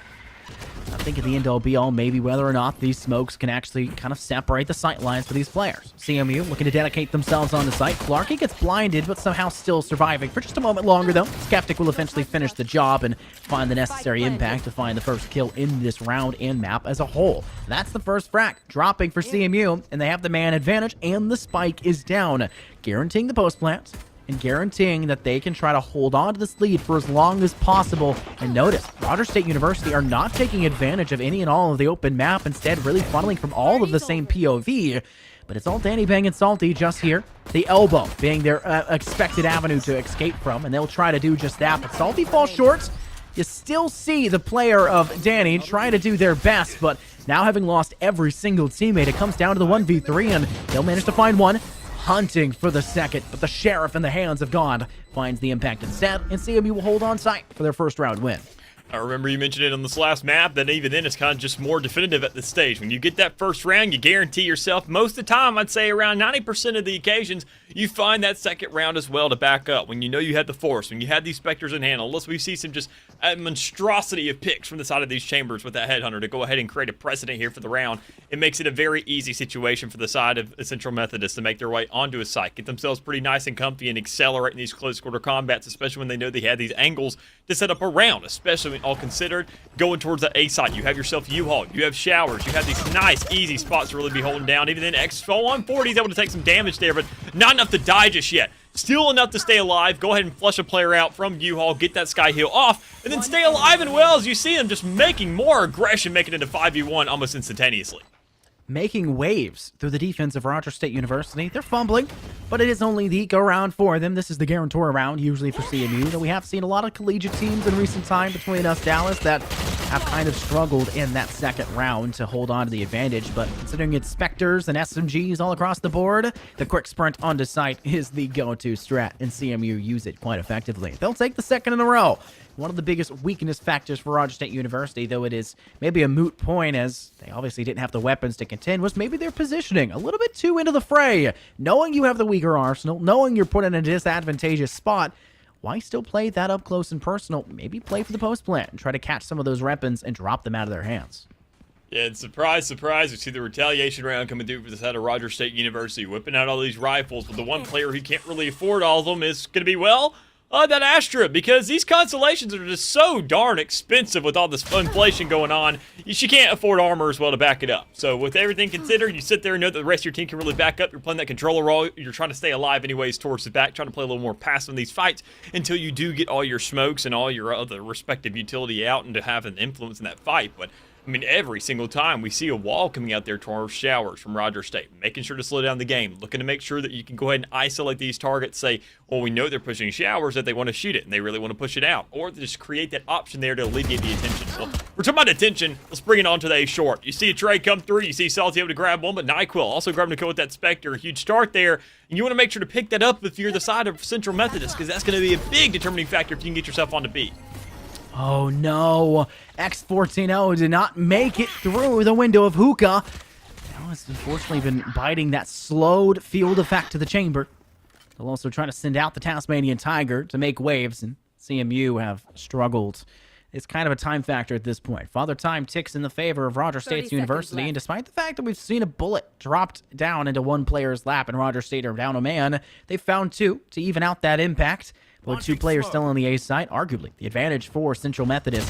This quick swing out, Andy has a chance to find the frag, a quick refrag instead. That's what you want to see, instantaneously returning the favor. But Skeptic not able to return the refrag back to 1-4-0, and it will drop in favor of Rogers State. They pick up the third round win, they're first, and we'll see it go now to the full rifle buy for both teams. Even then, Rogers State still had themselves 3 rifles, a very convincing argument to have for them, knowing that that's the majority of your team. Use it there. We're playing democracy rules. You can find yourself to have an advantage when it comes around to this round, even then full armor to back it up. So pretty convincing argument for them to go ahead and find that second to tie the game up, but this will be a huge shift of influence, and even then, momentum, when you see that the likes of getting able to shut down Central Methodist Eagles, knowing they're going to be looking for this rifle round, knowing they can find it. If you have a couple players stay alive in the meantime, Clarkey playing a little bit aggressive, I got to say, is a bit concerning, knowing that you don't really have the escape utility like that tailwind from the jet, but Salty to back up as well. You have all your eco guns sitting there stationed right towards this B side, but it doesn't even matter. Salty can still manage one, get out alive and well, and sit there and say, all right, let's go ahead and recollect ourselves. Danny, take care of the rest of them for me. Trying to hold on to the back of sight. Notice, still 2 players. Looking to peruse any and all of the options that may be given over there towards Garden.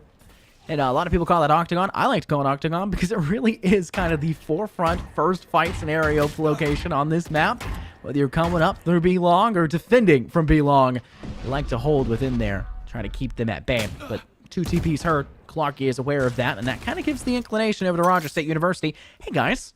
They may be coming over to the A side. At least 2 of them are, and we don't know whether the rest are lying.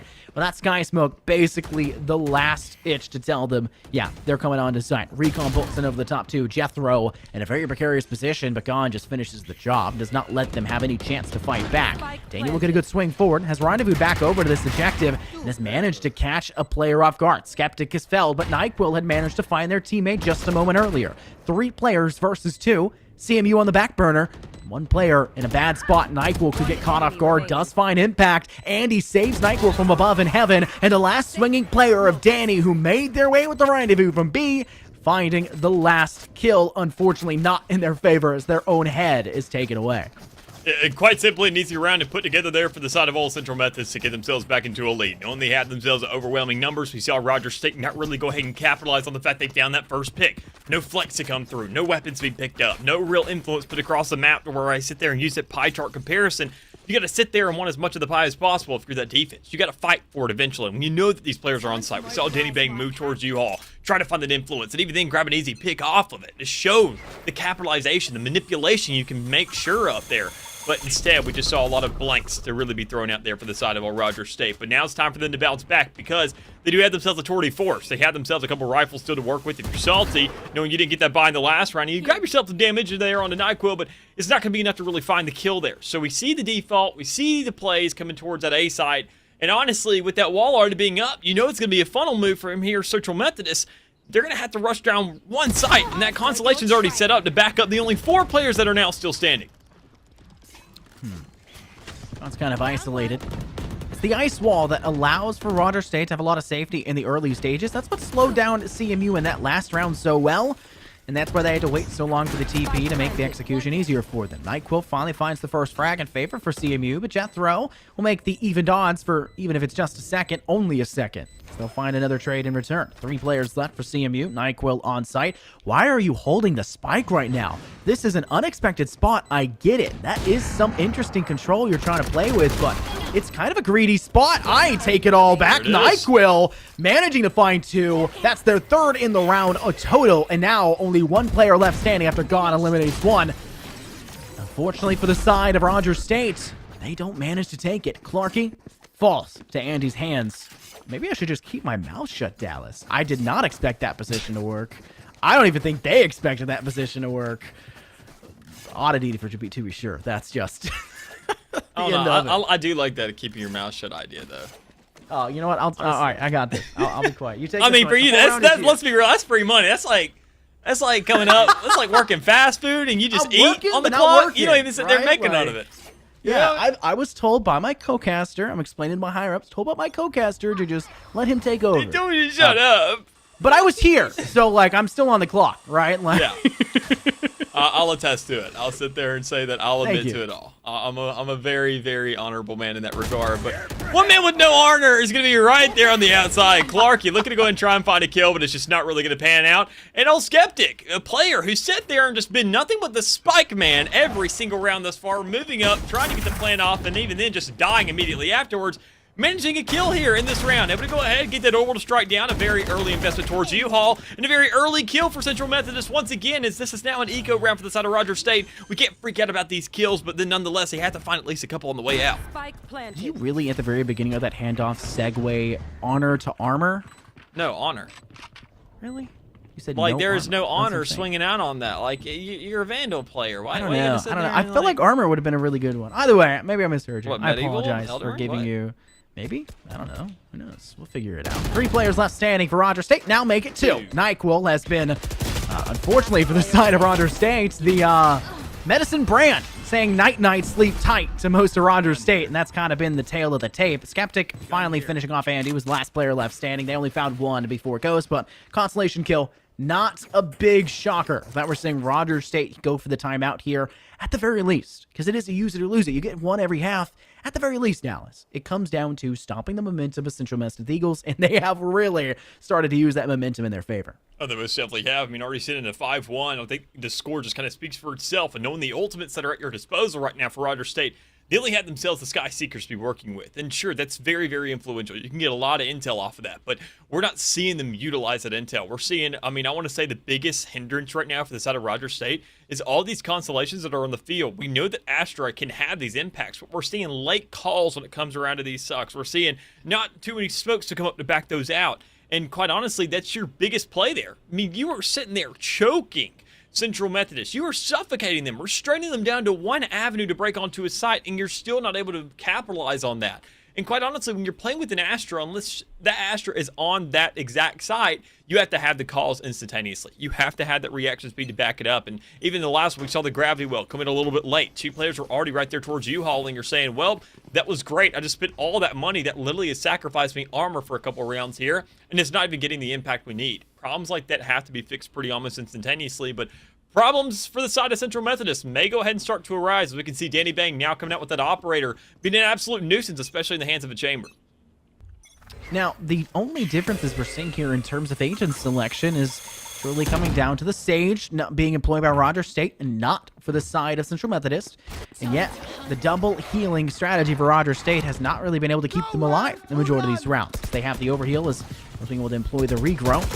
Speaking of that Sage, Jethro finds the first kill, but Hunter's Fury from Andy denies it back, and another difference being the fact that an Astra's played instead of that Brimstone. I would almost argue the lack of information by Rogers State makes it really hard to figure out where Central Methodist Eagles are playing from, because they've been all over the board, Dallas. Unpredictable. They're pushing towards B, but then all of a sudden they're gone. Where are they? They're back at B again. What's going on? And that's been such a hefty, just mental burden, I would say, for the Rogers State side.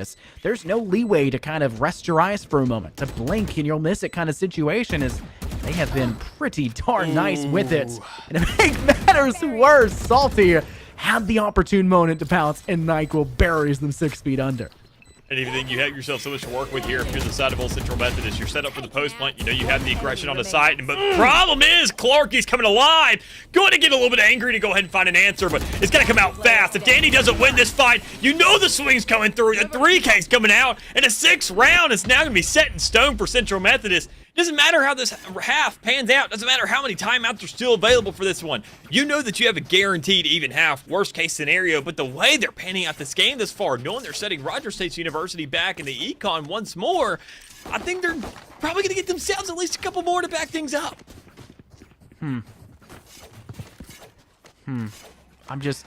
Every piece in that round was interesting.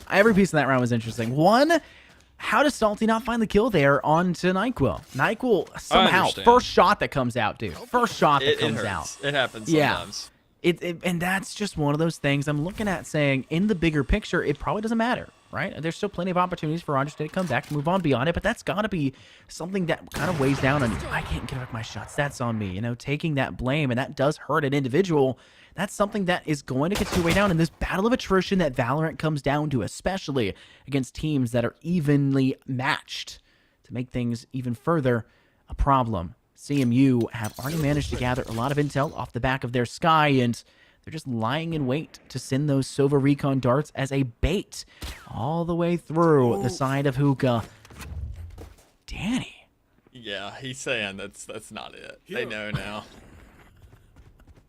The mind games, Dallas. Notice what they've been doing all over the place. Danny escaping from the situation on B. Unfortunately, Clarky doesn't have the ability to TP on over towards U-Haul, but Danny, in their escapes quite far, leaving there no chance for the CMU side to be stopped from this defusal placement. And now Rogers State have to play from the defense to the offense, and they do not have much to work with, all 4 coming from the same angle. Yeah, and I mean, already just going ahead looking to swing out. It seems as if they almost have nothing to lose with how aggressive they're playing. I know you understand that you don't have really too much to work with, but you made some even trades and you got yourself in a 3v3 scenario. You have to pick up some of these guns up. You have to play off that. You know that rendezvous's come through. You know you have an open angle, and you don't have a chamber going ahead and playing that pop-up figure over your life where you just can't push on the side. You have to take the moment of every single one of these seconds to the most, and we are just not seeing that yet. Jethro able to go ahead, swing out, trying to find one last kill on the way, but Skeptic is able to go ahead and close things out with that Vandal with 3 players still alive for Central Methodist. And I got to say, after that last round, I mean, sure, it was an eco, so you can't really have a fullest read, but it's gone ahead and brought some things to light for me when I see what Rogers State is providing right now. And once again, kind of backs up. I don't want to give Papa Brown a bad time here, quite honestly. I want to go ahead and see all these players trying to improve as much as possible, but I think it's more of a team call there of saying, where are our smokes in Hookah? We have a player here. We have the aggression, and when they tap out, you're essentially just giving up that B site every single time. If you see that, I mean, Danny doesn't grab those kills, you're saying, oh my goodness, what do we do now? Well, you got to have an answer. You got to have at least a round to put onto the board here, and this could definitely be a promising moment for that. As you see, Salty grabs that first kill, makes it now a 4v5. They're going to go ahead and start shifting maybe over towards this B side where once again we see no constellation set up in this U-Haul section, and it does not provide any kind of inhibited vision when you're seeing this push onto site, which can make it extremely easy for that rendezvous to be right there on the top 10. Look at that cross angle and find yourself an easy couple kills to back up, knowing you're probably going to go on the way out with it. At least take 2 or 3 down with you. But we're just not seeing that kind of ideology. We're seeing them trying to play slow and steady and very, very safe and secure, and it's just really not working out for them. I feel like there needs to be more congestion in these funnels. There's not enough utility expenditure, and Rogers State's attempts at creating a cushion isn't working. And they have to realize that. The only reason they're winning this round now is off the back of one man, who's now cut down 3 with the operator alone, leaving only Skeptic now to survive by themselves. And they're aware there's a player who just utilized the TP. Clarky playing slow. Skeptic's doing the same thing, though. It looks like Skeptic will try to work on over through Fountain, play through B long, and maybe give themselves a sightline opportunity to contest onto this spike that's placed on the ground. But with only 15 seconds truly remaining, Skeptic has a mountain they have to climb to do so. And this is not a good place to go. They'll pick up the ult orb. That is just it feels like a BM thing. Ha, still got this. Now they'll take the head off 1, make it 2, make it 3! What is going on? They have to find the last kill, but Clarky has not stepped out of mid. What are you doing? Allowing that to happen, and Rogers State bleed away 3 rifles and an operator in the process. You just sat there and caused. Here, let me do the math because casters are really bad at this. Okay, so that's 5,800 for the 2 Vandals. That's, then you combine the 4,700. That's, what? That's 10,500 creds? It's at least $10. What? $10.50. Yeah. What's that SpongeBob reference where he goes, how many mattresses do you think there are? Right here. 20 or like whatever the line is, and they're in a mattress store. So basically, that's but I mean, all things considered, all because you sat there and picked some one-on-ones. It's things like that to where I get it. You had the lead in the round. You think you have it set in stone. That should be a wake-up moment. That is a pure slap to the face. No reference intended to what happened last night. But, I mean, you got to sit there and consider. You can't let these things happen. You have to sit there and be prepared for what's coming at you. And quite honestly, Roger State was not ready for it. But they are ready for the push here. They found themselves at least 3 kills now. They have a 4v2 on their hands, and they're looking to go ahead and put a nail in the coffin. But Skeptic, once again, is the last player alive. He managed a 3K in the last one. Can he do it once again? And I don't blame him if he could with that Vandal in hand. Skeptic trying to play out quickly. We saw the damage that Skeptic is capable of dealing, but unfortunately, Papa Brown, not a believer, not a Skeptic, so to say, and not a fan of Skeptic. Cuts them down quickly, and we're now at 10 rounds already expended in this half. 2 more to go. And we've at least seen and guaranteed Central Methodist Eagles are going to have a positive half. Not an even, no 6-6, 7-3 at the moment. There's still plenty more damage to be done, and the ego for the Roger State side not entirely there. They'll have to buy each other up, and I don't think they should buy this last person. Leave your jet to play with the Blade Storm, an old stylized strategy to save a little bit of extra cash on the top. But that means that's one person without a rifle, and if they get put in a tricky kind of position, getting pushed in with the Blade Storm being down afterward, that means that Central Methodist have the advantage in that spot.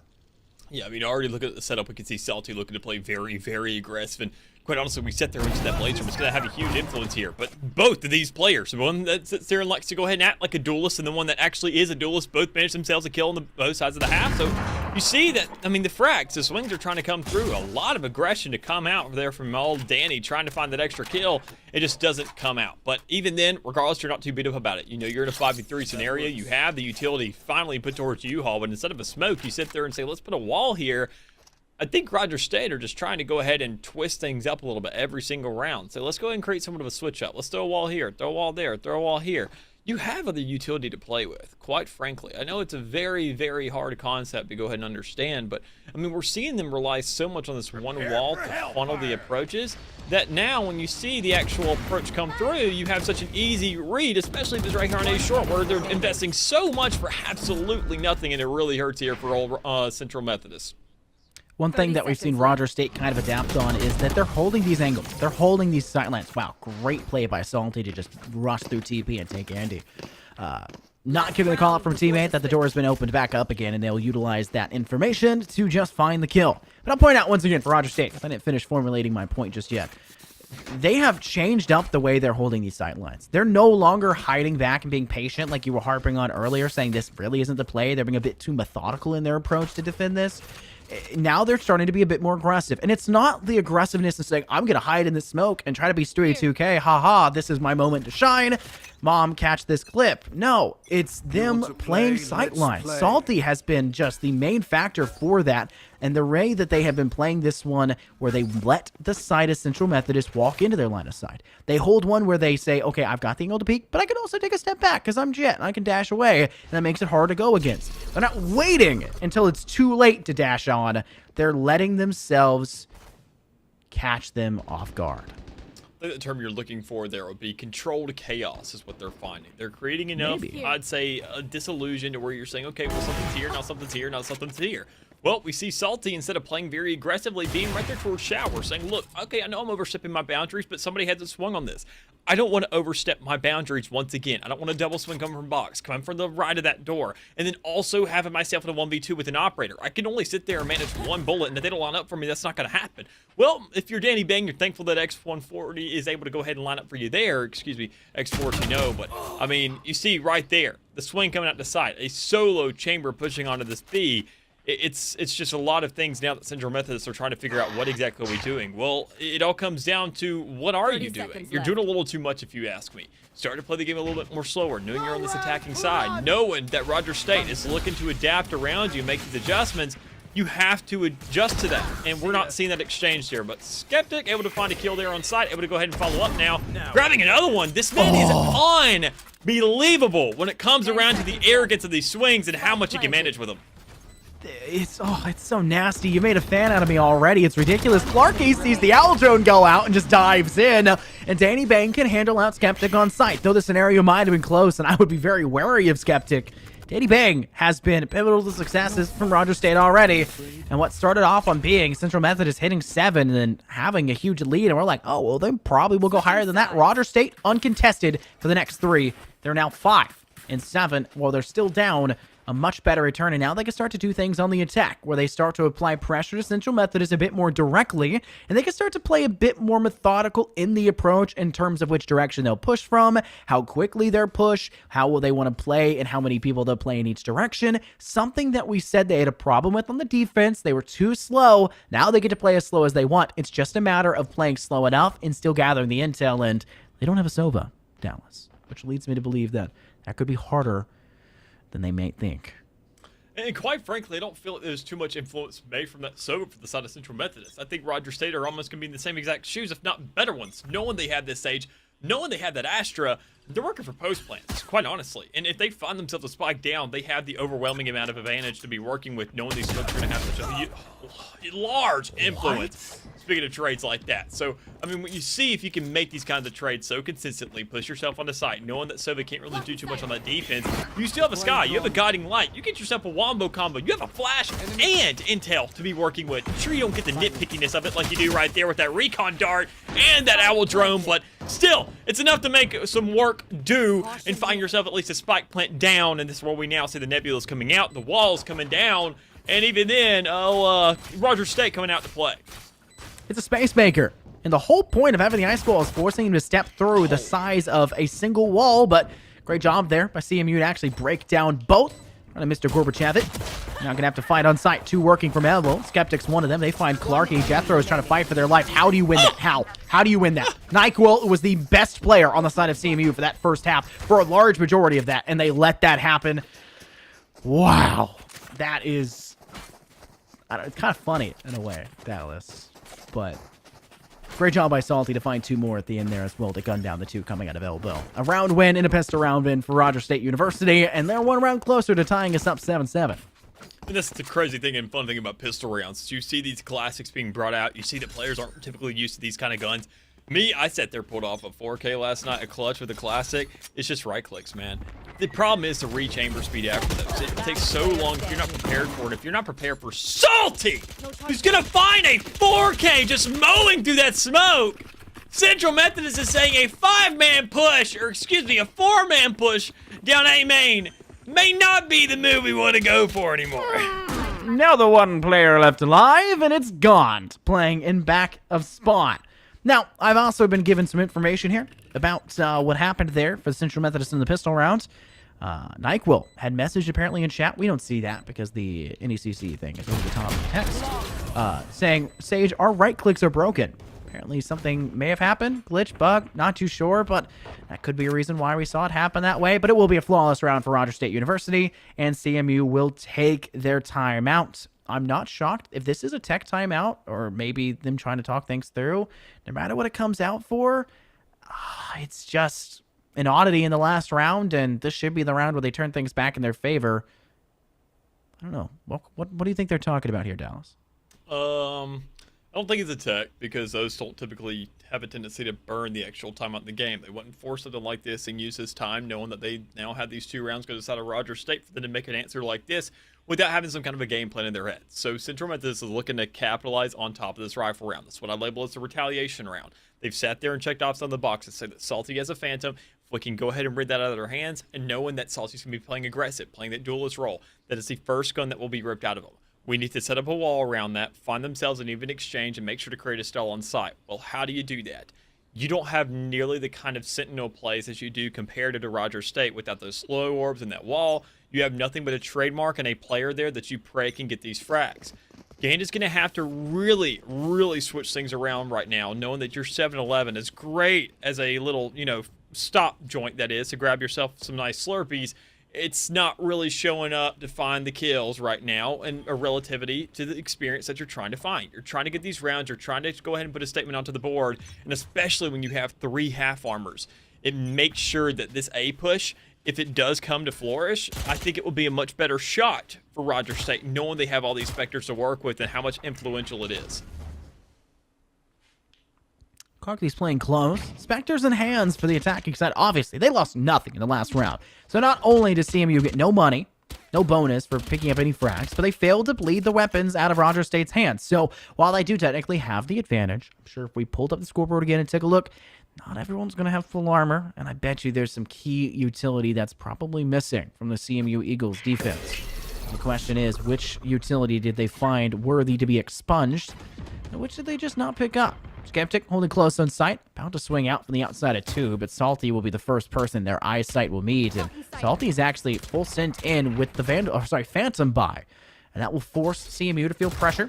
They'll take that step back, put a Sky Smoke down, and try to apply a cushion to keep them at bay for just a little bit longer, but a TP is imminent, and now the quick rush on A site should come through. And that Phantom is the biggest problem against these half shields, because the full shield is exactly what keeps you alive on these one-shot thresholds out of the Phantom.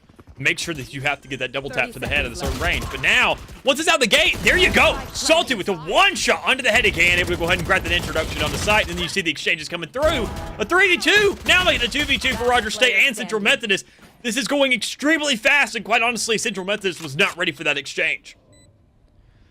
Andy working from back of Metal Tube. This is just a hard place to come through. Thankfully, Danny's already quite low. Papa spotted. How did that shot hit? Andy finds the head of Papa Brown through the wall. Now only one person left standing. They'll send a shock dart over the top, praying that they're behind double crates, but no one's actually there. Andy, not aware that Danny's playing him showers. He can tap this spike and go for the defusal.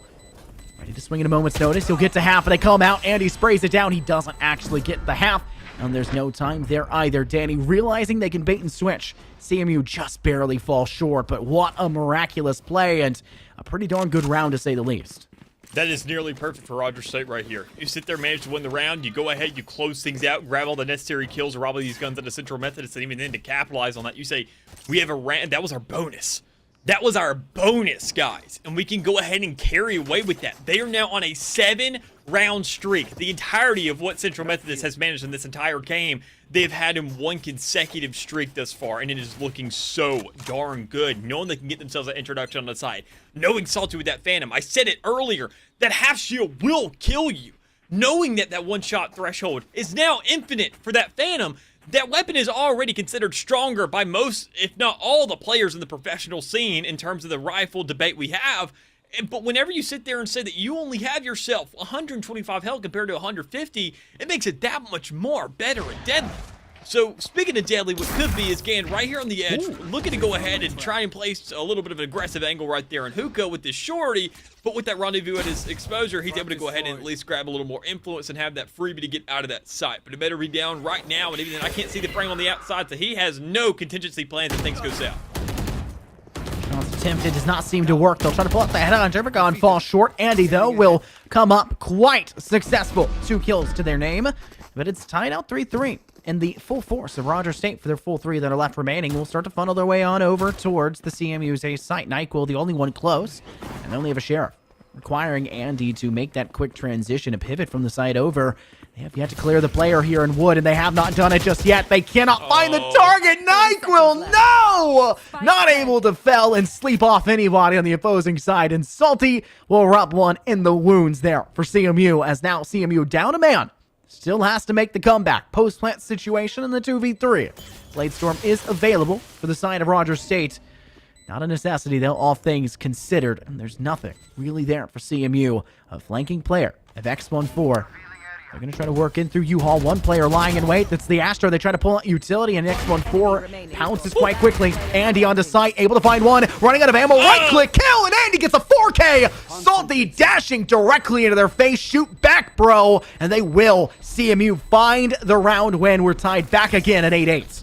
a miraculous round here for Central Methodist, and not really just generally by the plays made from them, just more the mistakes that we saw on the side of Rogers State really going ahead and creating a catalyst there to go ahead and create that round and create that exchange here for old Central Methodist to get back into this game. But as you now see the exchange, you see the money, this is going to be where the game, I feel like, is going to be the most even of what we've seen. Then again, you look at the scoreboard, obviously this is going to speak for itself, but even then, talking money-wise as well, Rogers State, with them having to buy up so many guns in these past couple rounds, and Central Methodist, even though not managing some round wins, they're at least bleeding these weapons out of Rogers State, knowing they're not going to have to go ahead and really sit there and have themselves a gun already to work with, that they only have to spend themselves 1,000. They can spend that 3,900 on every single occasion, and right there you already get yourself a tiny little peek. You have an idea that these players are playing towards A main, and just answers like this, you get a very, very shallow smoke there from Rogers State that is going to say, okay, well, now we're going ahead and blocking off our own introduction into sight. More power to you, but I want to see exactly how this pans out, because I can't say I've seen a smoke on my own team really working out favorably for anyone.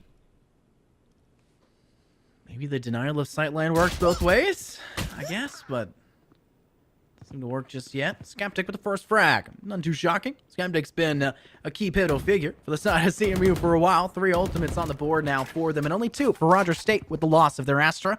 No Cosmic Divide, and you spoke earlier about Astra is a great post-plant player, an agent that is used so heavily in that because of their ultimate and the ability to utilize all of that utility so well, kind of in tandem with the rifles in their hands as well as their teammates.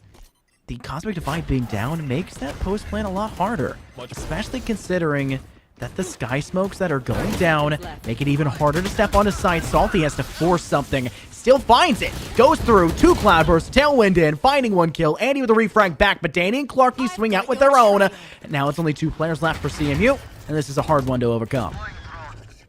A great utilization of the Seekers there. You go ahead and get the intel, so they're both back there towards bomb. One's on Heaven, one's on CT. You get Clarky on the setup, you find that cross, and you sit there and say, last second, a little scan there, buddy. I needed an owl drone to give me that intel a little bit sooner, but you do at least get the read, and you can find at least one of these kills onto Clarky, knowing that he has a lot more influence to push onto the site. Problem is, this has been the last guy standing for the past 3 rounds. Had to clutch in the first one, couldn't manage it, found the kills, but didn't find the round in the defuse. Second time, did find the defuse, able to go ahead and do it. Now, you have yourself 2 players still alive and a defuse that is ticking right in front of your face, and quite honestly, I don't know if you can be making this with the time allocated, with the double swing that's going to be coming right there from U-Haul. You're just not prepared for it, can't find it. But Rogers State, they can't find themselves a 9th onto the board as Andy goes ahead and closes that with 3. Once again, bleeding out these weapons, which is very, very crucial in terms of this game, going ahead and bleeding out the economy for the side of Central Methodist, but it's just not going to be enough, man. They have to go ahead and close these things out. They have to play together. I mean, right there, you didn't wait on the owl drone there from Danny Bank. I mean, if you're sitting there playing inside of Danny's shoes, you're saying, okay, well, what am I doing? I'm holding things out. Clarky's holding right there towards short. Gan just swings on that. Knows the owl drone's coming out. It's peeking that angle. And that's the first target tagged, and you don't wait for something like that. You were completely blindsided coming for a retake, and it's that patience that's just not even present, not even attentive for the side of for Central Methodist on these retakes. One thing I really liked in that round, Gone was holding, or trying to push in through metal, right, Dallas? And we saw the sky there for Rogers State spray early. That's because they saw the barrel of the gun. That alone tells me that the IQ, the game sense there for Rogers State University is there. The simple mistakes we've seen have been just that, simple mistakes. And that's why they let CMU kind of stride ahead. Now they're starting to climb in, they're starting to pull back those mistakes, and they're starting to withdraw the curtain and letting CMU fall victim to the strategies they've been employing. And that's definitely what's happening here. 4 on 3, Cosmic Divide is down, just now dissipating. The Rogers State have the man advantage, and they spread themselves out quite nicely. Salty holding Cubby. They essentially have gone on lockdown entirely, and Papa Brown is just going to spray down 1, spray down 2. Quick, nice shot again, but unfortunately, Papa Brown finds their 3rd, and that is all she wrote. Rogers State now at 10. 2 rounds away from match point, 3 rounds away from victory.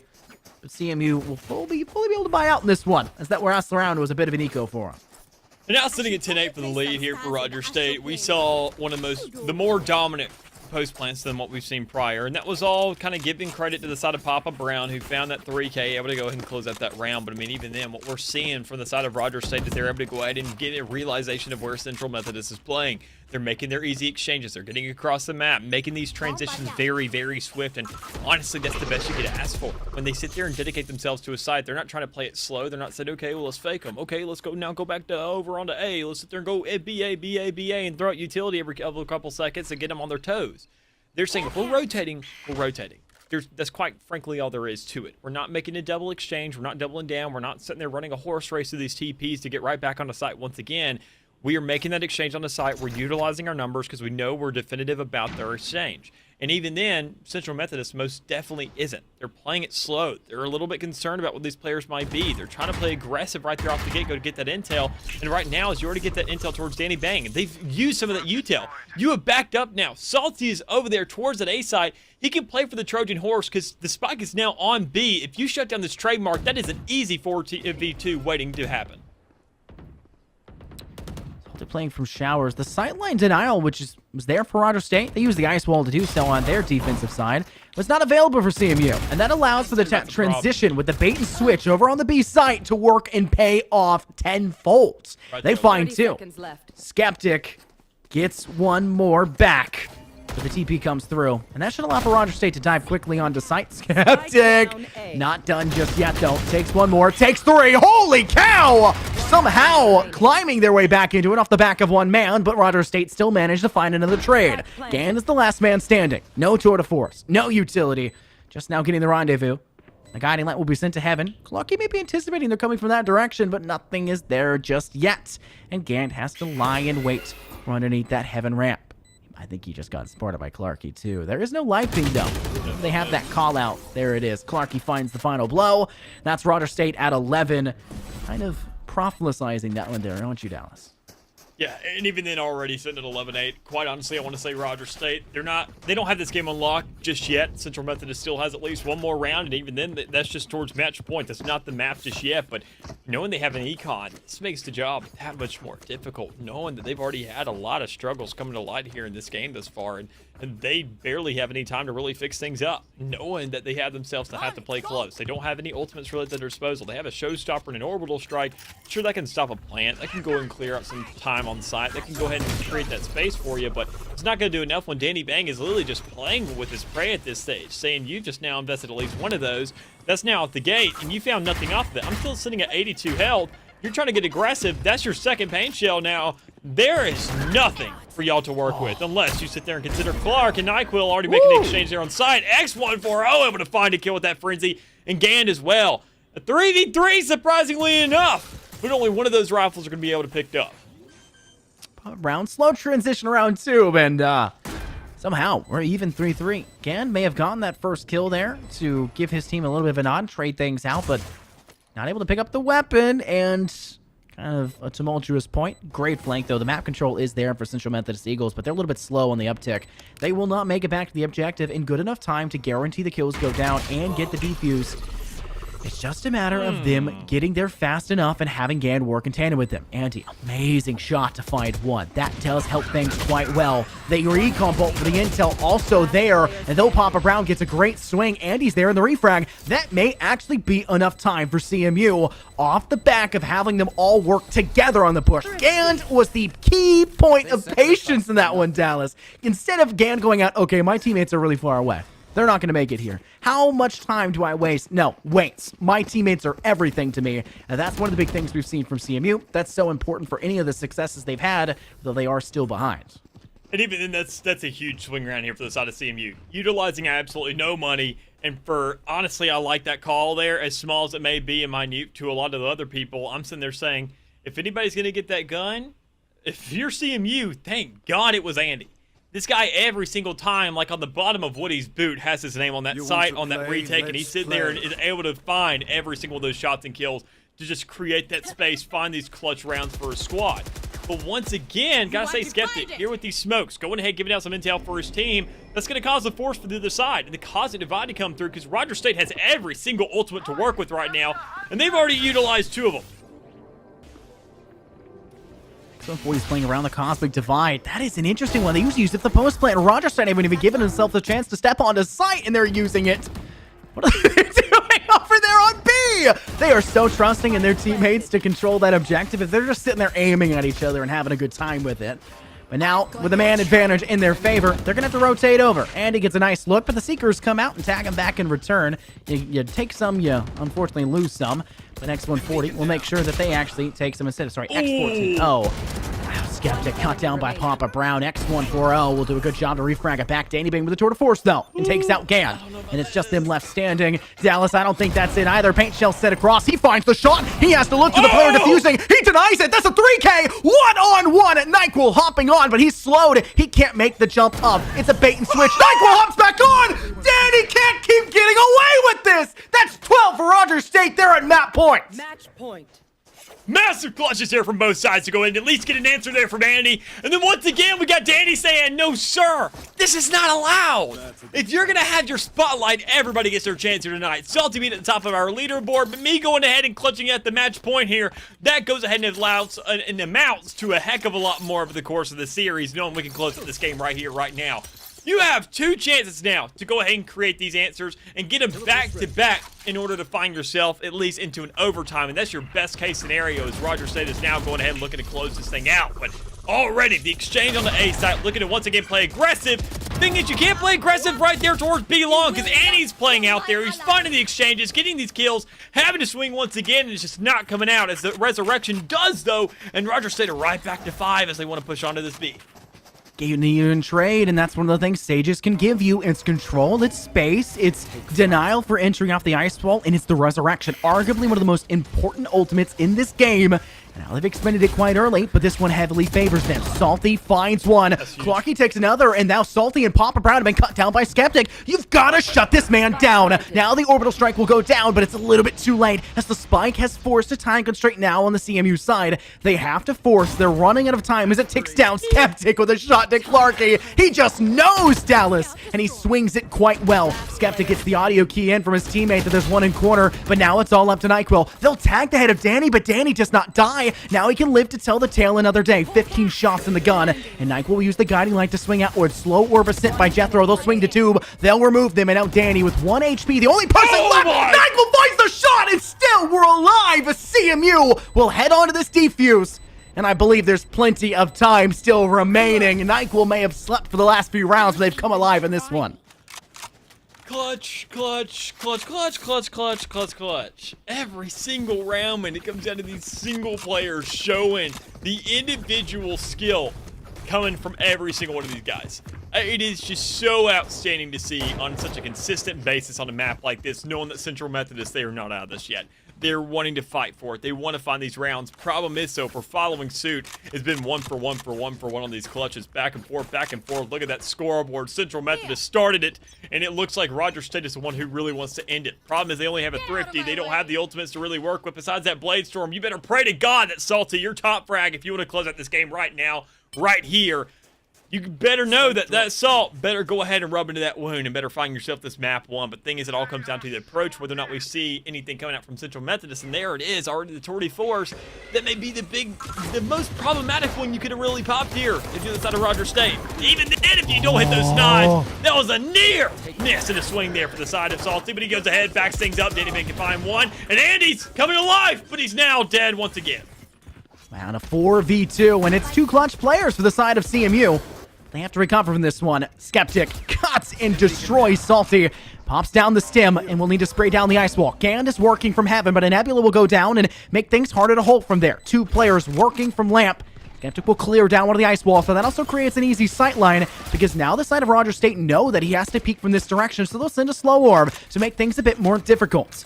He's switching Phantoms. Everyone's going to be ready. Everything will reach its boiling point in this most tumultuous round. Will have to come to its breaking point. Skeptic swings to corner, finds that a Jethro. Gan covers him in the process, flank from behind, and he can't turn in time! Skeptic and Gan in quick succession. Papa Brown with their third, and it's 13-10. Roger State take map 1. Right there, man. I told you it comes down to these clutches on such a consistent basis. Back and forth, back and forth, back and forth. It goes down to Rogers, then it's Central, then it's Rogers, then it's Central. Papa Brown said, look, Mick, I know you were giving me some credit on that first half, but I'm going to go ahead. I'm going to show you why I'm here on this team and why I'm here to play today. And quite frankly, it was when you needed it most. I mean, these clutch scenarios, that 3K during one round, that double there to go ahead. I don't know why they didn't have the double swing or the cross ready to give at least that intel, at least for a split second, because at that stage you're saying, first you're caught off guard. You're saying, oh my God, I'm dead. Then you're saying, oh, where'd it come from? Oh, behind! You're already done. Map's already over. Sorry, buddy. Your calls are completely useless at this stage now. Oh, no. It's not. So, I mean. Would have had that on land. Call it would have been there on land, Dallas. Yeah, it would have. Yeah, for sure. No, that was fast. That was nasty. Papa Brown with spray transfer of a lifetime, and the clutch goes through.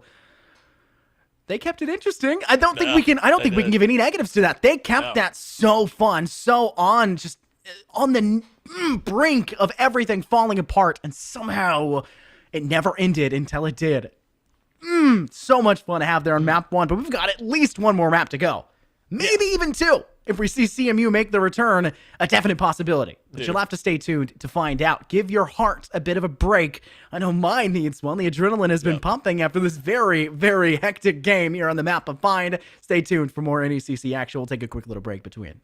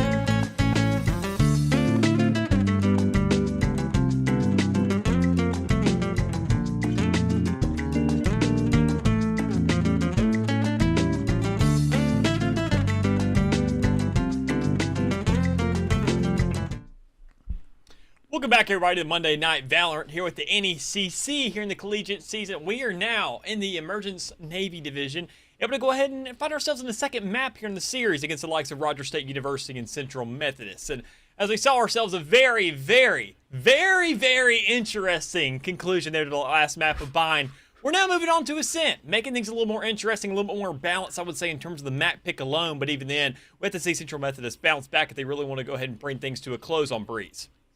Now, I know you want Breeze. I know you do. Yeah, I know. But, is it going to happen? That's a question that I guess CMU have to answer. But if you're a fan out there of Rogers State University, you don't want to see Breeze, right? That's definitely not where you want to go. And the fact of the matter is, this game was close. Yeah. Like, the middle stages was a little back and forth, but there wasn't really anything to keep it that interesting. It was a fairly standard map, and even in some areas was a little lackluster from both sides. But gosh, Dallas, they came alive in the end. Yep. Both sides realized where they were at. One at the absolute peak, about to take the map, and were just absolutely trying to claw their way into that match point and taking it beyond. And then CMU clawing them back down, saying, not ahead of us, no, no, no, and trying to pull them back to their level. Such a back and forth game, but now we have to head to Ascent, a map that is very considered back and forth, because this is a pretty even-sided half. Attack doesn't have a huge advantage, defense doesn't have a huge advantage, but I'll tell you who does get a huge advantage, the team that brings KO over the team that doesn't. And for the looks of things right now, CMU have opted to put Gand on the TO, the KO, and they have not actually picked up a KO on the side of RSU, neither have they teased it. Well, that's because, let me bring some attention to the, who I like to call the beautiful redhead renegade herself, Sky. And honestly, I feel that could definitely be a valid replacement. It all comes down to really comfort picks in this kind of stage. Knowing the equality we see on Ascent, knowing how these teams are really evened out on both sides, and knowing how I want to say balanced the map feels in comparison to a lot of others, with how open the map could be when you sit there and manipulate the middle of it. Honestly, this could be a matchup that I feel like is pretty evened out overall. Problem is that Brimstone versus Astra aspect is really what I'm kind of keeping my eyes on. Knowing Skeptic, being that huge Slayer, able to go ahead and really step up when things matter most on that last map of Bind. Papa Brown doing the same thing, just more towards the end of the game when he really came alive. Up until then, things felt a little lackluster. It all comes down to whether or not that momentum can carry on for Papa Brown and really go ahead and have that same impact early on in this map to give that quick advantage to the side of Rogers State University. But as it stands thus far, Skeptic's been a lot more consistent. And those Brimstone smokes, as questionable as they may have been on that defense, if you can find that same kind of impact towards Heaven, towards these choke points, towards these impact areas of the map, and really sit there and work off of that to grab control of the middle, we could see Central Methodist find themselves a very, very quick lead here. I think another thing to point out here will be on the attack. Typically, the pistol round is kind of reaching that high-end point, the end of all ends, off the back of a stim on a Brimstone on the map of Ascent, especially with the reworks and changes. That stim's nasty. Putting it in the hands of Skeptic, the player that's already nasty, the player that is... it's impossible to say anything but carries the side of CMU in a lot of ways with their quick flicks, trigger discipline, and nasty collapse they try to collect to themselves. Yeah, handing that to them when they can pop off whenever they want to sets themselves up quite nicely. However, Danny's been suppressed. Great use of the KO knife, and that's going to put them in a very rough spot. Danny, however, does hold fast. Uses the shorty their advantage and can now collect the Ghost Crossing. Bit of a scary spot to do so, but there is map control now in favor of Rogers State as they're looking to flank from behind as well. Notice the Astra now for the side of Rogers State. Papa Brown was trying to gain control, but Gand's fragment denies Danny an X140, watches the flank as well and puts things back in control for CMU with Gand alone, finding 3 of those kills. And I'm not shocked to see the result fall for them, especially when you've got the Brim with a stim. Yeah, and even then we saw that KO nade come out. We saw Danny in the back just trying to play a little bit more passive, almost scurrying like a little cockroach from one side to the other, saying, I have nothing but a shorty. I can't really shoot anybody. That was common. Don't you mean? No.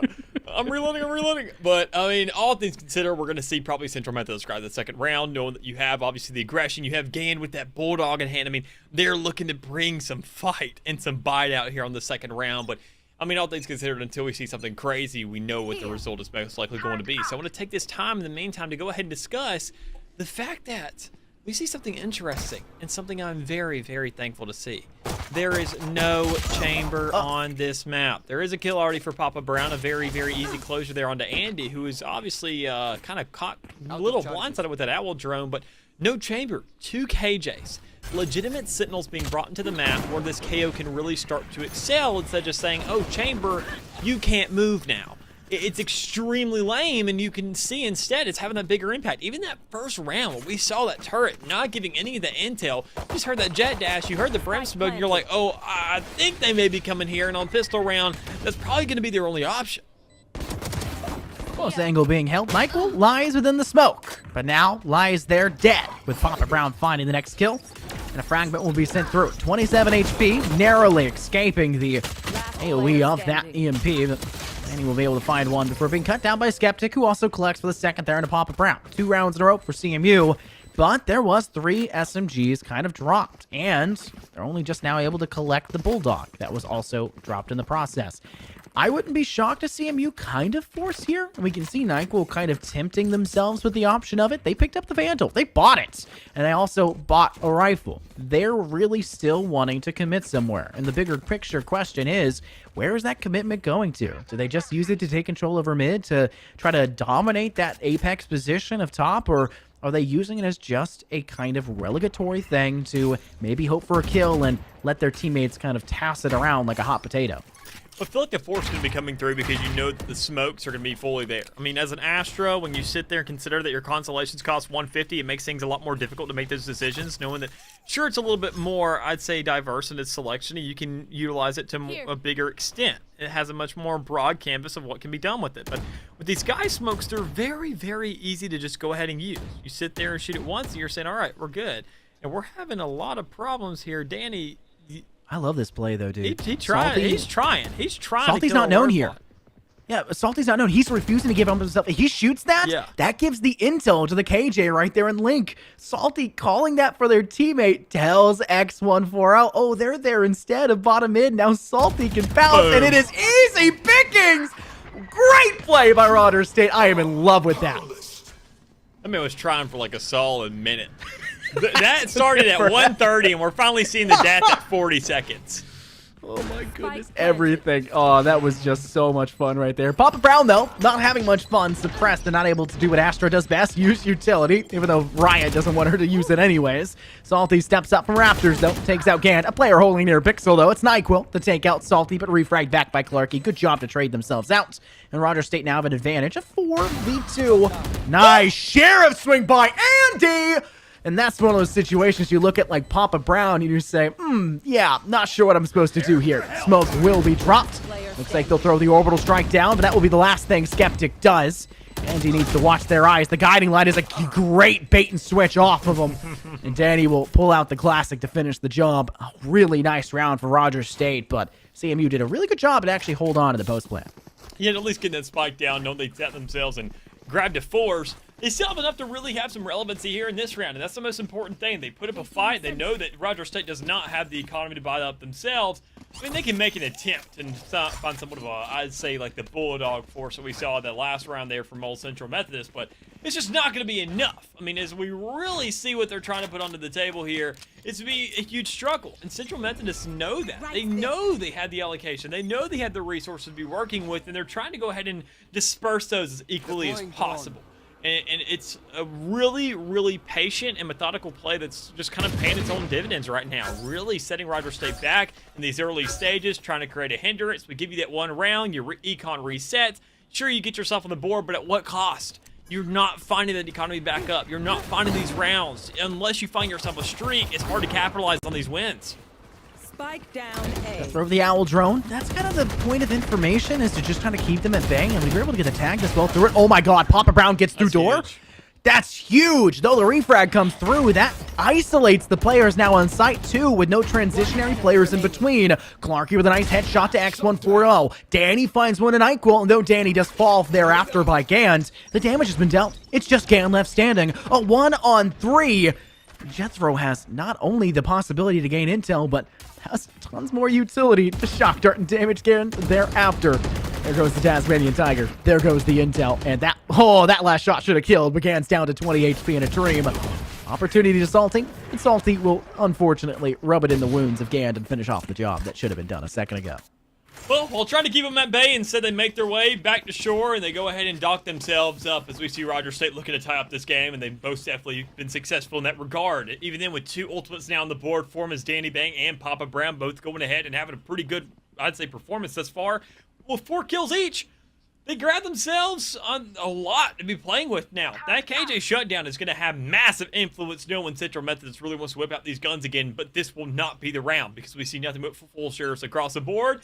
And as impressive as Roger State University was with those Papa Brown grabbing 2 kills with 1, that honestly was a turning tide for that round alone. To say, okay, this is now over 5,000 creds robbed out of their pocket. They're looking to struggle here. They're trying to retaliate, but we're just not going to get them the time of day. Clarky gets her into the Tasmanian Tiger. Everyone for CMU is stacked up there. That guiding light makes massive impact. The knife not being there fast enough, but it also tells them that Clarky is there. And you don't really need it to do that when Nyquil can do the same thing by just telling him where he was killed from. Papa Brown, though, sprays down 2 before dying to Skeptic's hands with the Sheriff.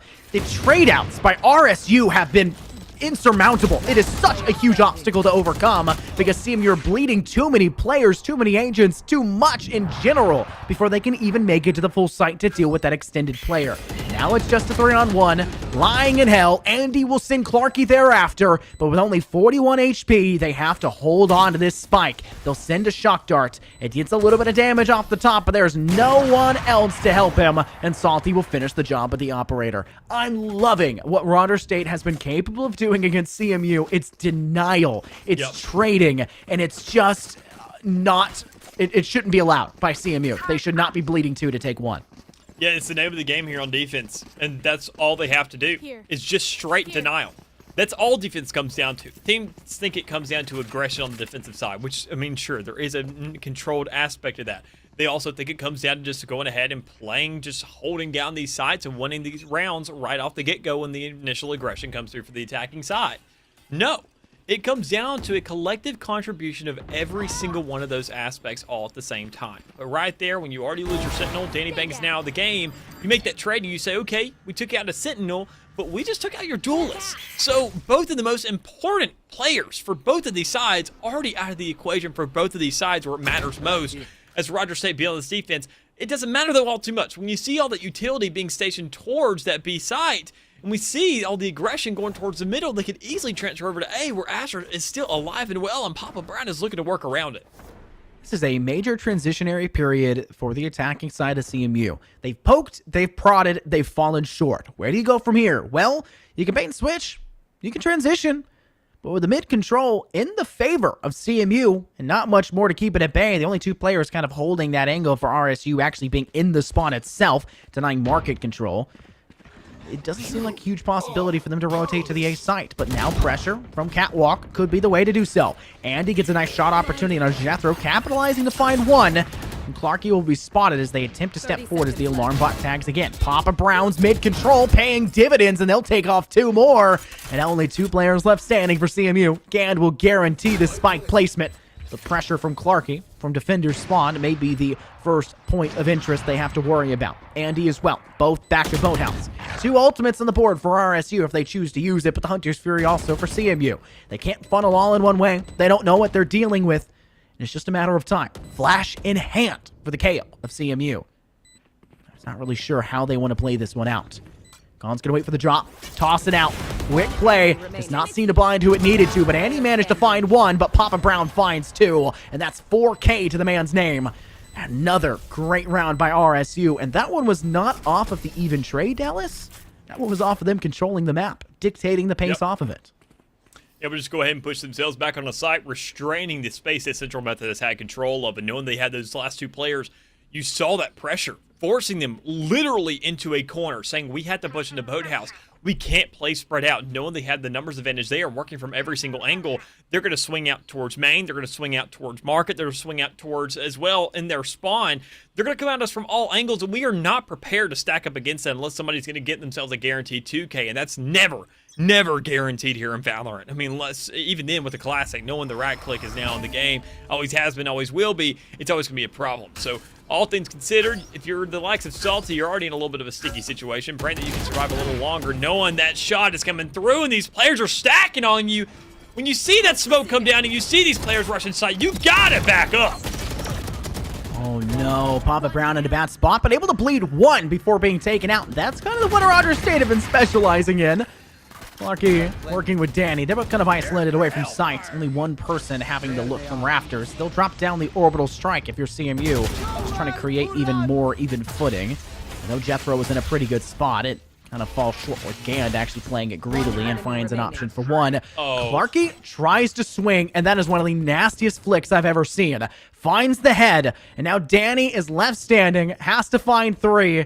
And Gand is not giving them the time of day. Will drop down, now holding Pixel, and does not have the right timing. Danny pulls out the utility of the turret, and Gand pounces.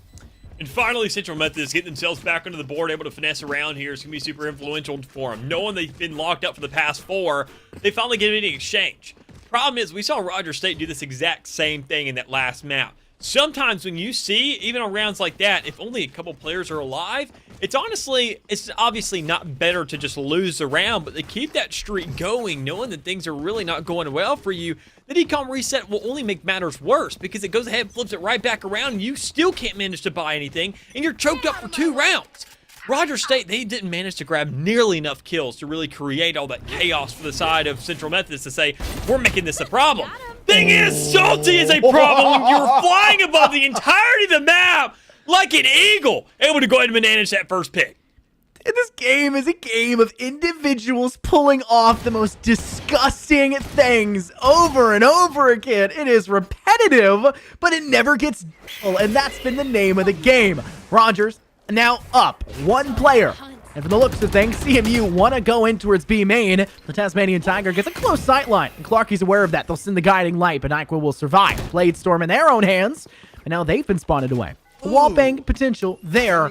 That just slows down that push even further, Dallas, making this one even harder to overcome. Skeptic takes a headshot. What? 50 HP! And Roger State now trying to regain map control. Papa Brown is pursuing attacker spawn. Here's a housewarming gift. Take that bullet with you. Why don't you? Take a little memento with you, why don't you? Don't forget me. It just the damage in these teams was being done. I gotta say, I'm a little questionable about Roger State University and utilizing that much just to get the intel of how many players are right there towards main. You had the guiding light, you used both of those. You used the Trailblazer and an Owl drone. That is a lot, and right now, Central Methodist had to push a little bit quicker, knowing that those 2 guiding lights were gone, but right now, Clarky's saying, look, your right click will do nothing. You can't even grab the plant down, but it will come out. We see so many players of Central Methodist, no Sky on their team. They're all sitting at 58 pitch speed. They're all one-tap, and Danny Big will make the most of that, as Papa Brown will as well. And it comes down to an easy cleanup for CMU to find themselves down another round, and Roger State come out on top, get themselves a 5th onto the board. It's just Roger State's. Ashcon phrased his word vomit earlier when he started fumbling over it. Everything needs to be said at the same exact moment, and everything needs to be done at the same exact moment. And Roger State, it looks like chaos for them, but everyone's working so well together. It almost feels like everyone is an individual ant. They do their own thing, but it's a hive mind, Dallas. Everyone knows what they need to do to have the perfect outcome. And ever since that 3rd round, it has been that hive mind mentality. The only time CMU have found success is in very precarious spots, and it's few and far between. Roger State is specializing in these do-or-die moments. They're thriving in these dangerous situations, and they feel comfortable. And it's such an oddity considering their agent selection is not one that's usual for the map of Ascent, and yet they're eating up CMU as they approach. And even then, you would say with that Sky and that Sova, I mean, you'd sit there and expect they're a little bit more offense coordinated. They're doing all this on the defense, keep in mind.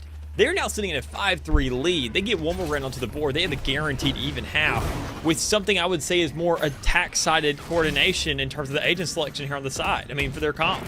And it's looking outstanding thus far. They know they have to play for these retakes. They played aggressive, but Andy with that first pick makes affairs much more difficult for their side. As they can already tell that with the utility coming out, we don't see the same siege mentality once again. We don't see them utilizing every single angle. We don't see a player towards the flank, but we do see some intel coming out. We see some players playing it slow and steady to know that, okay, we can't get overzealous here. There will be players arch, there will be players back gen. The thing is, if you miss those shots and you miss an opportunity with the operator, it makes your job a heck of a lot harder.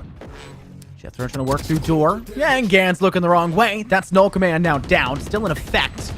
Eventually, he'll need to be stabilized, and doesn't look like the space to do so will be given. He'll fall. Now Jethro Gets one. Yeah. Skeptic, though, with a molly. Just find Danny. This doesn't seem like a likely chance for Roger State. Great shock dart. Creates a little bit of space. They're going to go ahead and step back, though. They know it's not going to happen. Save those rifles for another day. But CMU collect around, and that is a big thing. Despite what we've been seeing from Roger State, despite us saying that they are really striding ahead and they are, like, eating up in this game, how are we only one round between these two teams? How are we at a point where it is 5-4, and we've really only been able to talk about Roger State? That's how important those pistol rounds are. Just because CMU took that, they're this close. Yeah, I mean, looking at the struggle overall from the side of Central Methodist, they're still managing these rounds, so you can't count them out just yet. But even then, Roger State able to manage that chaos. We sat there and saw it once again. They provided, they just didn't do it quick enough. They seemed a little bit lackluster. They didn't have the setup or the players towards door to really create that chaos, create that open window, create that attention somewhere else. But I mean, looking at what they've done. Even right there, we saw Andy playing towards arches, and I said it right there under my breath because I always sit there and get a little overexcited when I'm watching Valorant, is he had no idea where to shoot. He was looking up in heaven saying, oh, there's a turret, there's a player, oh, now they're gone. Oh, there's another player, oh, now they're gone. Well, oh, there's another player, and he's out of the game. It's picks like those. You have to be fast. You have to go ahead and be very decisive and make sure these decisions have the most out of them. In a 5v3 scenario, Central Methodist is very definitive about where they want to push. They said both those frags went towards the A side. This Joker is wide open for us. Completely free. Let's take it right now. Smoke's down. Can's going to clear out corner close. Good job by CMU to watch their angles. They know where they got acted on against last time. They're realizing the shortcomings they had, and that was one thing we saw them start to key on once again on map 1. We saw Roger State did a good job of keying back on those mistakes and tuning them in, and CMU are now trying to replicate the same success that was had in their direction. But now the post plant's there. I don't know, dude. That alarm bot wasn't planted with him anywhere nearby, and yet he still looked at it like he knew it was there. Danny's he's a knower, dude. Like, don't question it, bro. He's a knower. Turret cleared. Danny still a knower. Removes the turret from that corner. Yeah, Roger State with only 3 players left standing. Jethro will tap the diffuser. Now only 2 left standing. Danny falling. Didn't know enough as the operator NyQuil's hands finds impact in. I really hate this post plan. I hate it. Yeah. CMU sent everyone towards A man. Sent everyone into A lobby. That means 3 out of your 5 players truly didn't do anything. They sat there and just hung out with you and had a pizza party. And I know the pizza's over in Market right across in Cubby, but they just hung out there. Only truly 2 players can swing that arch's door and actually have a good enough angle to find impact. The rest are just kind of there to soak up bullets, which is useful. But why are you sending all 5 there? It's weird to me. I feel like they already had a definitive round win, so I mean, in rear view, it doesn't matter too much. But I mean, you know how many times Roger State made a comeback last map? There is no such thing as a definitive round win in this matchup so far.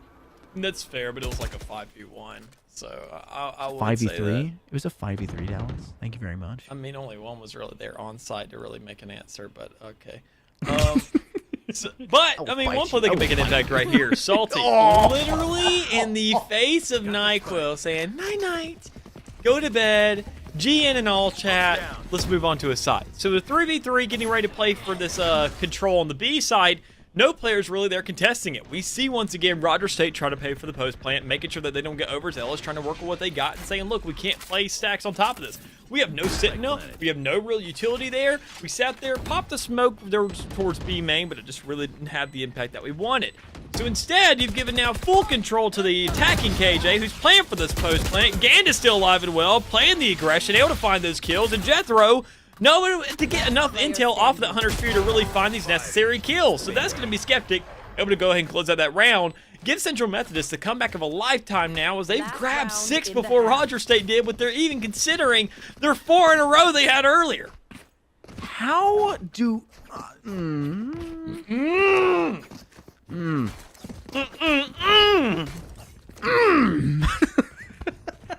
We are such a devolved caster group right here. Like we at some points we just like it's de-evolution where we go from casting cohesively to devolved. Okay.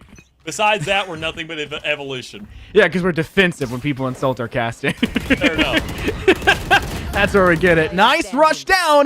Not really. CMU absolutely obliterating the side of Roger State, who go for the rundown. They tried that last map as well. I think CMU may have been the team who did it, if I remember correctly. And it leaves just one, Papa Brown, and the 1-on-4. he has the Cosmic Divide here, Dallas. The possibilities are endless. Pull out the Play-Doh Spectre, and unfortunately, they'll have to craft their way into the next one. Skeptic flanks from Glass, finds the kill, and what started off as Roger State systematically dismantling everything CMU brought to the table, somehow, they went up 7-5 at half. Yep, 4 rounds in a row there for Rogers State. We sat there, gave them so much compliments, but then they said, no, we like to stay humble, so let's go ahead and give over the likes of a couple more rounds and give Central Methodist the lead here for the second half going into it. But as I mentioned prior, Rogers State University does have the more attacking-sided composition. So to go ahead and manage 5 at least, all things considered, if we can go ahead and ignore those 4 rounds and say that they were all scattered a little bit more, so we could say that this is probably the way we pan things out to be, and this is the best-case scenario they could have asked for, all things considered. Knowing those last 4 rounds on the side of Central Methodist, they looked a heck of a lot better. But this twist-up is where things really start to have that impact. KO and Sova, they're going to make these early investments on the side. But the best part about it is Central Methodist knows they have to have the intel on both sides of the field. They don't over-allocate. They don't put one towards middle, one towards B, or one towards middle and A. They sit there and say A, B, right down the middle, have your jet, have that middle control. Well, you lost it. That's a big problem. But even then, the ideology is there, and the execution just not really there to follow up. I'm liking what I'm seeing right now from Roger State. They're kind of poking B, but they're not actually pushing B just yet. And that's because they're waiting for the perfect moment. Jethro is coordinating with their team right now. This is communication. Thanks in the background. They'll send it up into the tree, the recon bolt, looking to attack 2. And if they don't find anything off that, which they eventually will, that tells them they're hiding in only 2 or 3 key locations. Back at Boathouse, back behind the Radionet crates, or back on stairs. Unfortunately, Roger State bleed a lot off the utility expenditure of CMU. That's a Nanoswarm kill and 2 Shock Dart kills there from Andy. And they'll let Skeptic finish the job. What is going on? Roger State peed up so much, and it all just lost it, fickled away, and Central just take it. Keep in mind, that was 2 kills for 100 creds each. That's just great value. That looks really darn good, all things considered, knowing that first round, and that's the best part about having a Sova, is how much free damage you can get off. Get about 3 classic shots off of just 100 credits. And even then, if you have teams, you're really just getting that contested, that clustered on that first round, what you typically see, you get that much more value out of it. So, good utilization of that. Problem is, can we see the answer? Can we see the follow-up? Because Central Methodist really adding insult to injury right now, saying, okay, we get ourselves the lead, now we get ourselves the pistol, and we get a force 2, really putting Rogers State University in a situation to say, good God, what do we do at this stage? Well, you got to get aggressive once again, but that's just a big problem when you're all salty and can't find the kill. You're trying to swing out to go ahead and kill Gan, but he just ran back to the rest of his teammates' safe little arms to get cradled up and go ahead and have those trades. I almost feel like the mental of Roger State is no longer in this map. I'm completely with you, quite honestly. I don't like saying that. I really don't. That's, to me, I feel like that could be considered something kind of harsh. But it really does feel like Roger State have lost that oomph that they had on the map of Bind. I think a lot of that's because they had this big lead, and yet they never could really make the lead substantial. CMU was just keeping close, and right now they've strode ahead, and they're keeping it. Andy with a nice shot to Jethro. Their KO will find themselves another. Gan has been quite successful. That's a Marshall kill to their name, and now just Clark who left standing, and Andy will do it with a classic. Roger State, gotta wake up. Timeout, please. That's your best way into this. Stop the momentum, CMU, even if it's just for 60 seconds. Yeah, I mean, looking at what they have to provide thus far, I mean, Rogers State, they're just kind of getting dissected. This is the retaliation round. They have to make an absolute impact here. If they don't make a stand right here, right now, I'm not going to say this game's scrapped, but it's pretty darn near close to it. I want to say that's the nail in the coffin. They have one more little whack of the hammer before they really seal this thing shut to go into this map 3. But as everything stands, we have to see the setup. I have to see something insane here from Rogers State. I have to see a setup. I have to see a default. I have to see some kind of coordination that just convinces us that they are right back in this game, that it's enough to add some kind of a mix-up to the side of Central Methodist where even rifles in hand, they're still going to be more in their mental aspect of the game to say, what did they just do there, and how do we go ahead and make an answer for it? So the 3-2 split is going to be where it all starts. You see the 2 players making the move towards A site, and you see that first kill from Salty going ahead picking off Gan. I want to say this is one of the biggest impact players for the side of Central Methodist besides the likes of Andy with that Sova making all these humongous plays thus far. If you take him down, and Skeptic as well towards the back, I mean, honestly, he's under the radar, and it's the best thing. But it all comes down to the setup. Whether or not you can capitalize on this. If you can find these kills on site, we see them playing it slow, going ahead and baiting things out, and right there, it sits there and creates that pressure creates these players to swing out towards middle and say, where are they playing? We can go ahead and wrap around now. No, you can't. Central Methodist cannot make these decisions once more on this next round after this comes to a conclusion. Otherwise, they will find themselves once again into a tie game. And map 3 is a good possibility with the pacing of this. With CMU trying to hold on. More like Skeptic trying to hold on. But Danny has a great job of swinging around the corner. And it does feel like the beginning stages, despite there being a couple picks, was really slow by Rogers State. Almost like they were talking things through, saying, don't let these other rounds get to us. Try to keep things under the belt, locked in and under control. And for right now, it's working. They've got 5 players still alive, and they've now forced the last 30 seconds on the clock. Dallas, I think this is one of those moments where we start to see Rogers State swing things back in their favor. I still think there's the possibility to make mistakes, but Salty will ensure that there's not. Lines both Andy and X14-0 up, and we'll send them out. Now 6-9 our score line. CMU may be up by 3 rounds, but there's still the chance for Rogers State to come back. We saw how close map 1 was, still the guarantor. The map 2 will be just the same, with an operator in the hands of NyQuil. And plenty of rifles across the board for CMU. Despite the loss, they still feel confident. Yeah, they most definitely do. And even around like that, when they sit there and see that, okay, we still have full rifles at our disposal, a flawless round is the best way to get yourself right back into the game, quite frankly. You know, you have all your weapons that Central Methodist did not bite at the bait whatsoever. It all comes down to things like this. So when you find that first frag, that NyQuil knew Salty was going to peek that, he said, okay, let me go ahead, instead of matching your firepower, let me double down on it. Find a long-range engagement, and win that joker out as Rogers State get one more soul robbed away from their disposal as well to be playing with, and they now sit in a 3v4. This game got a lot more interesting for the side of Central Methodist. Papa Brown cuts down Gans.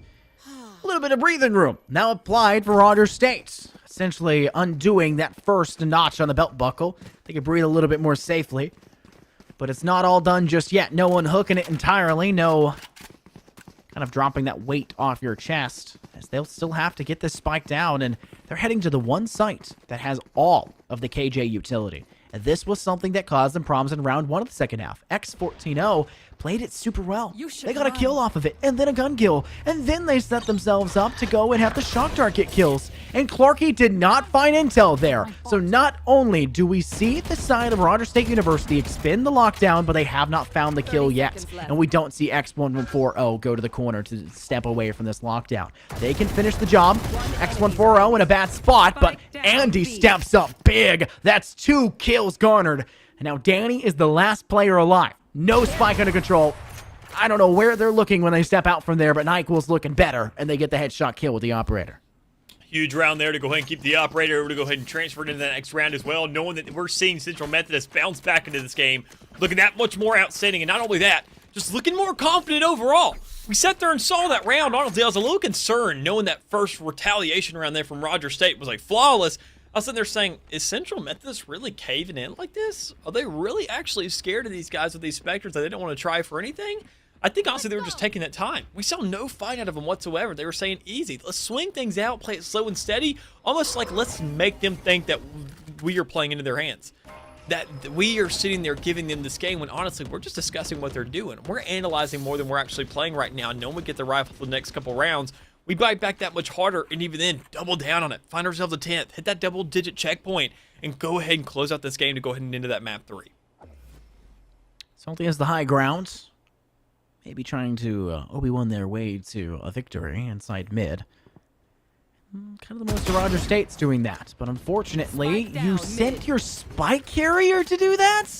You sent your spike carrier to poke towards Puppy, and they pay the price. They drop it. Now they've dropped Jethro and Danny, as CMU have picked them apart quite swiftly. Just Salty to put their name on the kill feed positively. He'll take out Gam. The KO not there, but Andy's got the Odin, and looks like they're about to strike quickly. Salty's ready to swing in a moment, now holding on top of Pizza. Salty gets a quick flick over to look, almost looks back, but has to dash away. Andy not finding the kill, and forcing Clarky to use that regrowth to full effect to put them back into full shape. That's also a visual cue there for Andy. He's going to go for the swing. Salty finds the kill. Oh no, a missed opportunity by NyQuil, but it doesn't seem to be a big deal. As Clarky still fights. What? Oh no, you did not just Clarky. Now climbing this one back from the clutches of defeat. They'll send the Seekers. Honestly, I would just act off of that one here for the last 15 seconds. You know they're coming from this angle. There's still 2 different directions they can approach from. Market and defensive spawn. Clarky needs to first look towards market, ready for any possible drop. There's the audio cue for it, out of ammo. Needed to reload, and Skeptic is unfazed by what Roger State just tried to pull off. They'll go back, pick up the operator with plenty of time, and defuse to send them at 11, 2 rounds away from sending us out of this map. Imagine in a game like Valorant where you have the intel, you have the positioning, you have the setup, you have the ideas in place to be just literally lay it all out in front of you. The one thing you didn't prepare is your bullets and your magazine? That is a stinger if I'd ever seen one, no pun intended, because of how quickly that gun runs out of bullets. But, I mean, all things considered, looking at Central Methodist, I don't want to say that's the end of the game, but they're looking pretty darn close to it. No, they've now diminished Roger State University. They're now taking the time out. They're saying, we have this game under wraps. Somebody go take a pee. Why not? You go ahead and get refreshed and get ready for this map 3, because Central Methods are looking to go ahead and put things down right here, right now, make a statement as much as they make themselves a closure on this map. And it's looking so darn good when you consider the 3 ultimates at their disposal. You have yourself a jet. You can go ahead and buy for another teammate. Make that answer here in this round, and even then, go ahead and save up for that round 12 just in case things do go south, because a Bladestorm isn't really a clutch thing, I would say. It's more of just utilizing something to find yourself some kills so you know you can say, I got mine, and that's all that matters. But the orbital strike, denial there of a site plant, you can't push A off this. I mean, orbital strikes are so much more influential there because of how closed off it is, how easy it is to wrap around, how the trade outs that can come through when you're forcing people off site, and that Hunter's Fury also lines things up there towards B main. I mean, you can find yourself the easy kills right off the get-go, or you can go ahead, find yourself on A, play that off of B, and have the range to go ahead and hit off arches. It is outstanding, the kind of outplay maneuverability they have right now in CMU that they could work with. That is that they had the ideas there, and I think, quite honestly, that's what they were using it for. We have 3 ultimates. We have all the time in the world. We have ourselves a 5-round lead. We just have to sit there, calm down, and figure out how to close this thing out. I think calm is the best way to go about it. Roger State's, I think they've just kind of lost the momentum. I feel like the life is not there. And from what few glimpses we've seen of them having success, it's really off the back of a cheeky play, and then there's not a really deep follow-through. First frag already for CMU, and when you guess it, it's NyQuil with the operator. Salty, I swear to God. Well, Skeptic peeks it, but that actually comes out on top for Roger State University. Salty's going to swing out, and wow, NyQuil misses the operator shot, but thankfully Gand is there instead to find the kill. Danny will stand at the max range. I swear. They need to swing that. They say, operator where? Is he over there? What are you that is doing? also the coolest operator skin I've ever seen. I have not seen that before. You haven't seen No, the infantry? that is gorgeous. Yeah, they released an infantry bundle. I think it was an Ares, it was a Ghost, it was a Guardian, and then it was an Operator. Where do I need to apply to put my $90 to buy those gifts? You're gonna have to talk to Rod about that because I give him 120 for Glitch Pop to come back. Oh my goodness. Okay, Gans plays it right. Clarky just walks into it. The fragment gets the kill. Jethro does manage to find some semblance of success, but can't find the spray to lock down NyQuil. Now Danny's on site, 33 HP in a dream, but Andy and X14-0 finish things off strong. It's match points here on map 2 for CMU. They've had a miraculous game, and I'm just going to say it. Roger State has not felt alive for quite a while now. I think they're waiting for map 3. It's going to breeze. I completely agree. I mean, just that round alone just had me just kind of a little bit questionable of what Roger State's trying to pull off here, because I think also during that timeout, the timeout is just beneficial for one side or the other. If anything, that timeout gave more space for Roger State to figure out what to do rather than Central Methodist. They didn't change up too much. As anything, Roger State said, okay, what do we do here, guys? Okay, so we all sit there and peek one by one right on the catwalk and let NyQuil kill us, right? And then listen to this next part. What if we push site with way less people and make our job that much harder? It sounds like a good idea, right? I hear you considering it. It seems like a good idea, right? You can hear the gears in my head churning, but that's because they don't usually think that much. So maybe it's a curveball, but if anything, it was more of a death note for the side of Roger State in that last round. And Quite honestly, they're trying to back things up. They're trying to manage something right here, and the Cosmic Divide could actually create a perfect opportunity for. I don't know what's going on. Spike down A. I love moments like that. I cannot believe that. They are inches from each other, jet on jet. Somehow, you find Salty getting away with it. They'll find another opportunity. Skeptic with a shot onto one. Gant with another.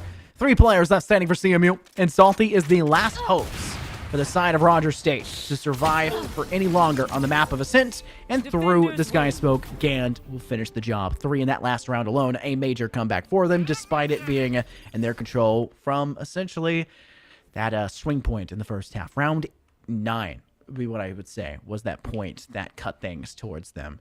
I felt like the flame fizzled out. That's what it comes down to. And they played amazing on the map of Vines. I just feel like they lost that drive. They have to pick it up on Breeze because they are, in a lot of ways, the better team. Yeah. Not every way, obviously. This would not be this way if that was the case, but they've got to put that back into it. The heart's got to be there. I'm not feeling that pump. I'm not getting that, oh, every round's so close. CMU it was, Ascent was theirs. Label it. Put a labeling machine on it. Like, that's theirs. Dude, you know I'm smirking. You know I'm smirking. You sit there and mention flames. Crazy enough, what puts out flames? Water. And where are we going? We're going to Breeze, baby. We're moving on to map 3. We find ourselves a complete series on our hands, even in default, the last one, which went to a map 3 after what? I'll say 3 quintillion overtimes that we saw. Yeah. We don't see Every map nearly OC. as much this time, but we do see ourselves going to Breeze, and I want this one to go to overtime. I want 3 quintillion overtimes on this map alone because I cannot get enough of it. But all things considered, before we even go there, we got to see if Rogers State can get themselves a little bit of a break, figure out what exactly is going on, get the gears turning once more, as me and Scott discussed in that last round, and then carry it over onto Breeze, because we're going to be moving out, we're going to be throwing things to a quick little break, and we'll be right here back with this series. So we'll catch you in a second.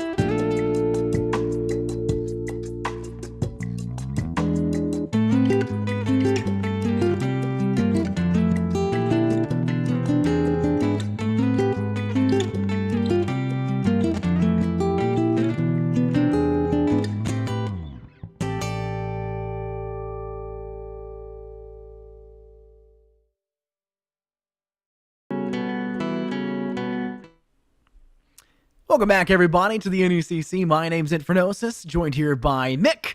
Just to remind everybody, it's still going on. Map 1 falls, Map 2 falls, not the same direction, and now we're guaranteed to go to Map 3 in Dallas. What map is that? We're going to Breeze. We're going to Breeze. It's funny enough, I hate the beach. I actually hate the beach. I cannot stand going to the beach, but golly, we have if I great don't love this beaches map. down in Alabama. How do you hate the beach? Because I'm not from Alabama. So I it's guess like, that's I'm true, not in the but- same shoes as y'all are. I'm from Georgia. I lived I want to say 2 hours away from the beach growing up, and I was always more of a lake guy because it's much more get relaxed that. feel. You know, you get the boats out there. You're not worried about sharks. There's not sand to worry about, and salt water. It's all sticky and such. It's just chill. Yeah, you know, speaking of sticky, there's definitely been some sticky situations Yeah, there definitely is. on these maps so far. Map 1 came down to the wire, an extremely close affair, might I add, as we had to just narrowly miss the chance of that OT, but Rogers State did a really good job of finishing that one out. However, Rogers State's gaslight blown out on the map of Ascent. They just didn't seem like the same team. They didn't. And Rogers State is a team that can't be allowed to happen. They're good. We've seen some really nice stuff from them. I do not want to be negative about them whatsoever because they are good. It just felt like they lost that oomph, lost that gusto that was behind it. And I'm hoping that with them all auto-locking in their people, all 5 of them done and dusted, it's the Jet, Sky, Viper, Sova, and Chamber. I'm hoping that means they have the confidence after that little break to take on CMU here on the map of Breeze. And even then, we're still waiting on a pick to come out from CMU for a full composition thus far because these hovers are obviously not going to imply exactly what they pick. If they do as, exciting and as great as I would love to do that and have this exact lineup on our hands, that just isn't going to be the case. We already see some switch-ups coming through. Skeptic now making a switch-up. We've seen him on the Brimstone for the past 2 maps, but now we see CMU being a little bit more hesitant on this map thus far. At least already looking at them and seeing what they have to provide, they don't seem to be quite sure themselves. I mean, even then, we sit there and talk about agent selection, how much of an impact it has. We're seeing Neon, baby! No! Let's go! No! Breeze and Neon? Bro, Who's I gonna am talk about this ecstatic. for months? He won't shut up about this for months! I'm gonna be playing a game with him completely disconnected from Valorant, and he's just gonna... Remember X14? Hey, remember that X14? Do you remember Victor, who played it on Haven literally yesterday? I got every single one of these collegiate tier 2, tier 1. It doesn't matter. I got every Neon play logged in the old noggin. Carol, our game manager, I want you to note this down. She's the Chief. lead of the game managers. Like, that is our boss's bosses. And they I'm said... the boss of Neon, and I'm telling her she's not a bad agent. I really can't believe she said that, actually. That she said Neon was a bad agent. Now, Neon's niche, but she's not bad. You know who is bad? Phoenix. That's true. Neon is Yeah, nowhere exactly. close There's to a bad Phoenix. agent. Like, come on. After the nerfs, there's a bad agent. There you go. That is true. We finally don't see the Astro, though. Finally are getting away from that. But we have to step into a whole nother bad situation. I'm just kidding. I also like the idea of Neon. I just don't know any of the callouts for their abilities. I'll be brutally honest with you. Oh, okay. Well, I respect the honesty. Got to say that. But even then, I also respect the plays already off the get-go. NyQuil able to go ahead and find a massive pick right there to Tube. Go ahead and manage at least one right behind the head of Danny Bang, who Lily was just sweeping by and said, oh my goodness gracious, there's a player there and I didn't have an answer for it. But you do find an answer to Papa Brand, able to go ahead and manage that kill with the Frenzy onto X10 or 140, and even then carry through. So now a 4v4 situation, and CMU is not quite sure where they want to take this spike just yet, but it looks like it's leaning more towards the B side of the map. So the Neon did not work out in round 1. There's still at least 13 more rounds to go, though. So we'll have to see. Recon Bolt, this is gorgeous. Thanks for the follow-up. The action's going down. Toxic screen to separate sight lines. Andy almost walking into Papa Brown, but Papa Brown can dive out at a single notice. Finds one with the Frenzy, but a nice running and gunning from Gand. gets the refrag back. Now over in tube and center, NyQuil is maintaining control of the situation, tags Danny in return. Now the flank is there. Roger State basically have to sprint this position as they have to fight back 3 players, and one of them has their rear on lockdown. Clarky in back at B side eats a shock dart, but now has the sightline to Andy's head, clicks it quite effectively, and now NyQuil has to fight against Salty. Salty loses it. Salty can apply pressure or Clarky hops on the defuse. Nice opportunity for the double right click. Gan gets it, looks for the secondary one, but can't find the shot opportunity, and now Clarky did not find the mid, but still plenty of time for this defuse, and goodness gracious, finally Roger State look alive again, and it's the pistol round for them.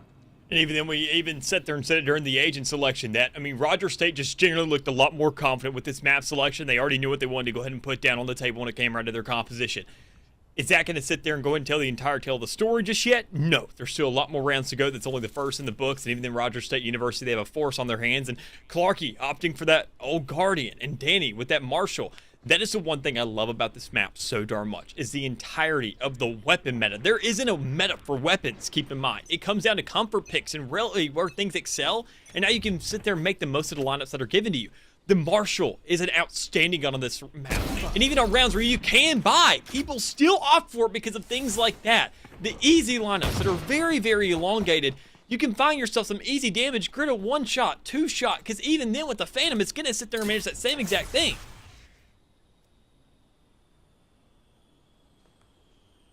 Clocky's holding over towards Tons, but I'll be honest with you, Dallas. I like the idea that CB are employing here. Very slow. Looks like the fast lane will be brought forward by X14L. They'll also employ high gear to try and facilitate some aggression over on the A side, but I can't get through, and Salty does a great job of cutting them down. No chance to use that relay bolt. I googled it, so I know all the names now. I know you did.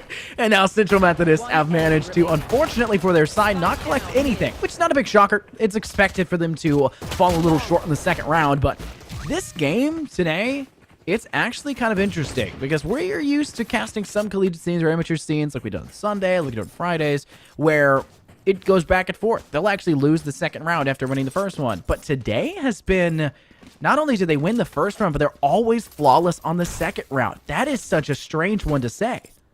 Yeah, it definitely is. I think it also comes down to the map pick as well, knowing that on these other maps, when you have yourself a Spectre and such, you can find these aggressive picks. You can have these classics, get an easy right-click, and then find yourself to manage a kill there onto the board. But in a map like this, where you're just looking at the Marshals, you're looking at these long lineups, you're going to typically manage that first round. Unless, like I say, the Marshals are always going to be the second round buy. They're not going to be nearly as good when it comes around to a round 3 situation when you see the retaliation coming through. But at least round 2, unless you're a sociopath and buy armor, it should be a one-tap kill across the board. But already we see the wall going up, find itself towards this A site. We see the spike going down as well. And we already see Central Methodist Eagles in a very, very quick post-plant scenario with the Viper spit to back it up. X14O uses the last of their relay bolts. He gets some concussive nature off towards the side of Roger State, but Roger State still find the first kill, this time not being X14O. That being the opposing direction. Andy gets the refrag back. Tied 4-on-4, but there goes the unfortunate player of X14O. They'll be felled by Papa Brown, who was pivotal to the successes of Roger State on map 1. Really stepped up towards the end. And CMU have done a great job to hold on now. Papa Brown with 3, hunting for 4, but Skeptic with a nice headshot kill. Jethro, the last one standing. No chance to go for the defuse now, no time, but a really solid round there by CMU. But that is 3 rifles, count them on the board, 3 guns that are no longer in the hands. That means that they're probably going to have a soft force, and should be a good chance for Roger State to fight back, as they'll be able to fully rifle buy and not just be using those SMGs they bought in round 2. And even then, they're not going for the 4 rifles. They're going for 4 rifles and an operator, keep in mind. And this is one of these kind of setups that are just monumentous when discussing this map. I talk about long-range engagements. The operator obviously being the king of those engagements. I mean, if you find that one shot, that initial shot, you find yourself a kill. Quite plain and simple. And even then, you get complete control over the middle of the map if you hold the right angles. We can already see it, though, instead. Salty looking to get very aggressive here towards the elbow, trying to manage a free kill there.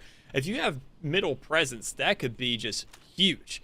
But we just don't see that play coming out instead. You see the rotations coming out. You see the Viper Spit almost getting ready to be popped on that B side. But instead, both these teams have so much respect for each other. Unless you're Danny Bang, who has no respect for them at all, wants to push right up into spawn and find that first frag. Not a bad spot to be in. Gand is trying to work around with the rest of CMU. I mean, bleed a player like that, especially over towards Cannon. that's a chance to refrag back. And the shocking fact of the matter is that Roger State has given themselves enough safety to kind of cover each other in this position. 2 players holding pillar. Danny gets greedy. What a chance and an opportunity that should definitely not be allowed by CMU, but Danny finds the kill. Now going to set themselves up a rendezvous point. Now work around it, something we did not see Chamber do at the UIP event. You and I really, mostly you, harped on that a lot.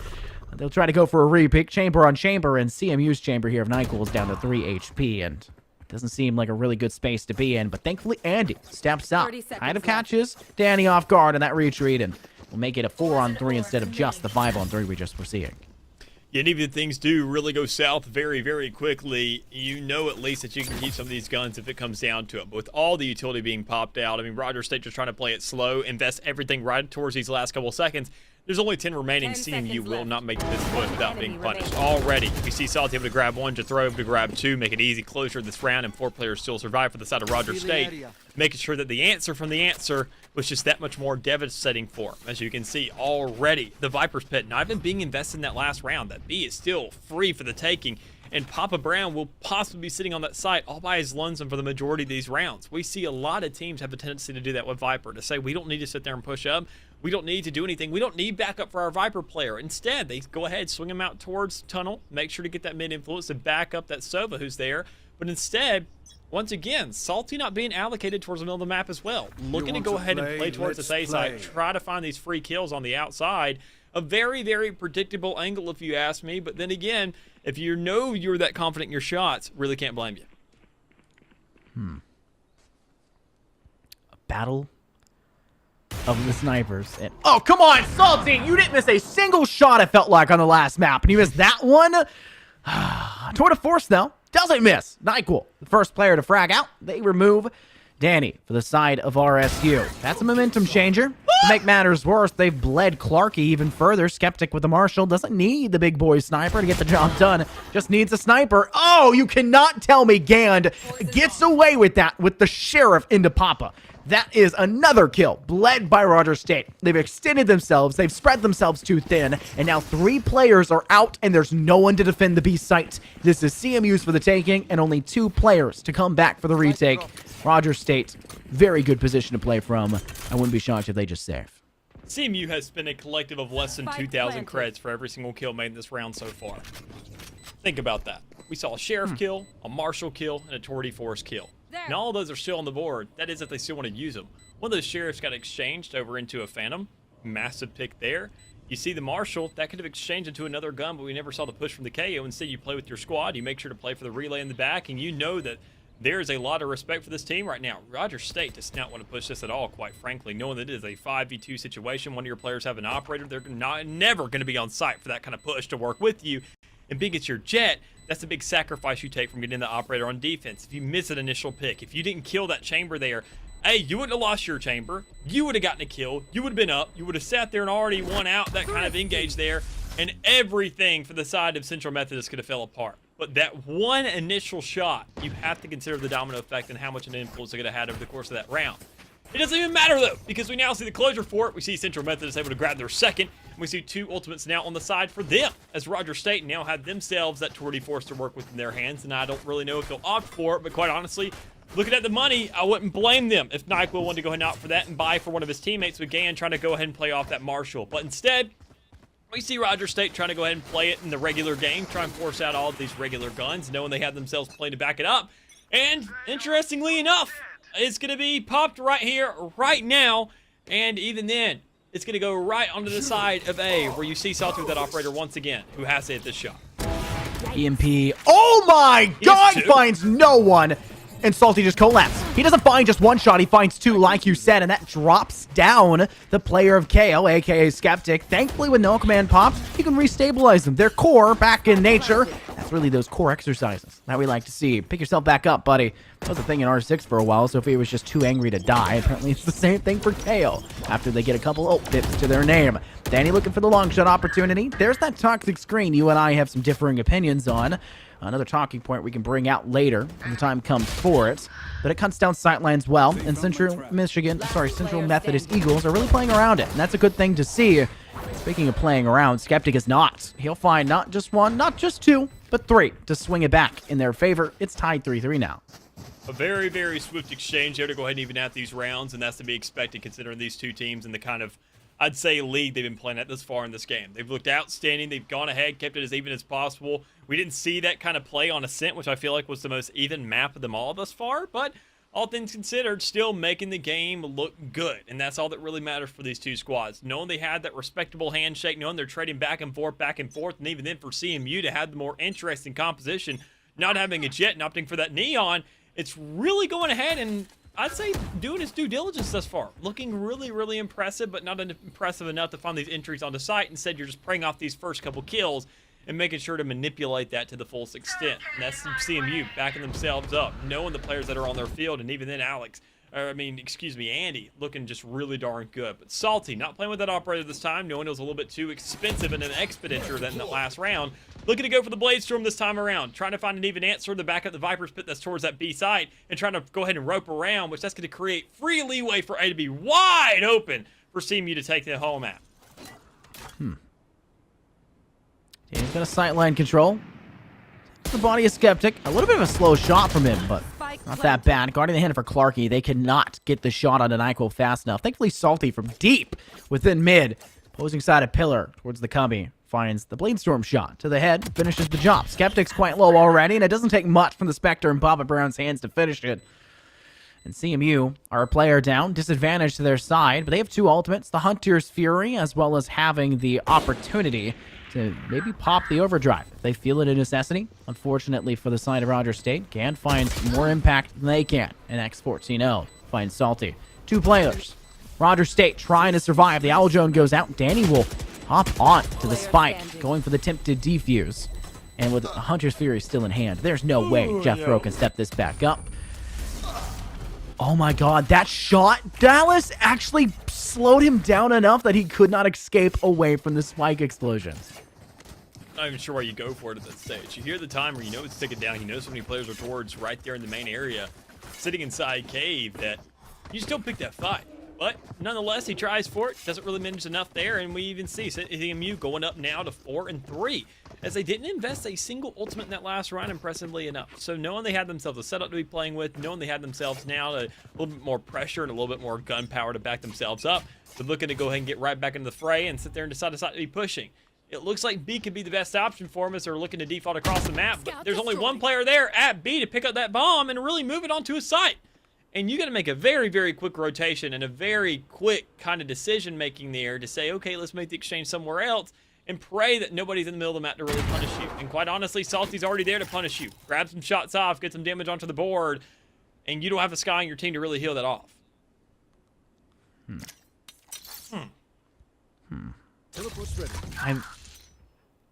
It's hard to really explain what Rogers State is doing wrong, because natively their positioning is not bad, right? Natively, they're going in nice spots. They're trying to position as if the push is always going to their site, but they're not vying for control. It doesn't feel like they're adapting on the fly and more we're just sticking to the same old, same old. Nice opportunity now created, though, for CMU. A quick rush in, and Fast Lane is the most effective sightline cut we've seen for the side of CMU's attack. Alongside that toxic screen, you could choose to use both, which heavily isolates and forces an island for the players on Rogers State. We saw them fall victim to it just a moment ago, and speaking of falling victim, Skeptic has been victimizing what the defense of Rogers State has been bringing to the table. One player left standing. Clarky. Staring again. Looking for maybe a chance. Hiya, guys. I'm with you. Finds the head. It's an easy cleanup. Guess what? Now it's Andy's turn to do the exact same thing. Don't do it! Okay, they're going to let Skeptic have it. That's actually a really good decision. I was about to fight whoever that was killing him, saying, no, let him toy with him. That's his prey right now. He's preying with his food. But it allowed Skeptic to get the ace, so I allow it. Yeah, it's fair. If it was any other scenario there, we would both yell at you, Andy. We would yell at you, quite simply. But instead, you already see it. The exchange coming through, the ace coming out for Skeptic, and even then, another round onto the board for the side of Central Methodist. And quite honestly, Skeptic, once again, we saw him do best in every single map so far. He sits there and flies under the radar, surprisingly enough, but even then, at the end of a round, is able to manage the most, I'd say, the biggest impact on the team. And something right here. That shutdown, suppression, right off the get-go. We don't care about your Viper wall. We don't care about your utility. It's not a factor. We're going to clean house. It comes down to one player. You sit there, you blink, and the round is over. Central Methodists find themselves a 6th. Ooh, they tried to stabilize him there. Team play He still has it at its finest. I mean, you know. CMU, though. 5. Now to 6. I think one of the big things we've kind of seen from Rogers State is their inability to keep the tempo of Central Methodist at bay. The great thing about having the Neon, Dallas, and I know you love Neon, you love talking about it, is that fast lane. The relay bolt, I'm going to be honest, it doesn't do that much, right? It is a concuss, which is not bad. Are you kidding me? No, I'm not kidding you. It's outstanding. It's just very hard to aim. That's what I'm saying. The issue right now is they have not found the Salty almost had another bullet there. They've not found that much impact. It just feels like they're using it to use it. But the fast lane, if you combo that with the toxic screen, that is 3 walls in your way. And that forces players that have to push through it for Rogers State to be completely by their lonesome and just stuck between 3 different rock and hard places. And that's one of the great things that CMU have been able to utilize. And that's why Neon has been a really solid agent selection for them. Now, individually, the player may not be picking up the most frags, but they don't need to. When Skeptic is stepping up over and over again, when you're able to have everyone on your side correctly utilizing their utility and creating these spaces, Rogers State is left to fight these 2-on-1s, and they're not there. Yep. It's just a matter of isolation, and then even then, it also comes down to capitalization, because you see the teams, you see what they're doing, you see right there. Honestly, X14O not really having the best idea of where these players could be. You know they're going to be on the outside, but you rush right down there in the middle, create that crosshair towards tunnel and towards CT, and making yourself so killable there. But it doesn't even matter. Skeptic is always there. He is the father figure for the team, sitting there saying, it doesn't matter, I'm here to buff out your mistakes, and at the end of the day, we will still win the round. As they now go up 7-3 in this map so far, the last 6 going into their favor. This is looking really good for them because they have 3 ultimates to work with now, 2 of which I feel like are a little bit more offensive oriented, obviously, and they're on the attacking side, so they're right where they need to be. But even in the Viper's pit, securing what could be most of the time a guaranteed round if you just play around that. I mean, this is looking outstanding. And even then, Rogers State is feeling that pressure. It's not even the last round of the half, and they're saying, let's go ahead and force up because we're scared of what's to happen. You call Skeptic the father figure. Well, Father Time has also been on Central Methodist side. It is 6 men on the field for them. It's ridiculous how many times Rogers State, even if they do manage to maintain a comeback, get some semblance of playthrough, cap some frags in, and have a chance for the defuse, there's never enough time. There's never enough time, and they fall short. And that's been another problem for Rogers State. When you come so close, you get so close, and it's just not close enough. That's an even more demoralizing factor. Speaking of kind of a demoralizing position, NyQuil cuts down 1. Unfortunately short-lived. Jethro does a good job to fight it back, and Salty with the Guardian finds Andy, but Skeptic still not dead. Has not been removed until Clarky can get their hands on him, but it's already before Skeptic founds themselves another kill. Clarky with some tag damage, but it's Papa Brown to finish it. Next 1-4-0. Player to fall last. Just God left standing. It's a 1-on-3. Hiding within the Viper's pit. You said if they just play around it, then they can win the round. They've done a good job of it so far, but stepping out, maintaining lines of sight, may find Jethro, but Papa Brown, clutch when they need to be. Steps up and gets the kill. And even then, that was Clarky's round right there. I think even though you see the Viper already having that ultimate in hand and you're trying to give it over to that Sky, regardless, Clarky sat there and deserved that. After those kills, after that massive play right there towards back yellow, to sit there and manage that one flash, knowing that Neon or whoever the heck is there, you knew it was Neon because you heard the high gear come into effect and you can hear the wind up there of the sprint. On so many different occasions, he sat there and said, well, he's not going to swing me full blind. He's probably going to back up if anything. I'm going to swing myself around, and then whatever reason, Skeptic is there saying, oh, I want my fair share in this fight as well. Why are you all pushing up so much? You have a Viper's pit on site. I understand you're trying to make the job that much harder. You have a lead, and you're trying to capitalize on it, but you can't give things up to secure that. That's all it comes down to. You can't get overzealous. You can't sit there and overstep your boundaries, and that is to a T exactly what CMU did in that round.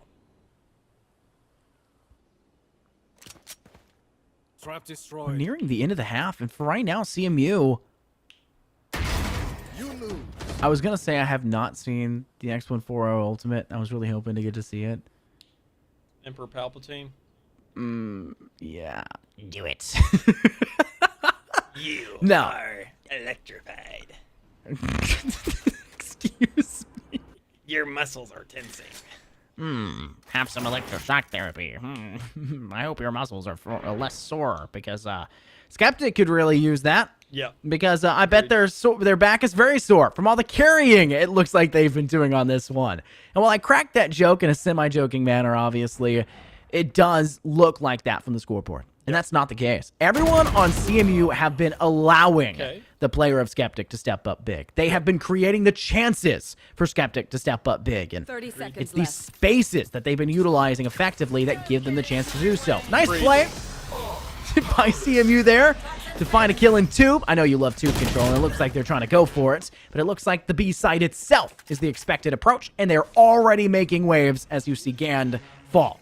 I cannot use that. With only 10 seconds left on the board, you know that Spike is going down. You know that play's coming out, and Andy finds that kill towards the back, barely staying alive with his own wrist. But still, it's a 4v2, and Jethro has, I mean, you have to make an attempt right here. Thankfully, NyQuil's in the back for the side of CMU. You create pressure on every single side. He's already cleared tube. He's already cleared that entire site, saying, they're towards tunnel. Quite frankly, there's Clarky now coming up, fighting in a 1v2 scenario. 7 bullets in the mag. Knows that this time, last map, you got caught off guard. Well, this time you're not. You had the bullets to work with, but you had the lineups, you had the positioning. You know Andy's towards arches. Where's the Viper coming from? Well, right there on the flank. That's Gan. That's a kill, and that's an 8th round here for Central Methodist. And they go ahead, 8-4 up now on this map alone. Looking that much better for the defense, but even then, you got to sit there and consider. I want to say their composition is pretty faired out. It all comes down to whether or not you can see Skeptic or another player stepping up just as much in this round alone, and when that Red State can really get the read on it and make the most of that. Because, as we said earlier on Ascent, it seemed like they were falling asleep a little bit on us. And still, we've seen some great rounds here and there, but it's an 8-4 half. Central Methodist, if they win this pistol round, they get a guaranteed 10th off that, and then they find themselves only needing 3 rounds to close out this entire series.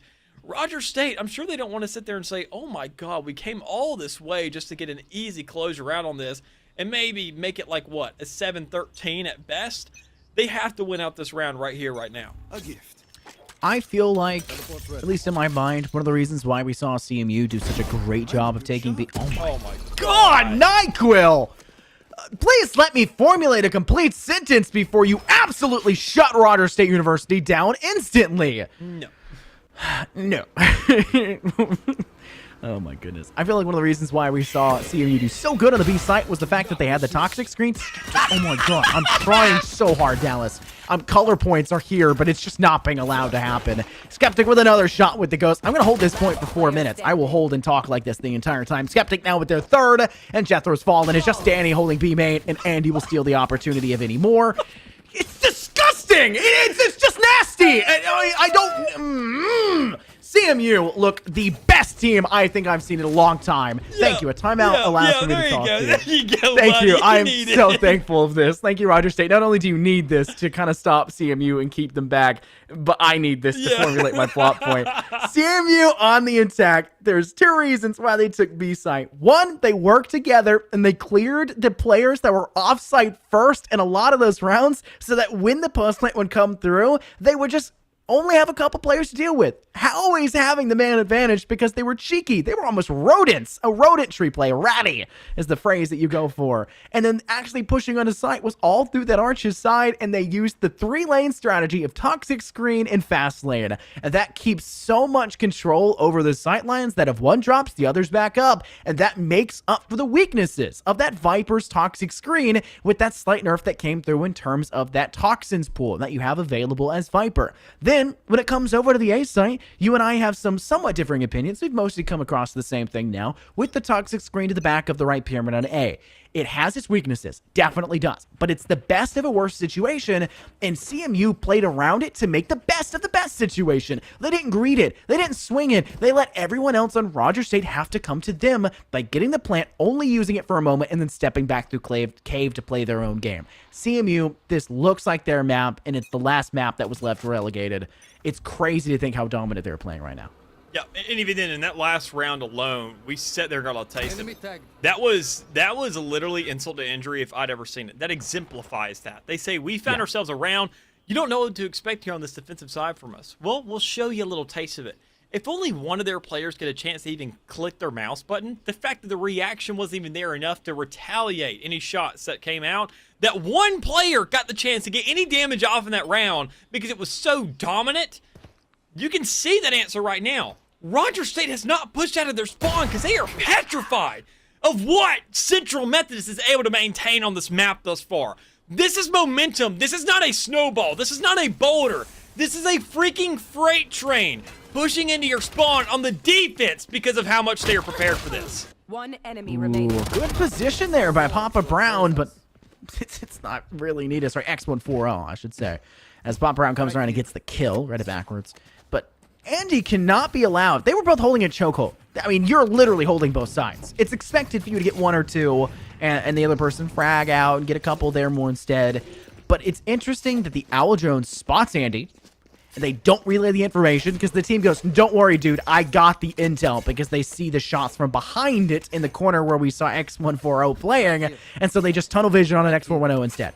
Yeah, tunnel vision the Neon, and guess who's still there? The Silva, who just gets you down with literally no problem. Easiest thing in the world to hold down left click. Now you can see X140 use the fast lane, maintain control over towards mid, cross over to fight Pillar, and that allows Skeptic with free reign to parole around at top of mid to take out the head of Papa Brown.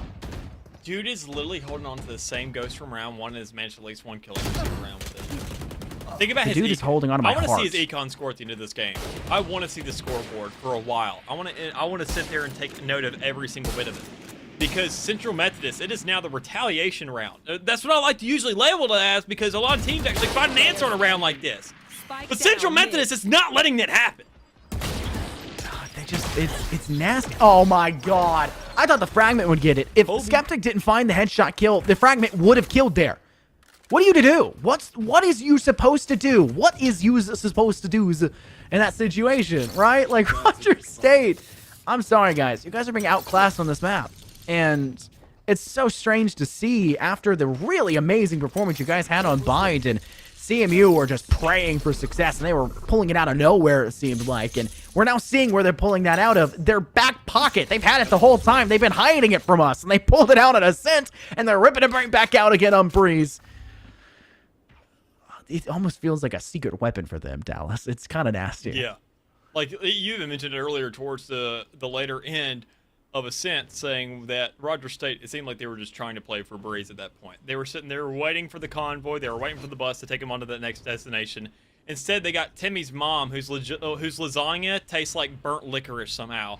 And instead, you're like, what is going on? This is not what I was expecting. We are being completely blindsided, and I don't want any piece of this. But plain and simple. I mean, it just stinks. I feel like this is a memory that you're just dredging up. No, right I don't know a guy named Timmy. Besides Timmy Turner, but that's besides the point. But all things considered, I mean, we see Central Methodist. Sure, X140 is not really here in the game right now. He's performing at the bottom of the leaderboard, but thank God you have Skeptic here, because the guy's going to be on fire for every single map that we've seen thus far. I don't want to dog on X140. That utility was amazing on the first half. But he's essentially playing controller right now instead of an actual duelist. And that's okay, because thank God your initiator is being a duelist. His Skeptic is finding every single kill in the map thus far. He's pushing all the way into his side. I swear to God, if this man gets more than one kill, it's going to be donezo. And even then, whips out the ghost. No! The one thing he's managed every single round to get a kill with. Finally managed to, if he kept the ghost, guarantee he gets a 3K right there. But instead had to bring out the rifle. But right there, an answer finally having to come out from here. Central Methodist finally in this half being down in man numbers and looking to have to clutch things up. But NyQuil finally swinging out, having the life to go ahead and having the advantage to go ahead and just rendezvous off that. It's not going to matter enough. You wait for the recon, you wait for the retaliation, you wait for the reinforcements, and there they are, X140 coming to life, bringing some pressure towards the back. The wall comes down, creates space for NyQuil to get a 3K, and it's plays like this to where Central Methodist says, do what you want to do. It's not even going to matter. I am adding the director of the game managers for the NECC, SGK Carroll. I think they're in chat right now as well here on NECC Esports. Neon is gas!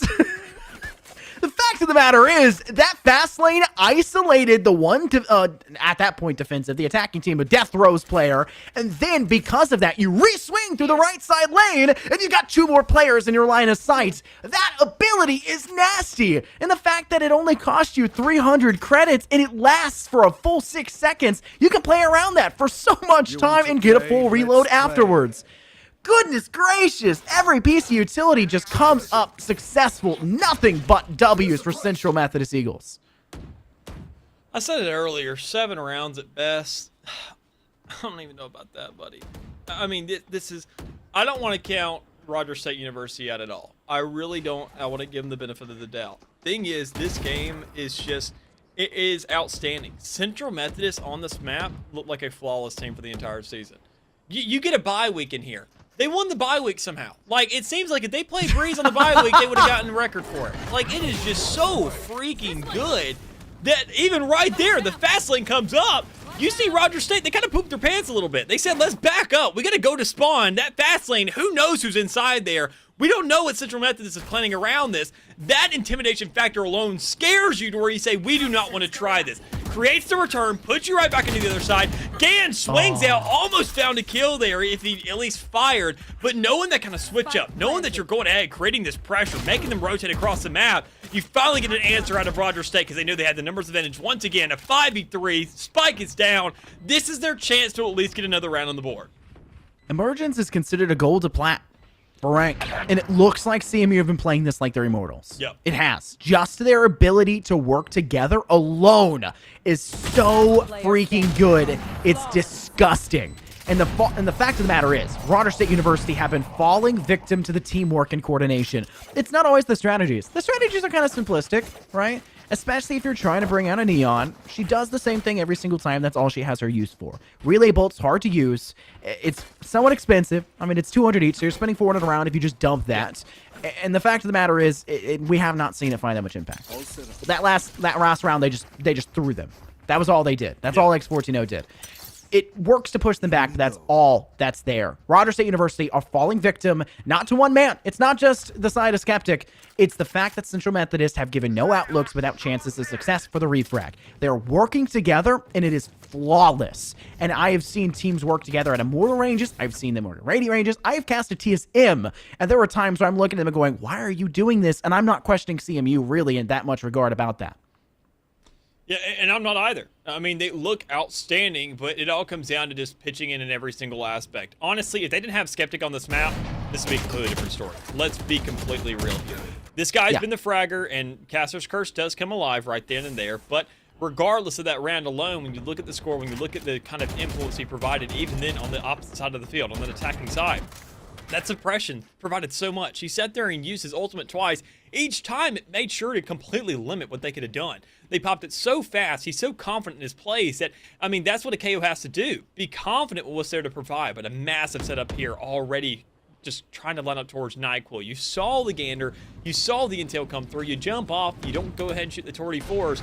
You see Salty waiting inside there just trying to say, please, COD, push this out so I can find this kill. But even then, X14 trying to go ahead and find some players to push out on his own respect, but just can't find the shots there. And he's alive and well, though, towards the back. Salty goes ahead and grabs that pick. NyQuil is not budging at all, hoping that somebody swings him, but instead, they have free takes to the site. They have no reason to. Seekers are sent out. That's intel.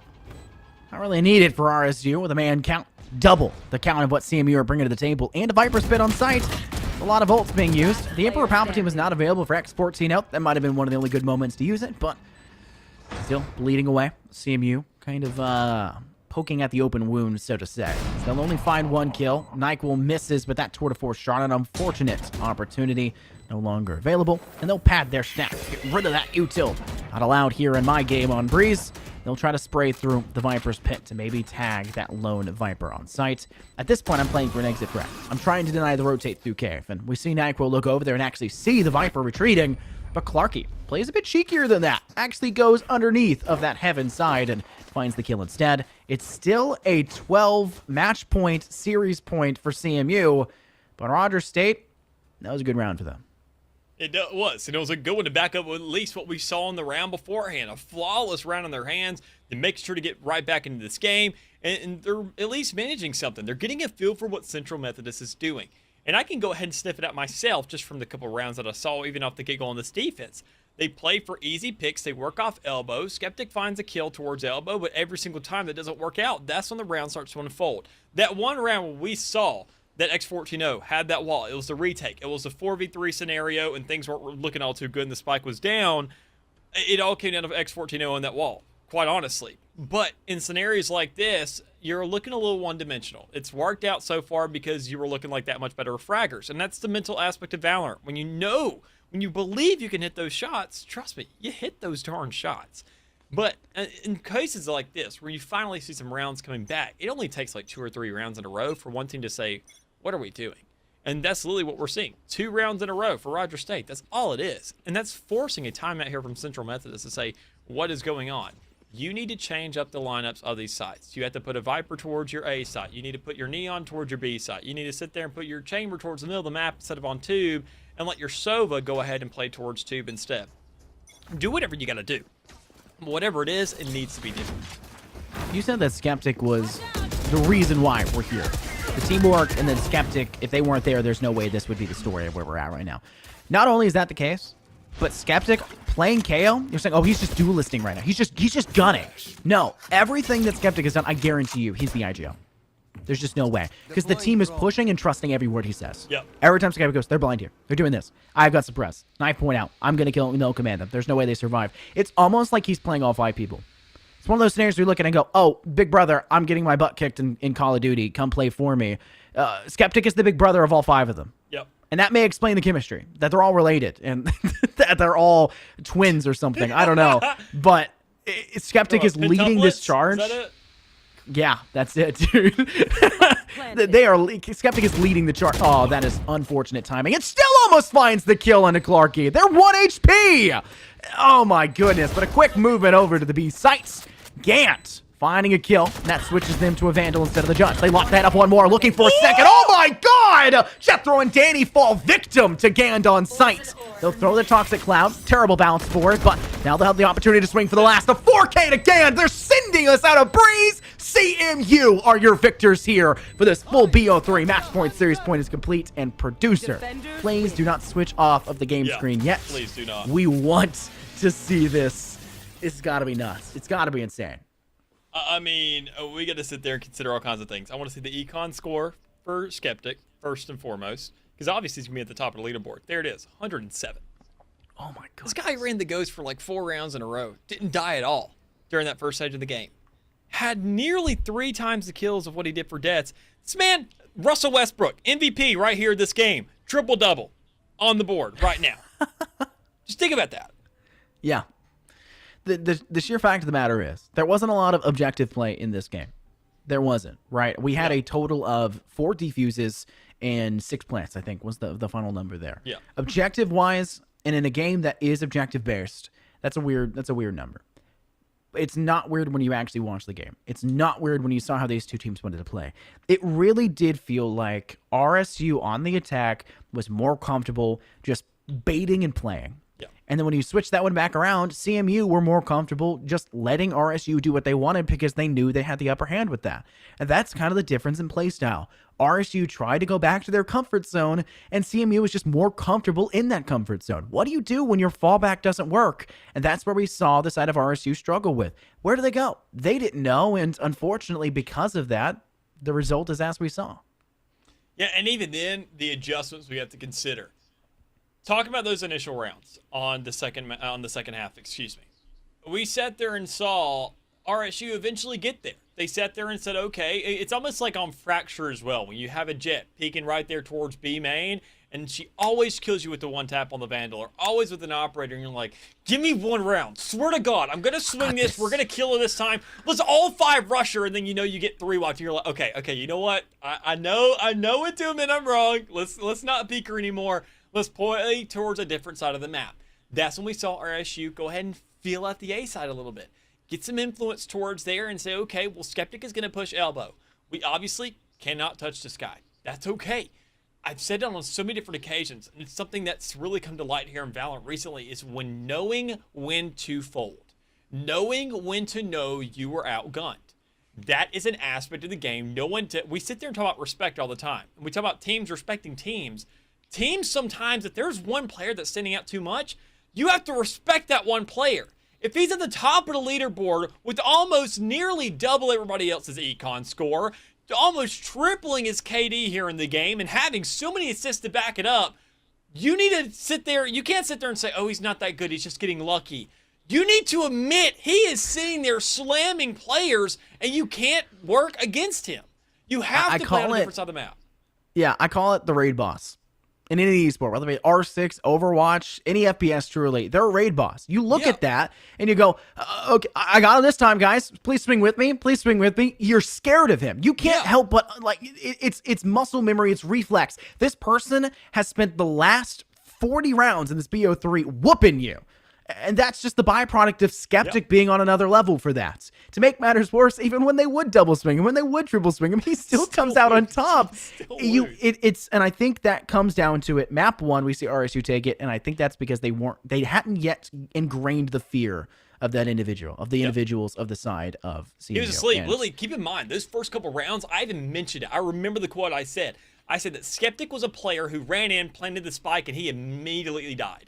He never got a chance to come to life because he was never alive. He was always a spike man. He was flying under the radar. They were literally sliding a Trojan horse into the site saying, this guy, sleep on him. Go ahead. Say he's going to do literally nothing. Next rounds, the entire next half of that map, and the next 2 maps alone, he was blowing you up from the inside out. It's insane what one individual was doing, and you can't help but be scared of that. It's ingrained in you at that point. When you get nervous, I don't know, you're talking to a pretty girl or something, your hand shakes, right? You start to get butterflies. Except in this case, it's not butterflies, it's shakes of fear. You are tremoring in your seats from fear. Your hand starts to make mistakes, especially if the side of CMU, which they were quite fond of on map 2, they didn't do it as much because Skeptic just soloed there on map 3. They would double swing with Skeptic. They would do it alongside a non-important player for the latest stage of the round, one that could just kind of place their util and be done with it. It came down to the wire in a lot of those scenarios, but target acquisition, fear, and that ingrained monitoring of respect for that one player, all of that adds up. And if it's even just the slightest of edge, that's an edge that put them ahead of you. Yeah, and even then, looking at the map thus far, you got to sit there and talk about RSU. Obviously, they had themselves a great map 1, and it was also as kind of close as it was. It came down to clutches. That's literally what we saw in those last couple of rounds. That's why I got so excited, because it was a clutch back and forth, back and forth. This one player getting a triple kill, one player getting a double kill, one player getting a 4K. It was back and forth in that respect. It was not team play. And when you finally get to maps where you see that, I mean, CMU, they're starting to get comfortable. They're saying, okay, we don't even need to work off each other anymore. We don't feel very comfortable about buying, but thank God we had a couple players to step up. Skeptic eventually found his clutches. He was getting warmed up. He was just going ahead and getting the barrel warm just for these next couple maps. And thank God Andy was able to be that placeholder in the meantime. Andy and Salty were doing everything in their power to just go ahead and have that some kind of a little rivalry there. But, I mean, they were going ahead and submissing that guy. RSU, though, as a squad, I mean, don't get me wrong. They were 5-1 going into here tonight, and now they're 5-2. They're both now 5-2. So, I mean, things are really starting to heat up in this series, or at least in this season thus far now, knowing we only have a couple weeks left before we go to that playoff scenario. We're going to see this again eventually, is what I'm thinking. You got to sit there and know how to adjust around the map, quite frankly. You sit there, we see you have the frag ability, we know you'll have some great ideas, we know you can execute on them. Thing is, you have to have some adaptability as well, because me and Scott, if you've listened to us at all this season, we say adaptability, adjustments, we say that a little bit way too much. I'll be real, we say it way too much. But that's what collegiate comes down to. That's the biggest problem about collegiate too. It's because it's so freaking important that we can't reinforce it enough. We have to ingrain it in your head so many times where you're sitting there saying, when you think of the letter A in the alphabet, you don't even think of A in the alphabet. You think of A of adjustment, A of adapting. Literally, it will, instead of A for apple, that's the first thing that comes to your mind, because it's what it dwindles down to. We just did not see that here today. Even on Breeze, I understand you may want to ban it going forward, because you're not going to see very many neons past this, and even then it didn't have that much of an influence. But regardless of that, you got to sit there and know that sometimes even then A site isn't your spot. You have to sit there, try out the middle, try out the sides, because keep in mind, even on Ascent, we never saw any pushes down the middle. We never saw those splits that really came into fruition that actually created this space for the squad to really capitalize on it and move on and find themselves a siege onto a side. I could go on for hours about everything that we saw tonight. Bind alone, I could probably digest for 20 minutes. I wish I was joking for everything that we saw. And while it did come down to the final few moments, those clutch rounds that got us really into it, and we didn't get to see as many of those on map 2 and map 3 because it just wasn't as close. I still think that those were very important rounds. Yep. And the fact that CMU climbed back in map 1, I think that was what did it. We didn't get to see RSU put the boot down. They didn't finish the job that they started. They didn't stamp out the hopes of CMU on map 1. Nope. That was undoing. That was the downfall, the beginning of the end. Though they may have lost the battle, or maybe RSU won the battle, they lose the war. And the war goes through attrition as they bled away much too much to the side, and more specifically to Skeptic to feed them throughout this. But unfortunately, we can't talk about this forever. It is like 1 a.m. for a lot of you out there, even later for some. I wish there was like an analyst desk where we just go off. Maybe they'll have one in for finals. They'll bring us on so we can deep dive and talk about things. Bring it up to the NECC. We'll hook us up. We'll have to see. But make sure you guys put the recommendations in. I hope to see both these teams in playoffs as well. I don't think we won't. I mean, we're nearing that point, and they are top of their bracket as far as I'm aware. I think the only team above them was the one we saw just earlier, the Marion University side. Yeah. So here's hoping they continue to go because both teams still need to face Marion University. So who will come out on top? It's really hard to tell because Marion was really good.